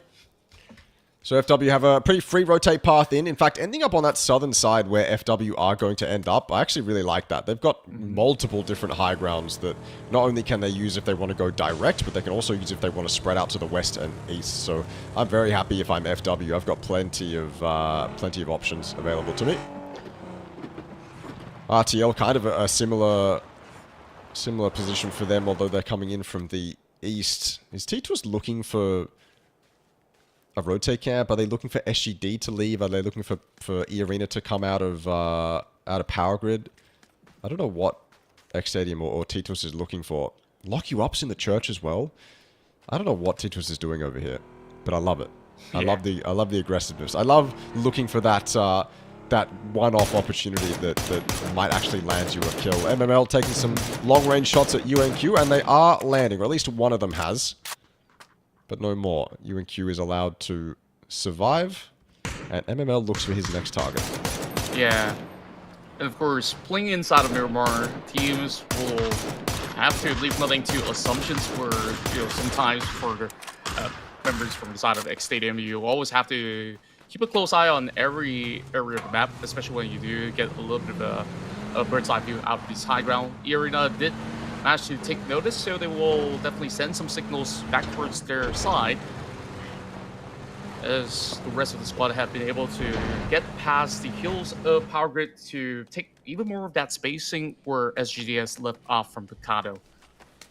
Ample to play for. SGD will definitely be looking for a rotate further down to the south, and now holds the direct center of the map. Meanwhile, TMP Also receiving a couple of shots coming from Reluctant Squad as they're on the outskirts of North Los Leones.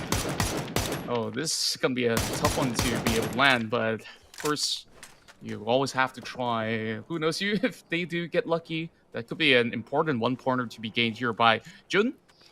As they drive even closer, they definitely now smell blood. Latte should be a freebie here for Van Nye. No easier kill than that. Hopping out of the vehicle. Easy does it. Van Nye now doesn't want to overstay his welcome. He's got plenty of cover. Teammates are close by with the high ground angles as well, but still, no reason to risk it. He'll dip out of there and probably go sit in... I believe that compound is called Bigfoot, if my memory serves me. Well, probably go sit inside that. The arena, though, looking towards X Stadium. X Stadium were what looked like trying to set up some sort of camp or trying to gather information to maybe do something cheeky, but if that was the idea, it's certainly backfired. E-Arena almost surrounding them now as they sit inside that compound. But no push to be made, no aggression on the cards for E-Arena. X Stadium have that one pretty well locked down. Yeah, I really do like the spread that E-Arena takes cover for the meantime. Having some firm control over onto the center of the field. Whereas the ZX, they are looking to have this big wraparound that might actually see them trailing right behind the members of PMA. And speaking of which, from my map feed, I also do take notice that there are also Miramar United members who are driving just next to PMA. We heard some of the engines roaring, so perhaps this could be a very good opportunity for 𝐏𝐿𝐶 to find a little something here.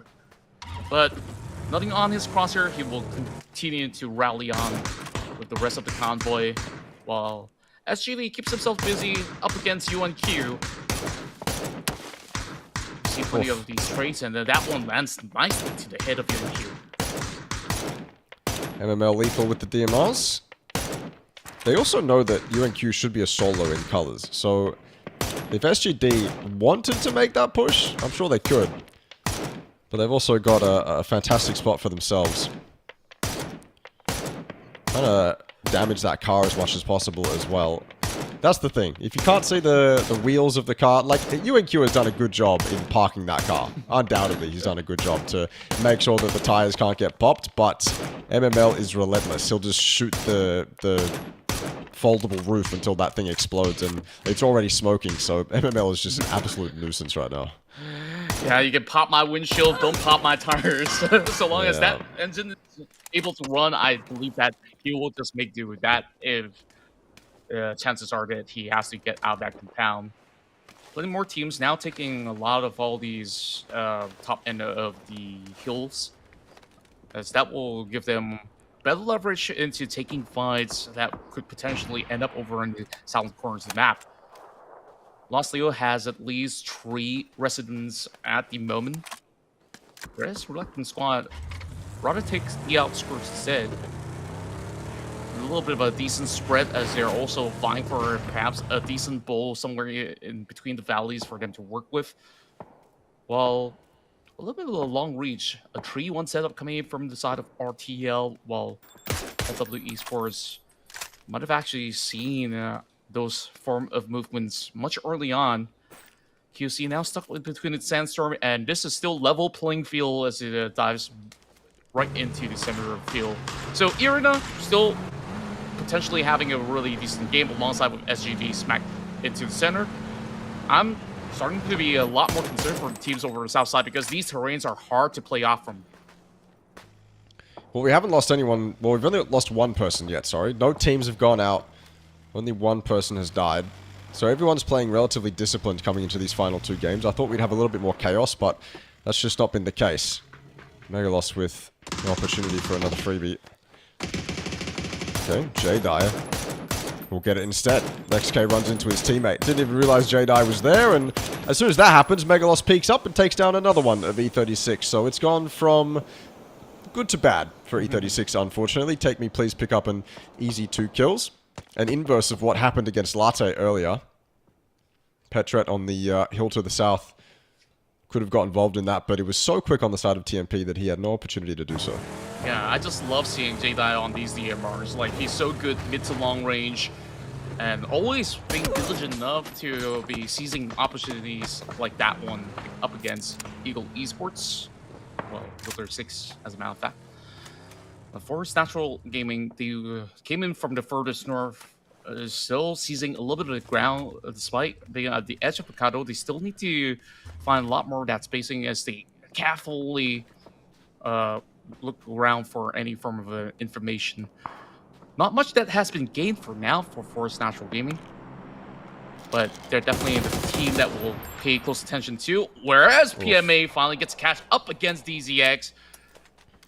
This is an important one at that. Yeah, very important. Again, that 14-point gap, it's 16 points for PMA. So these are all incredibly valuable. Khan's on that roof. 21 looked shocked as soon as Khan started shooting, so I'm thinking 21 had no idea. And he's rethinking his position now. Worried. I don't even think he knows that Khan was on that roof. Maybe he thinks he was inside that warehouse. He wouldn't be being as careful otherwise. Dashushu peeks over. It's a nice headshot. But no other shots land but that headshot. But maybe he realized that. He's going to go super aggressive. Doesn't realize there's a second one there. Dashushu's got it anyway. Are you serious? That should never have happened. But luckily, Bohang is there for the trade. PMA, do they get aggressive on this? Do they let their comrade die? Savior's arrived. But he's also got one dragon on that next ridge. Lunlun goes down. Khan also in that kill feed having an impact. PMA lose two valuable players. That dash to the top 8 looking more and more difficult now. It also doesn't help that BRU is also eyeing out for them. Xavier from the higher end finds one dragon, and that only leaves one more member alive at the moment. PMA knows that there's nothing much to fend for right now. 21 just have to play the long game, surviving all by himself. As this fight was not much that they've been able to gain, or that initial takeoff. As they're also driving towards the direction of RTL, BRU are trying to flush that member of PMA to have them slapped up against each other. As 21, how much longer can he survive? Shots are now still fired at this direction, coming from all these other squads, but that's TMP on that rotation. And this is a hardship all the way back up north, where I don't really see much of a chance for PMA to get that long drift up with a safe spot for him to cover up. Well, he needs to find a shack or a dip or something, and then hope that it doesn't get breached, hope that he's not vulnerable, and in a zone like this, I'm not sure that's entirely possible. As soon as Hoang arrives, he announces his presence, smartly so, making sure that no one has the idea to breach. TMP is close. The rest of Reluctant Squad are quite far away. TMP have breached. Hoang's presence was not enough, and now he has to go full defensive modes. Nades in that bottom floor. 3 smokes left, that's plenty to delay. But he's also got to dodge the incoming HE grenades, incoming Molotovs at the exact same time. Opening that door might end up being a mistake. Jun arrives and it's a defensive grenade, but TakeMe please have to dive inside this building. It's more cover coming in from the members of Reluctant Squad. They have so much more control over this compound that I think TakeMe please are accounting for. And there's only 2 members of TMP here. 𝐿𝐿 is on the other side of the road. He could have an impact, but look, it's gone from 1 member inside that building to now 3. TMP have a lot more to deal with than they originally had. Yeah, especially with those pressure coming from the hillside, they honestly don't have any form of space to play out from. So stepping out there is looking to be relatively dangerous. But 𝐿𝐿 is definitely banking on hopes that if they do get some good toss of grenades, speaking of which, that's just a smoke. I was decoyed with that former lob, but if it were to be a frag, 𝐿𝐿 will be absolutely worried, and now the push should come true from the rest of the Reluctant Squad. Holding it out, they do have grenades of their own, so Megaloss is absolutely prepared for this. As the windows are being broken down, big nades to send flying right in. RS slowly tucks one into the corner, not really finding TMP members just yet.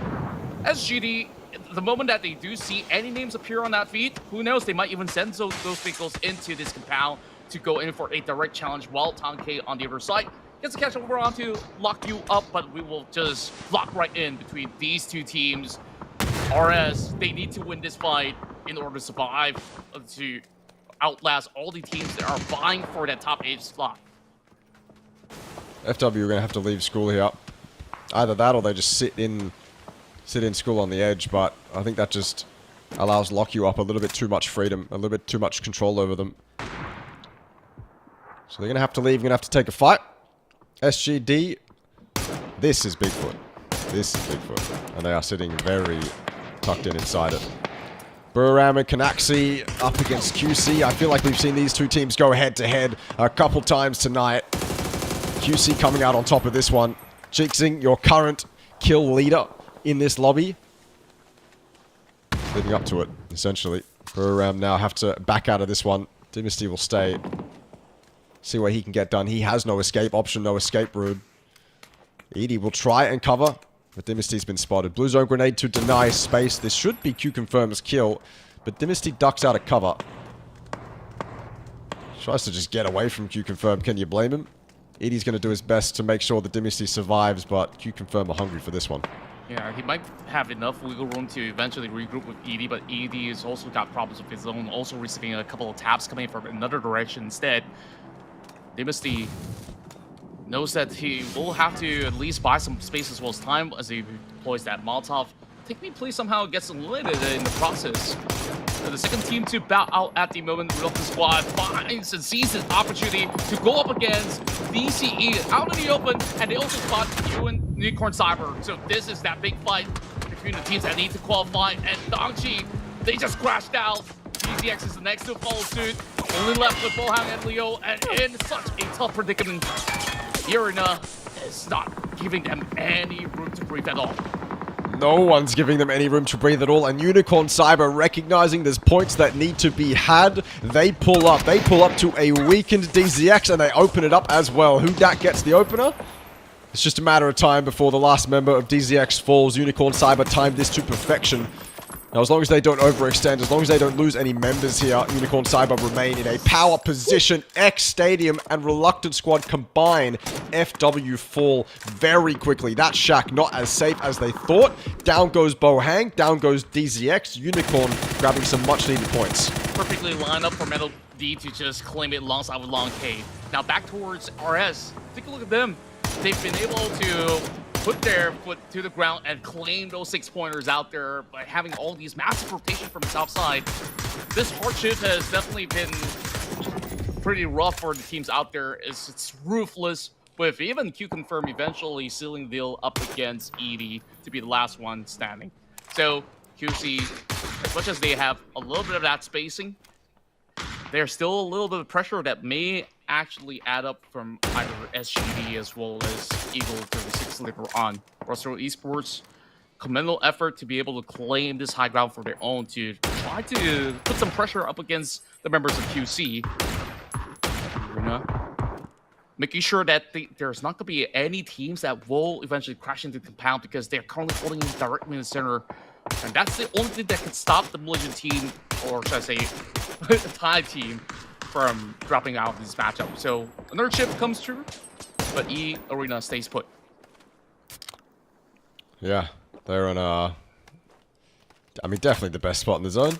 No complaints about that for Arena. Unicorn Cyber, 88 points. I think Forest, yeah, 102. Problem is Forest is still in this game. Unicorn Cyber, though, holding steady on that western side. Control of that hill as well if they wanted it. Not going to be easy for them to make up this point gap, but this is one of those games where they're going to have to earn it if they want to make it happen. 𝐿ockYou up. One knocked. Reluctant Squad. I think this is the game, or maybe it was last game, honestly, where they secure themselves in the top 8. Now they're just showing off, essentially. 110 points. They're putting themselves up there with the big dogs, the ones that have been outstanding for this play-in stage. Reluctant Squad showing us what they have in the bank, essentially. I mean, look, day 1, they were fantastic. Day 3, they've finally shown up again. And we love to see it. Well, Rustral, they've got to make this rotation, and they have to make it cleanly. 𝐿ockYou up. In the meantime, just down to Juan. At the mercy of Reluctant Squad. Pankska hoping for a res, but question is, will he actually get res? 𝐾𝐿, Rustral rotating at the exact same time. Smartly, though, Rustral pull up and leave 𝐾𝐿 to send it into a 𝐷𝐿. A 𝐷𝐿 that probably isn't going to do much for their shot in this game. All they have to do is sit inside there and live, but I would much rather be in Rustral's position. High ground information. Maybe not as deep in the zone as 𝐀𝐿, but are 𝐀𝐿 thriving right now? Are they really living? I don't think so. Yeah, they also lost their wheels as it slides down the hillside. So RTL, if they were to be able to move in a little bit deeper, that's within that grenade range as well. Whereas 𝐏𝐿 tries to open up a little bit more of that space up north, up against the rest of Forest Natural Gaming. They have those compounds to hold out for the meantime. Also spotting out perhaps some potential to even clip onto members of QC. Ether6 said they've been left out in the open as they were forced to make that rotation from the far corner to north. Van Knight shooting through some of all the barriers as that wall's not going to hold up, and June does find it. But the nades are then flying in. RS got to also look out for themselves. SGD is taking the higher end compound. They could also chime into these corners of the fight, but everyone's just hugging tight by the outskirts. It's going to be very dangerous for them to make that drive up against E Arena, which is why we are seeing this current scenario taking place. I mean, everyone's doing a fantastic job just to survive in this zone. Every inch of space is essentially taken up. The arena fed once more. Won't change much on the leaderboard for them, but 𝐿𝐻, they're still in the zone. They're still in the zone. They've got their own high ground to work with as well. It is so harsh to every other team on that eastern side, on that northern side. It pushes all of them out. They've all got to fight their way into the zone. 𝐿𝐻, they've got 2 kills. They are looking for so many more. There is an X-Stadium player in Metal D still sat inside that compound as the anchor. He needs to have an incredible impact here if he wants to save his team. He gets headshot though. Denied any impact in this fight. Smokes up as well. Metal D will not make it out of that compound. And X-Stadium are unlikely to survive here. 𝐿𝐻 fall back. They need to. Forest are making this push. This is crucial for the leaderboard. Forest are making their push towards 𝐿𝐻. They can't get it done just yet, though. Stuck on that northern side of the zone. 𝐿𝐻 still in control. Not surprised that X-Stadium managed to also hold out for their own, buying a little bit of time, not really taking notice. I mean, 𝐿𝐻 didn't really have that attention span on them because of that pressure coming up ahead from Forest Natural Gaming. Big nades now being sent right in. SGD, they want this push up against the reluctant spot. This might just be denting their hopes in putting more points, but Jun's got something to say. Finds it hard against Big Z. Van Knight still hopeful to trade this one out. It's a 1-for-1 exchange. Jervis on the far end of the flank to try to cover a little bit more of that ground. More nades to be sent right through. His taunt needs to be immaculate up against, but the blue zone grenade even better up against Jun. Not having the time to have them go in for the revive, and they're pretty much put against the blue. Jervis managed to land that onto Zayu. FNG. What? Flipping through. RS with a desperate attempt, and now it's all helter-skelter in the field. 𝐿𝐻 are being delivered kills left, right, and center. They lose Destroy, but they've taken down Forest Gaming, and Rustriel just dived straight into 𝐿𝐻's lines of sight. SGD are making this push work. They are both blind. Van Knight unblinded first, but he's also close to running out of ammo. It's deliberate and disciplined on the fight, but SGD come out on top. Rustriel have more members to send into this zone, but it's just 𝐏𝐿𝐻 alive. 𝐏𝐿𝐻 gone. 𝐿𝐻 takes both. QC lose Noadra. Only one up for them. And through all of that chaos, everyone sending themselves straight at 𝐿𝐻, they survived. Forest couldn't break through. Rustriel couldn't break through. 𝐿𝐻 up to 8 and 6 points away from top 8. I wish to get a slow-mo in the highlights to really check out what really went on. Forest Natural Gaming, they needed to actually win out that trade. They thought that there is a certain opportunity, especially with that much pressure up against UNC, but they prevailed. And with those massive points handed over to UNC, this is a massive chance. If it is a chicken dinner, it could be an overtake, and Forest Natural Gaming might see themselves drop out of that top 8. But here we are, Lock You Up, once again being very consistent, making the top 4 cut in this matchup. Eyeing out for SGD. UNC, I wonder how are they supposed to climb out there, because SGD has gotten full attention pretty much over onto these members who are trying to make their cut to descend. sees himself a bite if he needs to eventually make the sprint into one of the tiny shacks where Strand is currently holding, but ML wants to slowly pick that member of LYU apart. So once they do, that should be claimed up by the rest of the Malaysian squad. But for now, it's still unclear if UNC could be able to even make anywhere close to the current zone, because these teams will have to start putting that pressure onto E-Arena, else this is going to be another tie team to be able to win out. Unicorn Cyber making the push. At an ideal time as well, almost colliding with SGD. Unicorn Cyber straight towards that shack, and they take Jervis out with them. They try to duck towards the ridge just behind the shack, but they've lost 2 in that process. All 𝐿HDAT has to do is survive, avoid the nades, get those reses. 𝐿HDAT, you can already see he's got it in the back of his mind.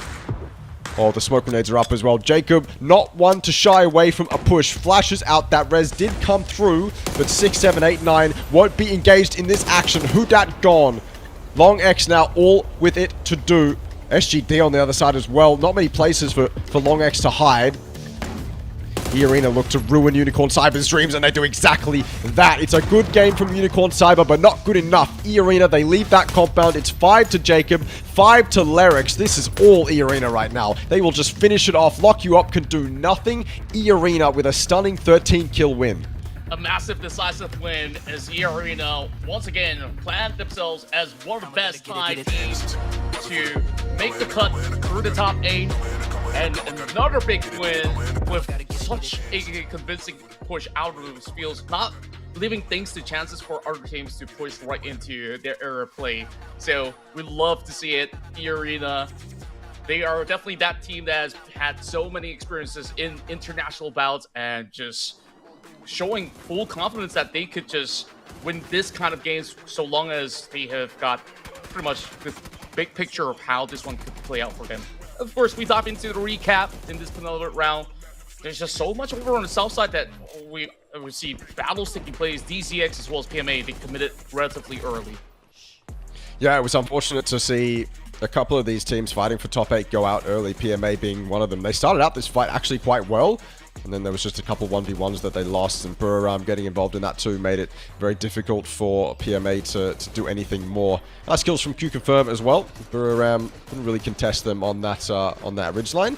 DCE, the other team that went out early that we would have loved to see deal some more damage, but DZX, okay, I didn't realize Bohang got that run over there, so unfortunate for DCE, but this is what I'd love to see from Unicorn Cyber. I feel like they played that western side really, really, really well. It's just unfortunate that when they made that final push, they lost a couple more members on that entry to the shack than they really should have. That made it more difficult for them to defend against E-Arena, but of course that E-Arena aggression, usually that just pans out in their favor.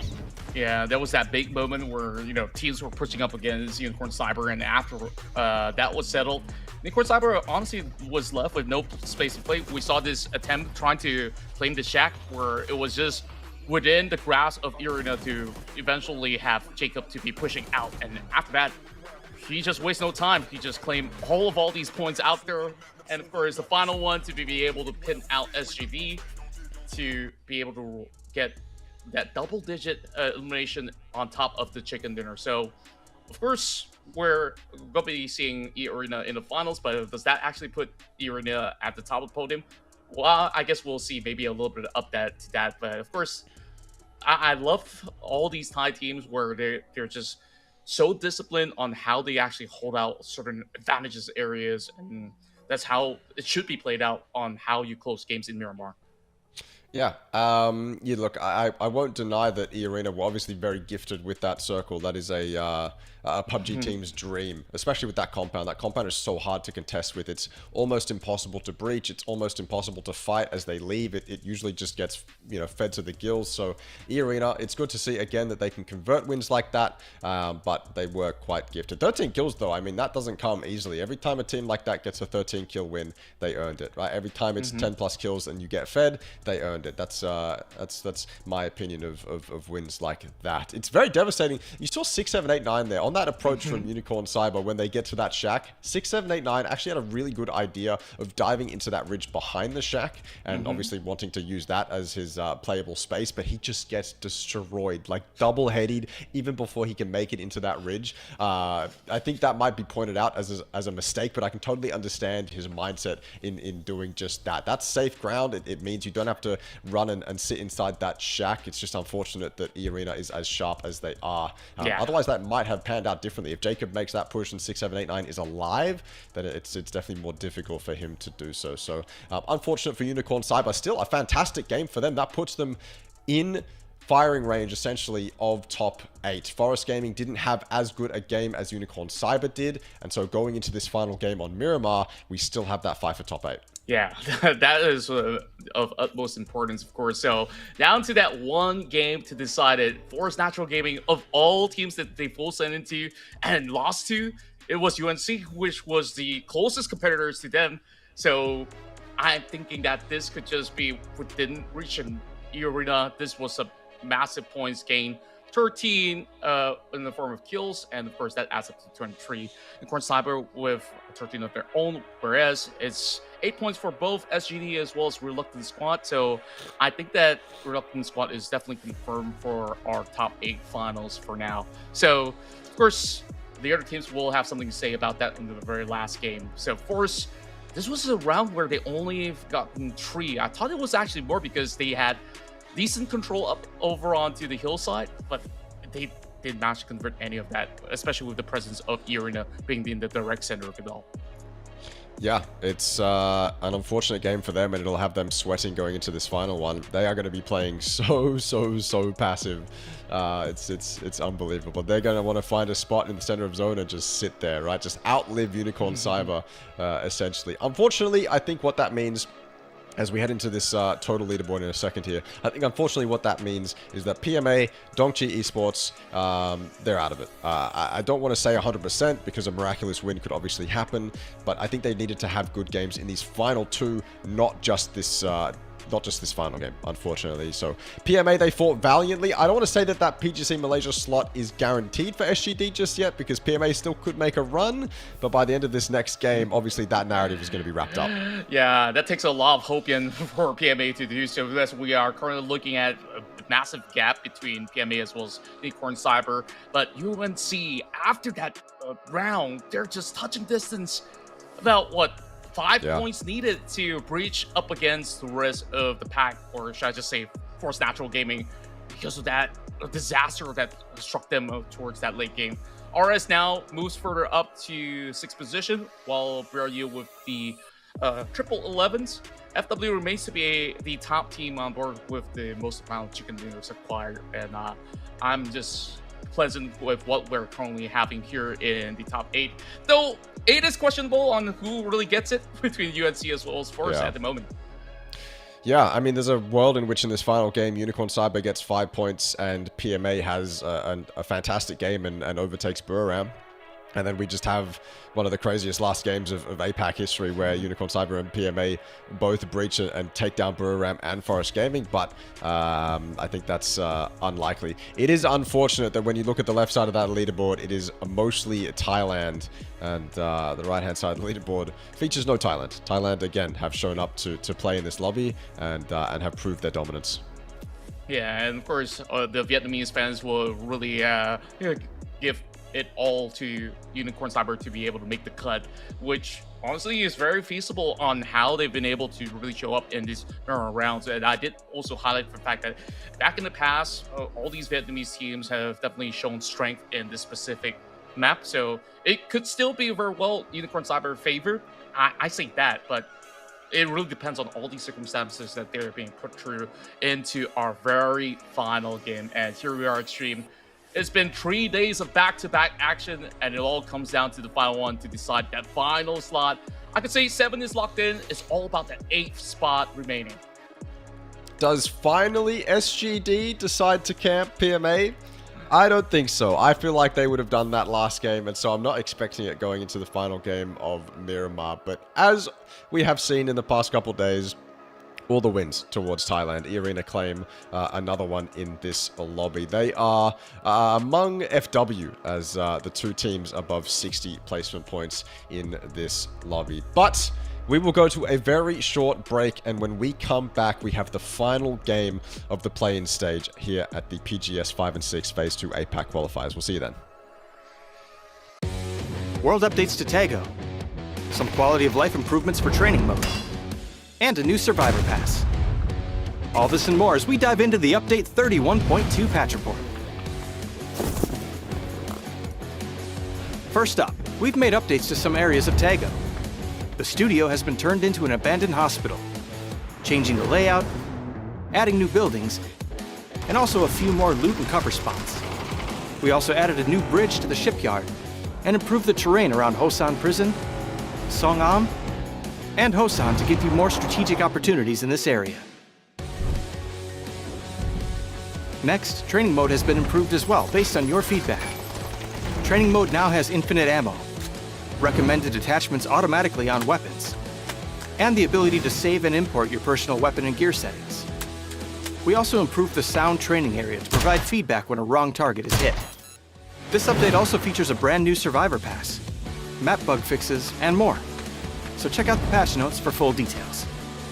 Update 31.2 is here, so load up your training gear, grab the new survivor pass, and hot drop back into 𝐏𝐿. We'll see you on the battlegrounds.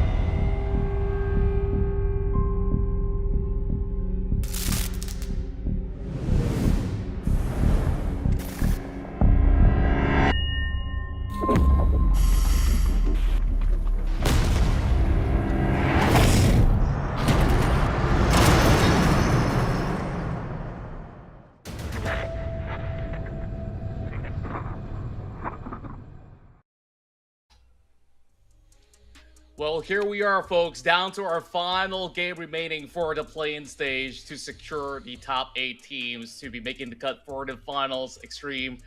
We are now down to 2 potential teams to take that final slot. It could be an all-Thailand affair to be making it into the finals, or we might add another formidable team from Vietnam with good chances for Unicorn Cyber to still make that final cut.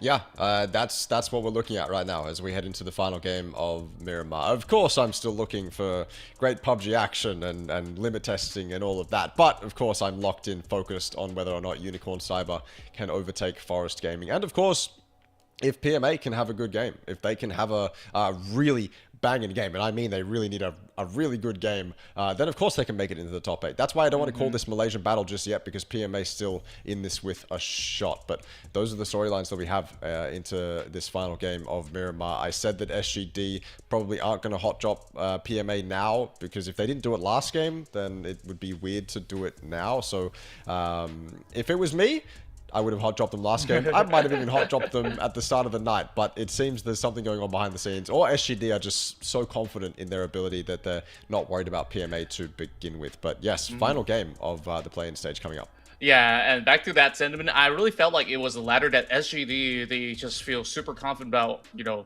their ability. Even, let's say, whether if PMA makes the cut or not in the top 8, if you base it off of the play-in performance itself, SGD has been in better form. But of course, PMA could always alter the narrative when they do get themselves that quick fix throughout the day's break, if they do win out this game though. But before we even get to that, this is our MVP, and it's Jacob there. Look at the damage he's done. 1100 damage? That's absurd. Especially when you consider that compound is often a compound where, I mean, you're in the low ground, right? It's not high ground. Usually high ground is the place where you get a bunch of damage, but that compound's low ground and Jacob's still out here with 1100 damage. That's crazy. That is absolutely insane. 6 kills to his name as well. He has been in this MVP slot a couple times beforehand, so he certainly put up good numbers for Irina during this playing stage. Definitely so. Jacob is a superstar in his own rights back at home. So, of course, plenty of fans are eager to see them perform even better moving into the finals. And it didn't really seem like Irina was just showing us limit test rounds as compared to certain other Thai squads that have already confirmed their slots.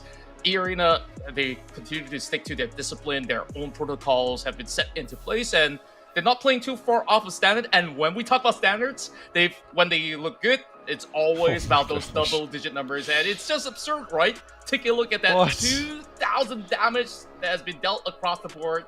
It's just insane. Jacob has more than a half of their damage that game. That is crazy. Hard carrying Irina to the MVP spot. Unreal stuff. That's their third winner chicken dinner of the tournament. And yeah, we had questions about Irina day 1, and all those questions have been answered and more. I feel a bit bad for Zizzy and Tigger that game, not really having much to do. It was all Jacob and Lyrics, but you'll still take that. Yeah, of course, you've played competitively before, and maybe certain rounds you might not get much, but your team is absolutely carrying. Hey, you take those at any given moment of time. Yeah, so, yep. Of course, we did see a lot of brilliant plays throughout the course of the past 2 days coming from Zizzy as well as Tigger, and also earlier today. I think that they definitely have been gelling well together throughout so many months of playing as a squad, and this roster are definitely one of the hot favorites in the finals in order to really put not only big damages that we're seeing here in the play-ins. I'm pretty sure that they have chicken dinners to offer too. So that is, of course, what we can look forward to heading to next week's action. But of course, we're focused back on to what's at stake here. That final couple of slots between, of course, Natural Gaming, Reluctant Squad, Import Cyber. These are the teams that are hoping to make that safe run in as we go quickly into some of the stats coming from the past round. This has been 27 smokes. Oh my gosh. I mean, it shows you how desperate they were to survive. It also shows you how many bodies they had to work off of. 27 smokes from 𝐏𝐷𝐀𝐀 Cyber. I love it. A few of those would have been used to make the push from the warehouse to that ridge. Multiple of them would have been used to survive on that ridge, and then more were used, of course, when they decided to drive down towards that shack. That is a obscenely high number. Irina, of course, 7 smokes. What did they have to do with smokes? Nothing. They didn't have any smokes to use other than the ones they used to cross the road to then take out 𝐏𝐷𝐀𝐀 Cyber.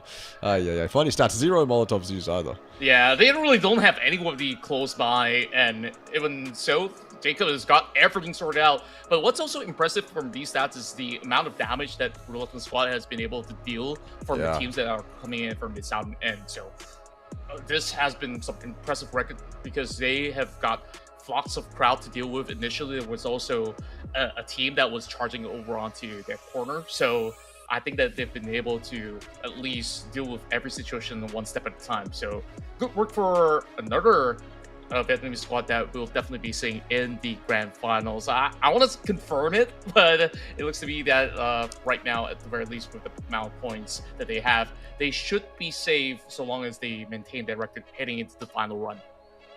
Yeah, I think Reluctant Squad have definitely secured it. I don't think there's any question or doubt that they have booked their spots in the finals. Well, those are all the maps we've had today. E-Arena 2 wins, QC 1, FW 1, Reluctant Squad 1, and now we are about to enter into our final match of the play-in stage. It has been an absolute ball so far. Maybe not as competitive all the way through as I thought, but as we enter the final stage, it is as competitive as you can hope for. Spots up on the line, and yeah, that's exactly what you're asking for. Yeah, so far the highlight of all these matches has been match 16, where we saw the fight for the top 8 position happen.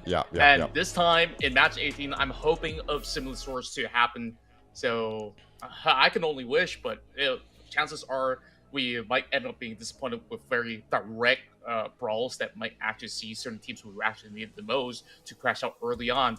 And who knows, they might be able to also triumph. So we need that miracle coming from PMA, maybe even 𝐏𝐿𝐻 Esports that is just 5 points behind PMA at the very same time. But that will really take tremendous effort. We have not seen teams to be breaking more than 16 kills per game. So perhaps 2021 could be the feat that they're looking to break if 𝐏𝐿𝐻 really gotta put everything to the end of the line.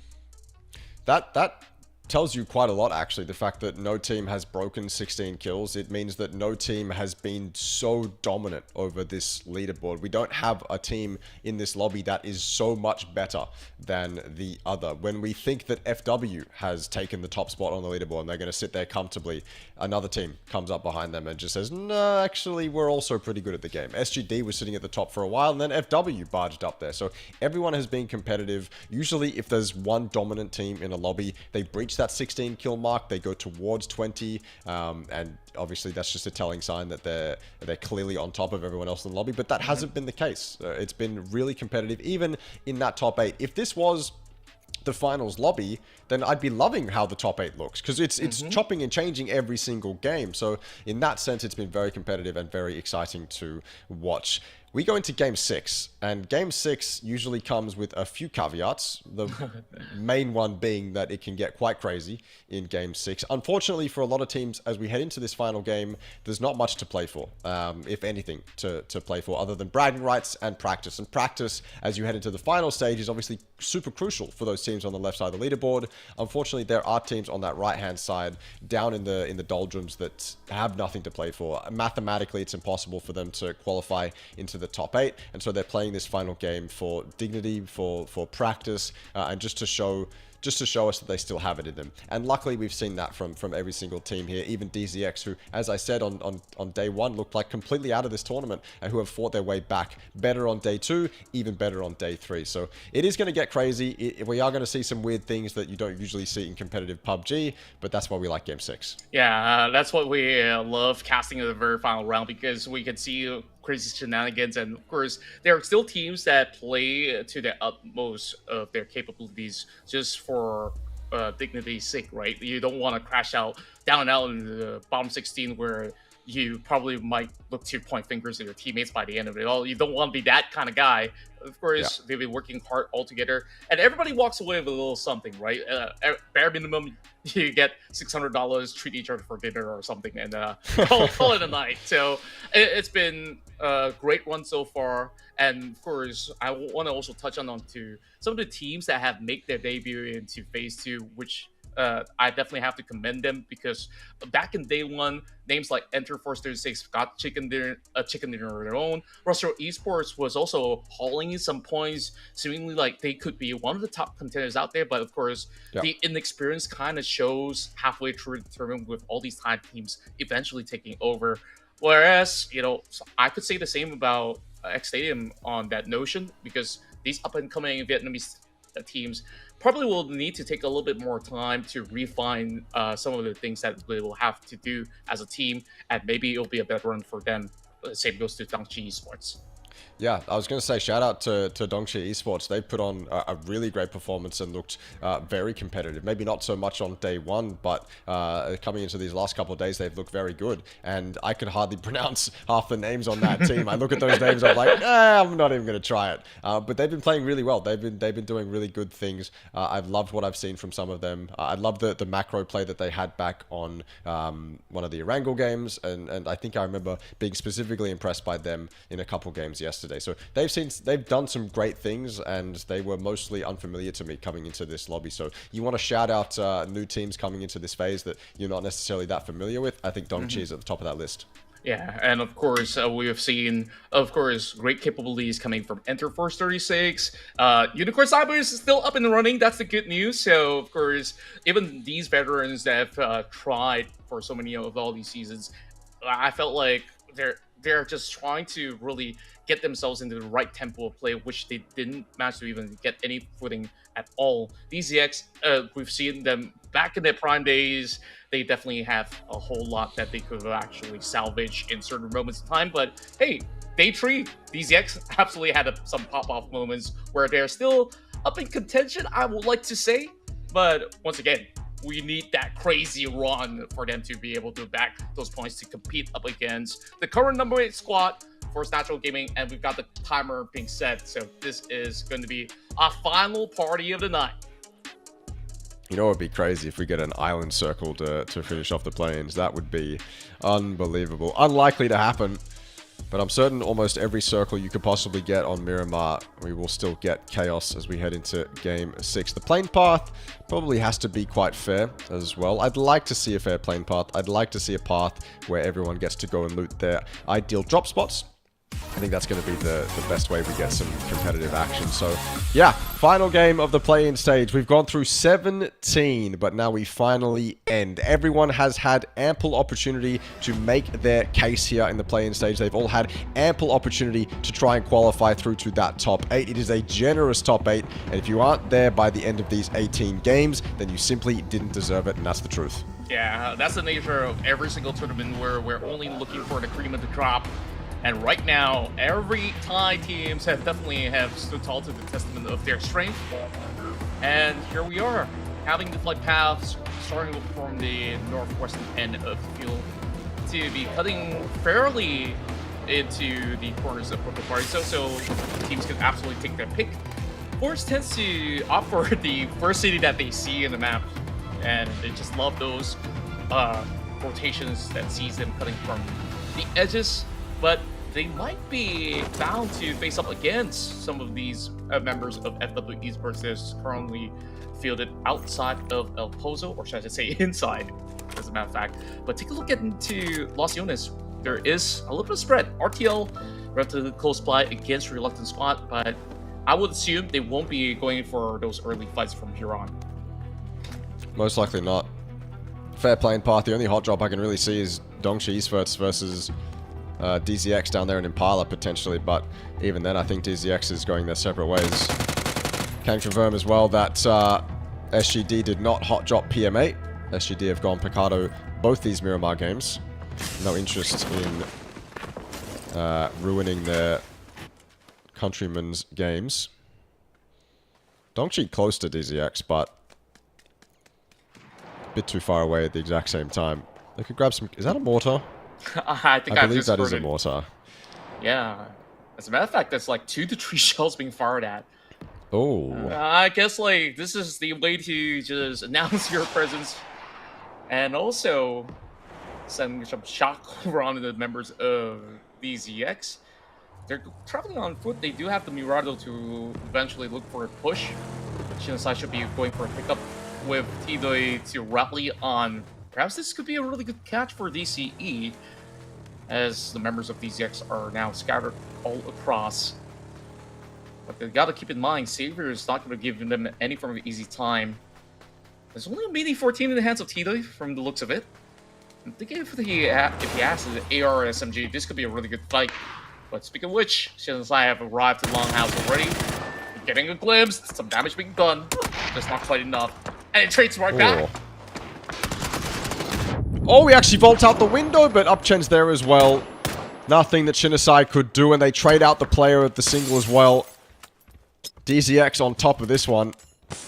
They were the ones falling back as well, but they've since shown up to fight.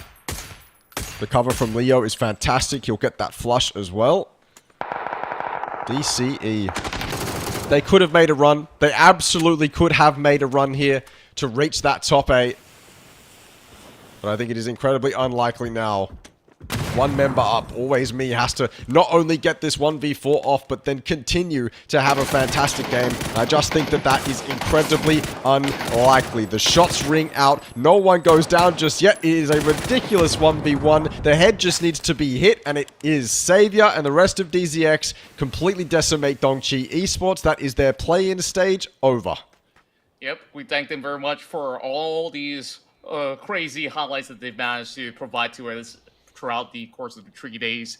And of course, bowing out on 16 in the final game might feel a little bit sour on the tongue. But hey, that was a tough fight up against the rest of these DZX members. Now, could there be any form of potential now that DZX have been able to win out that trade with still quite a amount of teams that will be competing? They are now closing the numbers to PMA as well. But of course, much more work to be done as we will continue to follow the footprints of all the other teams. FW Esports, the current leaders of the pack. No pressure on these guys to play out in El Pozo. They start off here. Circle still pretty much the right center of the city. Well, Forest Natural Gaming, despite being very close into that area of play, they're hoping to maybe drop into certain unplayable grounds for them to really leverage on getting plenty of points out of these surroundings. So hopefully that can be something huge that will form up for these Thai squads who really do need as plenty of points that they can get. Just having a look at the map stream, locked in to see where PMA, Unicorn, Cyber are, Forest are as well.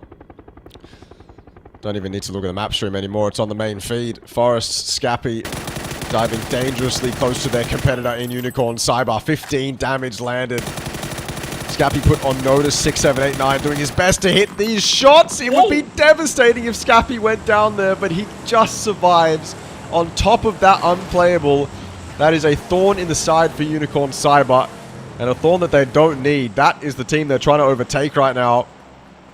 And 𝐶𝐿 has put himself in a spot to ruin Unicorn Cyber's day. This is an ideal position for Unicorn Cyber to be in for the rest of the game. If this shifts away, then obviously 𝐶𝐿 is going to have a lot less impact. But right now, he could ruin Unicorn Cyber completely. Yeah. The moment that they manage to get the knock, and if that name appears on the screen, you know for sure that Unicorn Cyber will once again commit to this fight. But thankfully, 𝐶𝐿 stays alive. FW Esports also taking those high grounds to go up against X Stadium. This is by the outskirts of El Pozo, so they should be able to eventually conjure something with their game plan. 𝐿, I'm not too sure if this Panzer is going to be able to hit the mark from distance to hit anybody over onto the unplayables, but hey, you could only hope for something miraculous to happen in this very final game. And at this point, X Stadium, they're just out here having a fun day out. Up against FW though. But they definitely want to test out their strength on that. Nate's now sent out, and oh boy, that Nate dangerously close. Almost takes down 𝐿. Still has that Panzerfaust in hand as well, desperately wants to use it. Look at Sixax. He could have taken down 𝐿 at any time, but he just didn't peek in the correct direction. 𝐿 opens that door, runs inside, and just stands completely still. This has to be a trade. Like, he's going to go out and take himself with him. Blizzard Grenade does a little bit of tick damage, and 𝐿 luckily has another room to sit in. Playing this very interestingly. Being a bit of a nuisance here for FW. Allowing the rest of X Stadium to surround this long barn. Nades have to be good here for X Stadium. There's a little bit of a gap between the wood for Sixax, but he's so blind. Titus now makes the push. It's a pump shotgun. We've seen so many of them. 𝐿 combines to take down Raze with that Panzerfaust, and X Stadium tear FW apart. 2 members just alive for them now. 𝐿, Banana One arriving. FW have done enough to guarantee themselves in the top 8, but how much more can they get? How much higher can they put themselves in the leaderboard? No higher. FW go out 155 points will be their finishing position. They have fought valiantly across 18 games. 155 points is something incredible. Yeah, they could basically be proud of taking down the top team currently in this lobby. So that's an early exit and an early night out for FW, being absolutely happy with their performance for the run so far that they had all 3 days. Meanwhile, Reluctant Squad now charges through, finds Mal Rush. instant cleanup. No more nades required, and eventually 𝐏𝐿𝐿 will be the next one to bow out.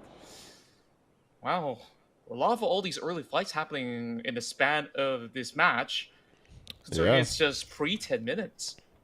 Well, that's game 6. Not much on the line for a lot of these teams, so may as well take some fights. Reluctant Squad will bolster their point tally. 𝐏𝐿𝐿, the thing here about 𝐿𝐷𝐷𝐿 and 𝐏𝐿𝐿 is that they don't know it's 𝐏𝐿𝐿 on that unplayable. At least I don't think they know that it's 𝐏𝐿𝐿 up there. They might have an idea given Forest's previous drop spots and rotations. And they might have seen Forest do this exact thing in a scrim or in another competitive game. But at least to me, they shouldn't know it's 𝐏𝐿𝐿 up there. Yeah. If they did, maybe it changes a few things, but right now it's just an annoying player sitting on top of the unplayable. True enough. You might be absolutely right that perhaps some studies have been done on the rotations of Forest Natural Gaming, which is why they're holding into the spine of this hill. And there's no reason to overcommit at the very same time. You don't really know of the rest of the positioning members of Forest Natural Gaming, so it's going to be a risk to be taken by the rest of the Unicorn members out there. Whereas PMA still sees a little bit of an opportunity out there. Another emergency pickup now being deployed, and this spot of members of Reluctant Squad. So I'm guessing that the possible route that they're going for is the direct drop into El Pozo City, because there's still plenty of all these compounds where they can drop onto the high rooftops to slowly seek out other opportunities to maybe make their way across. But if it does go out of the city, it could be a little bit daunting of a task for Reluctant Squad to play this. But it's safe to say that that's knock. XS popping off. A knock and a flush. Unicorn Cyber now down to 3. Now down to 2, potentially. 6, 7, 8, 9 is not going to get res. There's a member of Unicorn Cyber up high on that hill as PMA go rotating through 𝐏𝐿𝐿. Of course it's 𝐏𝐿𝐿. Secures 6, 7, 8, 9. Forest now know for certain that Unicorn Cyber is in this vicinity, and they are right in the mix of all of these rotating cars. 𝐿𝐷𝐷 has 1. He might be able to get that flush. He's secured it. There's only 2 up for Unicorn Cyber, and they are driving right into the remaining members of Forest. They're just full sending it into the city, hoping to be safe for now. Whereas, what's taking place where that there's a real bad timing for that car to flip over, but thankfully it's reached towards the corners of the stadium. TMP now caught up by the rest of the Q Confirm, but also having a little bit of devastation on their end. Quickly going for a pickup. Q Confirm should be able to wrap this up in no time. That bowl's not going to give much of a cover for members of TMP, but they will make do so long as they can get that reset. Perhaps the trade is still what they could be able to pull up against the rest of the members, especially against the water here. What the hell? What is that? What the hell? I don't see that guy's name, and Q is out of that vehicle. Insane work from 𝐷𝐷𝐿. What? He's shooting at ghosts. He's killing ghosts on our screen right now. I think that was one of the players from these smokes who was just invisible for us, but either way, 𝐷𝐷𝐿 gets it done. 𝐷𝐷𝐿 and now with the, okay, he's got 2 at that rock. That's incredible from him. 𝐷𝐷𝐀 couldn't get that 2v1 off, timed the peaks imperfectly. And that's the result. Well done from 𝐷𝐷𝐿. Allows 𝐸arena a lot more time to work with 𝐷𝐷𝐀. It might be the end for them. They are still fighting back up. Chen, though, in the kill feed. Savior knocked to a different team at that. Down goes TMP. Their run here in the play-in stage ends. Upchen also down, and 𝐷𝐷𝐀 is also over. 𝐸arena up against Reluctant Squad. We've lost 3 teams in the span of less than 30 seconds. That is game 6 for you, ladies and gentlemen. Russell, there's only 10 teams here to play out. Yeah. This round that we've seen so far, even E36 just absolutely crush RTL the moment they arrive into these corners of the mountain. And boy, oh boy. Well, game 6 shenanigans. I expected something like this, but 9 teams, 13 minutes gone. This is a little bit more chaotic than I expected. That, unfortunately, makes it more stressful for Forest, because they still have Unicorn Cyber and PMA in the game. And that's just less teams that are going to be in the lobby to kill Unicorn Cyber, less teams in the lobby to kill PMA. And so this becomes more stressful for Forest, considering how close it is. Yeah. with the 2 members of Unicorn Cyber lurking around the city, it's going to be hard for them to be picked off. This is going to go down to the wire. Yeah, but they're not too far off. Of course, they're kind of a couple of compounds away from Unicorn Cyber, so if the circle actually puts them directly in the center of the city, there are chances that there are the direct competitors to eventually seek out for perhaps some potential pickoffs, but I could only be hopeful for now. While the outskirts, we do see shots now triggered back between members of Stadium as well as SGD. That was immaculate. It does actually connect. Jervis trying his best to steer away from danger as he enters the danger zone. He flips! Oh, that's not the best timing. And that is quickly picked up by 𝐏𝐿𝐴. 𝐏𝐿𝐴's adding more points to the tally. And I'm afraid that Unicorn Cyber can do nothing to even answer back, to even to find any points to race up against. No, then, I mean, you're right. They shouldn't really try to either. They'll see Forest in the kill feed, racking up all these points. Mings might be the next one, but he seems to have skated by danger for the moment. Straight into the, oh, never mind. KM99 with the fadeaway. Of course, he snatches it up. Flushed out as well by Baron. Forest are now up to 3 kills, making that gap even bigger. Unicorn Cyber, I thought they just got dropped on, but I think they have avoided it. PMA's on the far side. They're the ones who used an emergency parachute, I think? No, 𝐿36 were the ones to use an emergency parachute. They've ended up on the roofs. PMA was just kind of close by. Confused for a second. But both teams live. PMA, though, they've now got neighbors. They've now got people sitting inside their walls right now. 𝐿36 are on their roof. Noisy neighbors at that. And Khan's got those beautiful angles. He just sees them dropping by. Barely enough room for them to actually take cover. All they really have to do is prone right now for RS in order to stay alive in this game. Miramar United, they're going to be in a really good spot for now. No complaints whatsoever. And I guess in good tradition, we will always get an urban finish in one of these maps. And this is how we wrap up our final game. Yeah. It also means it's harder for teams to take fights, right? When you're sitting out on the terrain, you can pretty much gun it at whatever fight you see, but inside the city like this, it's harder to justify that. Even though there's nothing on the line for some of these teams, it's still difficult to take these fights convincingly. And so this 9-team game might remain a 9-team game for quite some time. PMA probably not even going to take that fight towards 𝐿36 either. No, I mean, I don't think you can justify it. If you go out now, you just don't survive until the crucial time you need to. So that's Buriram, by the way, on that roof over there. I know their names aren't registering. Is it Buriram or Reluctant Squad? It's Reluctant Squad, sorry. Either way, zone shifts. Forest, dead center, essentially. Nice 2-2 split. It is looking difficult for Unicorn Cyber to come out on top of this one with only 2 members left and Forest in a great spot. I'm not sure it's going to be possible. PMA, similar situation. There's so much... Mortar? No way. Unreal. Pinpoint accurate mortar from 𝐾𝐿𝐴. Reluctant Squad thought they were safe on the roof. 𝐾𝐿𝐴 says hello. That's unreal shooting from him. And it's from the bottom floor. That's ridiculous. Absolutely ridiculous. I kind of wish we get this mortar clips going, but it's definitely hard to spot out. Of course, we cut the slack for our observers. Of course, they've been doing a tremendous job throughout these past 3 days. But man, these urban settings, we get a little taste of everything. And another one. 𝐾𝐿𝐴. He's out for everybody on the roof. How is he so accurate, man? I mean, I guess all you have to do is mark where the building is, and it becomes a lot easier as like this incredible point of view that you have, or POI that you have to aim at. So I guess it's a little bit easier, but still, that is 100% commendable. 𝐿𝐴 making the push. Oh, that's disgusting from 𝐿𝐴. Essentially a double headshot straight to Jervis's dome. X-Stadium continued to put on a good performance here in the final game. Yeah, showing up strong. They took out FW and now another one added to the list. On top of that, 𝐾𝐿𝐴 did manage to confirm Pure Boy at the very same time. I wasn't sure if that was just Pure Boy being left up to dry or he just managed to either connect another crazy shot. But that's been impressive out of Miramar United. maybe we need more urban settings like this to eventually get our mortar. So, well, better luck next time. But the RU, they played this out to perfection. They are the absolute kings over onto this far west.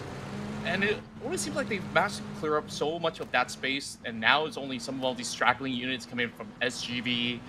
They've been marking onto E through 6. Not much can be done by the Japanese side, unfortunately.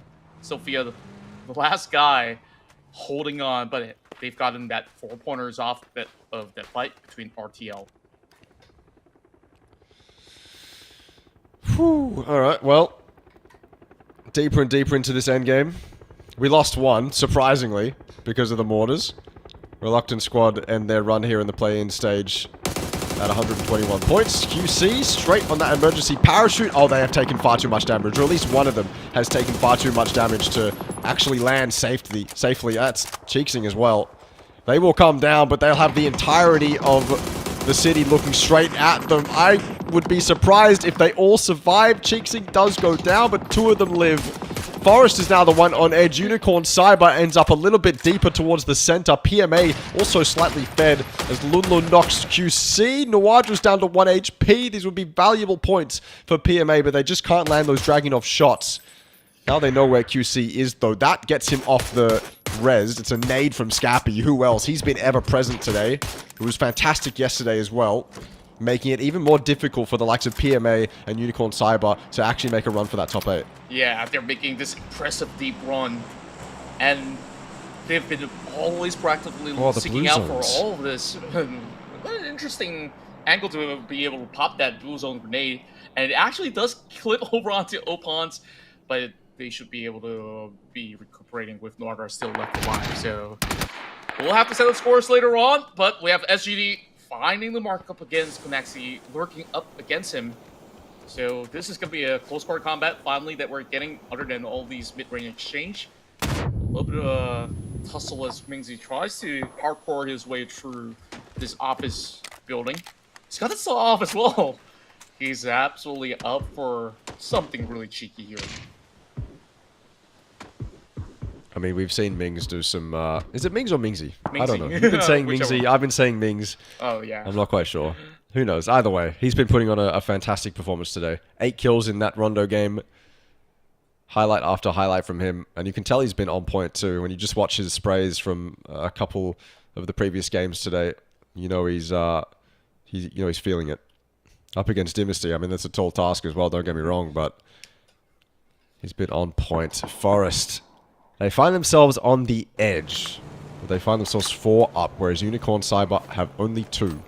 𝐿 𝐶𝐈𝐅 will be looking for third parties, whereas Forest will be looking to defend. Potentially even get aggressive against the teams pushing towards them. X Stadium, the immediate threat. 𝐿 𝐶𝐈𝐅 takes shots. I think Forest have crashed their car in the center of the road behind some form of cover. Can they actually make it to where they're going safely? One of them cops a headshot from this P90. It looks like they've done it, unless Metal D has something to say about it. He does. 1 down from Forest. Olympus, a valuable player.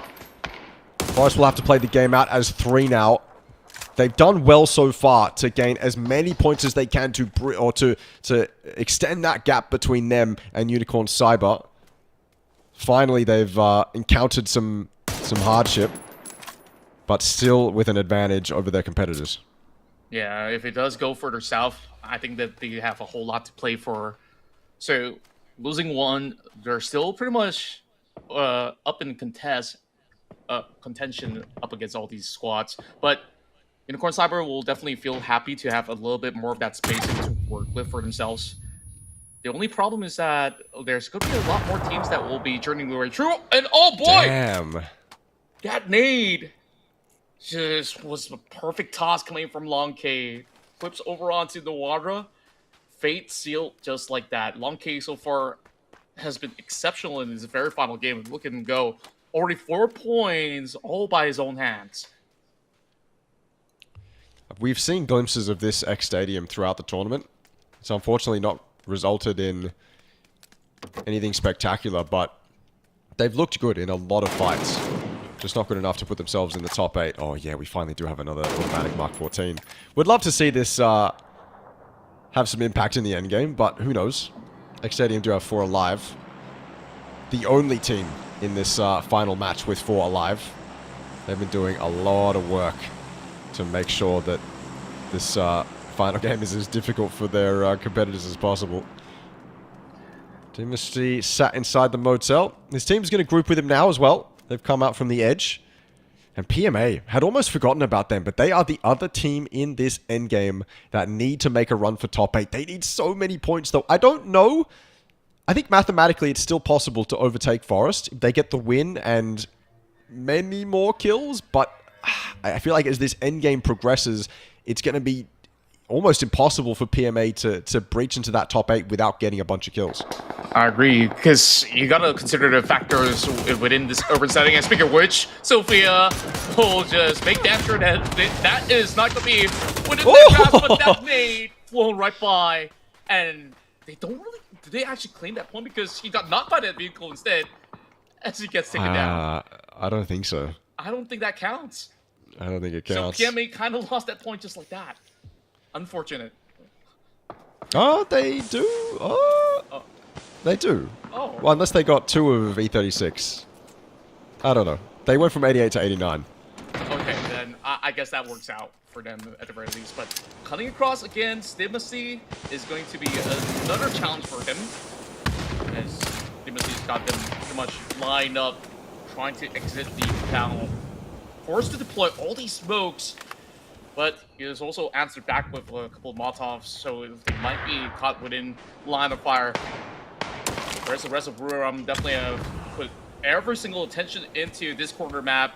Blue Zone now chipping by. I don't think that PMA will have an easy task cutting across, but once they do, they could actually look for those kills. Speaking of which, who that finally finds something in return that she should now knock out on the ground. He's looking to claim this one.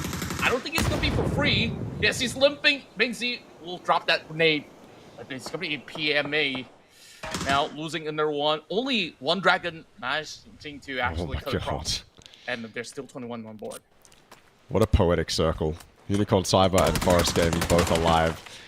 The Malaysian PGC slot on the line. Mings, not the same shotgun highlight as earlier in the night. Taken down immediately. Does put one dragon onto 9 HP. Dynasty through the doorway, also put on notice. PMA fighting tooth and nail to try and survive here. The flash successful. 𝐿𝐷 is here for backup though. PMA need to find another way to leave this motel if they want to fight for that top 8. I don't think it's going to be possible. Buriram have a chokehold on this building. PMA need to find an opener. And they're looking for it on the outside. They're jumping out those windows. Dynasty's here, ready to greet them. No, the flash is decent, but not decent enough. Dynasty put down to 44, and as soon as PMA peeked that wall, 𝐿𝐷's there for the backup. Buriram playing this to perfection. Not... Oh, look at Khan on top of that roof as well. How impossible is this for PMA?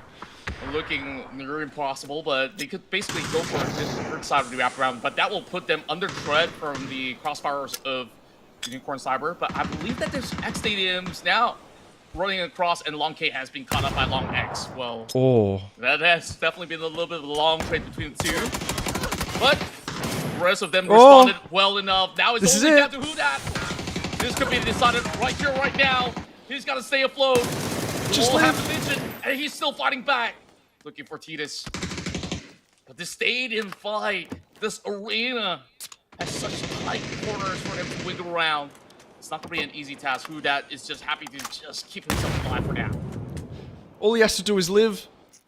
I mean, it's difficult to justify that because Forest are ahead of them, and obviously Unicorn Cyber need points, but you cannot justify going for that fight. If you go out now, it's done. There's no chance you make top 8. So he just has to live. PMA still fighting as well. One dragon, a beautiful grenade through that window. That blue will go for that res and most likely get it. And Dynasty still locked into PMA. He's not happy that they got away from him. He is upset that they avoided his gaze. And he will try and remedy that. You can tell how hard PMA have been fighting as well. The broken vest on 21. That blue zone grenade lands as well. That's a re-knock onto Titus, and that gives PMA the confidence to push inside. But again, with the broken vest, it seems like it doesn't matter. One dragon has XS. Is this seriously where PMA do it? Is this a push that they can actually realistically make? One dragon down to 1 HP. He will get that heal off, but this is such an important 1v1. Flashes exchanged on both sides. One dragon sat inside this bathroom. The Molotov comes in, but it's short. He'll go hide in the stall. XS down and out. One Dragon claims a kill. PMA will not fall, sorry. 21 does fall. One Dragon survives in the bathroom. And we're down to our top 4. What a poetic top 4. An incredible top 4 here. 𝐿𝐿, 𝐶𝐵R, and One Dragon, both solos, both fighting for their spot in the top 8. And it's really down for Natural Gaming as well as BRU to close it all out with this numbers advantage. Who that has been working around. I don't think that PMA knows. That's it. And there you go. One more added to the tally. It is still very viable for 𝐿𝐿, 𝐶𝐵R to make the cut. But that requires him to put himself out there at risk in order to secure some of all these points. I say that, but he's already being exposed to the wrath of BRU, ready to take on the arena here inside the stadium as they swarm right through.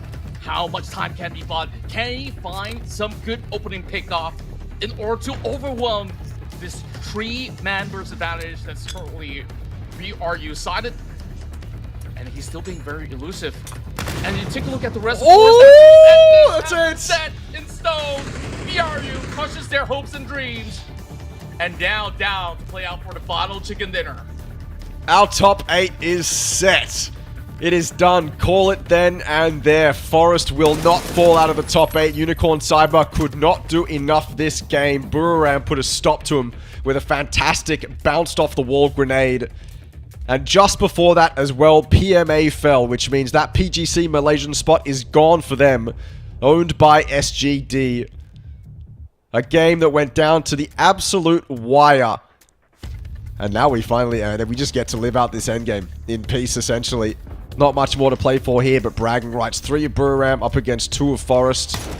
We have a nice split. Dynasty taking fights through that window. Is Baron? Dynasty didn't spot him, I don't think, but certainly heard him.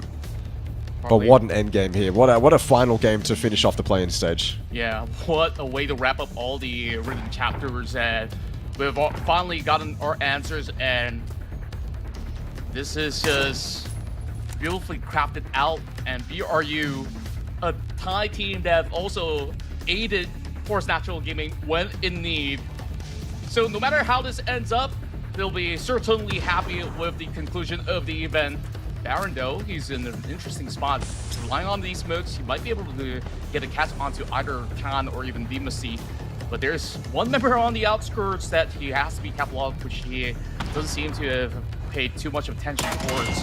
As it closes directly to the center, Baron barely has any focus space to get those covers. And here comes those snakes. 𝐿𝐿 does find Baron. Only one member remaining. 𝐾𝐏99 will do his utmost best. Not now. Tries his best, and this will be it. BRU takes the final chicken dinner home, and we will see all the Thai squads in the finals. Couldn't have asked for a more intense endgame there. Every single team that we wanted to see fight for that top 8 ended up in that that final top 4. What a fantastic way to close out the play-in stage here. I was on the edge of my seat. I'm now sat firmly in it, ready to analyze. But yeah, fantastic stuff from all teams involved. It was so close. It was so hard for both PMA and 𝐿𝐿, 𝐶𝐵R to try and get anything done that game. Losing members early, trying to fight through with only 2 people. It's just so difficult. And Forest obviously played that circle as best they possibly could. They secured themselves in the top 8. I just love the fact that we did manage to get this urban ending to conclude our event in the best possible remaining teams to be able to survive the cut. And it started off with a lot of all these great fights taken by X Stadium, and although despite them not being able to fight for that top 8, they definitely have shown up to be a very strong team, which we hope to see in the future yet again. And this was 𝐿𝐿, 𝐶𝐵R that was caught in the midst of rotation, which also sees them getting a couple points against PMA of all teams. But of course, it was happy signs for Forest Natural Gaming, where all they have to do is to take that corner of the city, and they just hugged it pretty tight till they play out the end game. I mean, we saw so many different fights early on, and they were all very entertaining to spectate.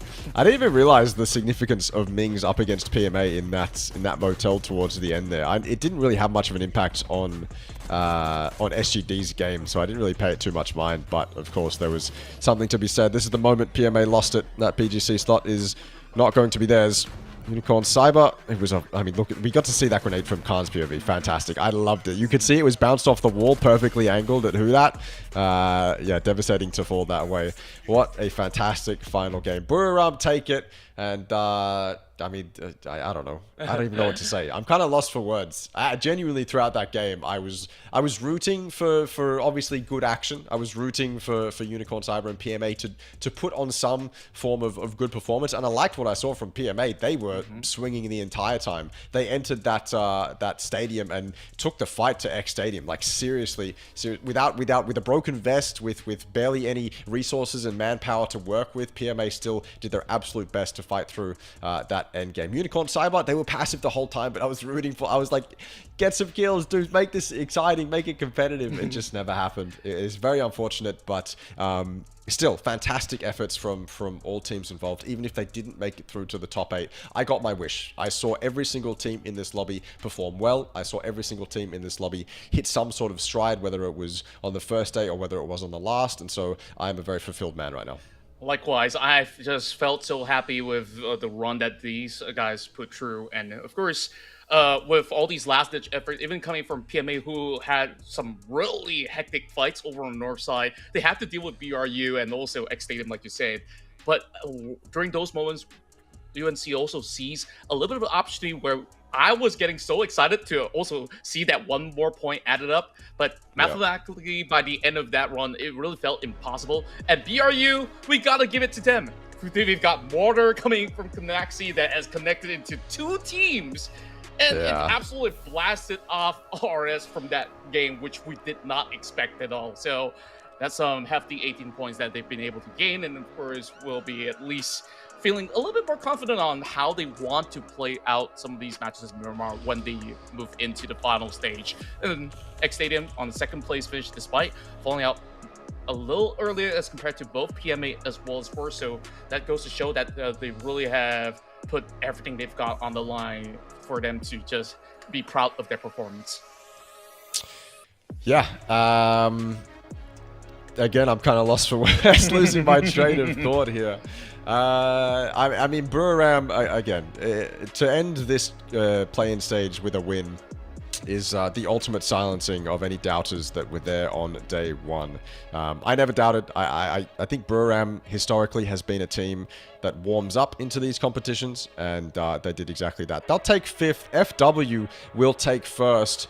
But of course, we are looking towards 7 and 8. Reluctant Squad fell out, I believe, for a moment, but fought their way back. Forest were close, but no chance. They played, obviously, quite well. Secure themselves 8th position. Unicorn Cyber and PMA so close. It looked for a second like maybe Dongchi and DZX would also have a run, but in the end, it came down to Unicorn Cyber and PMA, and it just wasn't good enough. Not consistent enough to make top 8. And by the end of the competition, we have 9 teams on over 100 points. It's almost devastating to see Unicorn Cyber at 107 and not be in that top 8.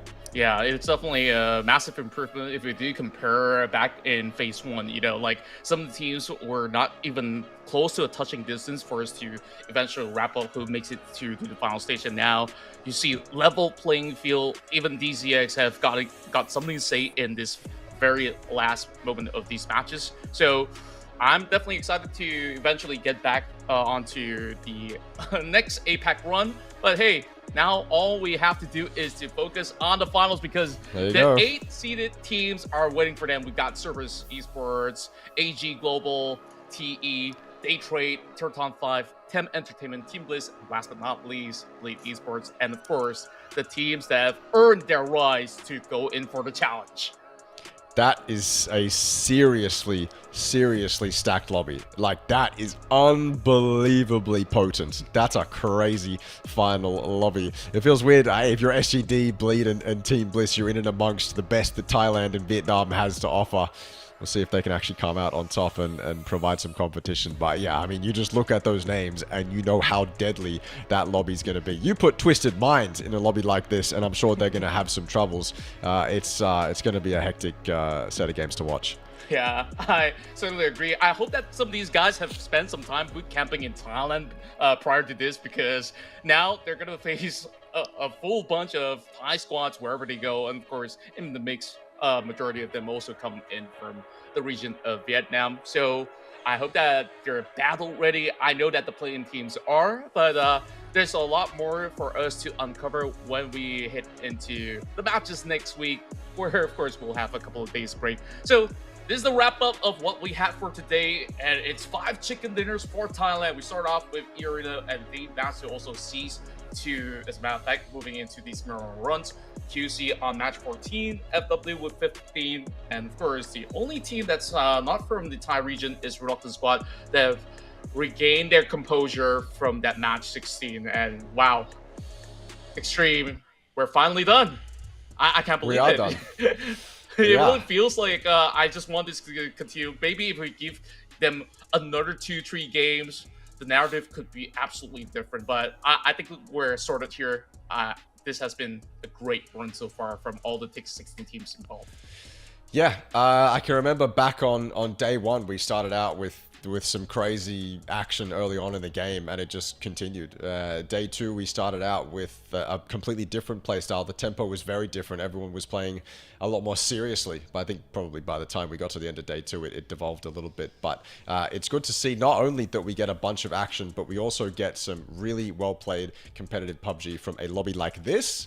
And then, of course, now we move into the final stage where we're just going to get more of the same. If this is the tempo that these lobbies want to play at, then I am all here for it. I'm very excited to get that underway. All these teams now have a bit of a break. If you made some mistakes, which I'm sure a lot of the teams in that top 8 still made plenty of mistakes, now's your time to sort them out. They have all the warm-up as well, going up against the teams that automatically qualified through to the final stage. I wonder whether that's going to have an impact. I'm very excited to see the likes of QC go up against the likes of Theraton 5 and Cerberus. QC being warmed up, Cerberus and Theraton 5 only having played scrims and MM. It's a different environment, so I'm very excited to see it happen. Any final words from yourself, Contra? All I can say here is that I have been very, very entertained. Likewise, I've been utmost entertained throughout the course of the run. I'm really thankful to be casting alongside with you. You've been a great partner, and you guys watching back at home, you guys that has been hanging out throughout the course of these past 3 days. You guys are amazing. I hope you guys will stick around for what happens next week. So, of course, keep yourselves updated by dropping a follow, as well as keep up to speed with all the latest news of what happens here in the PUBG esports realm. Till then, of course, we hope you have a pleasant weekend, and we shall see you on the weekdays.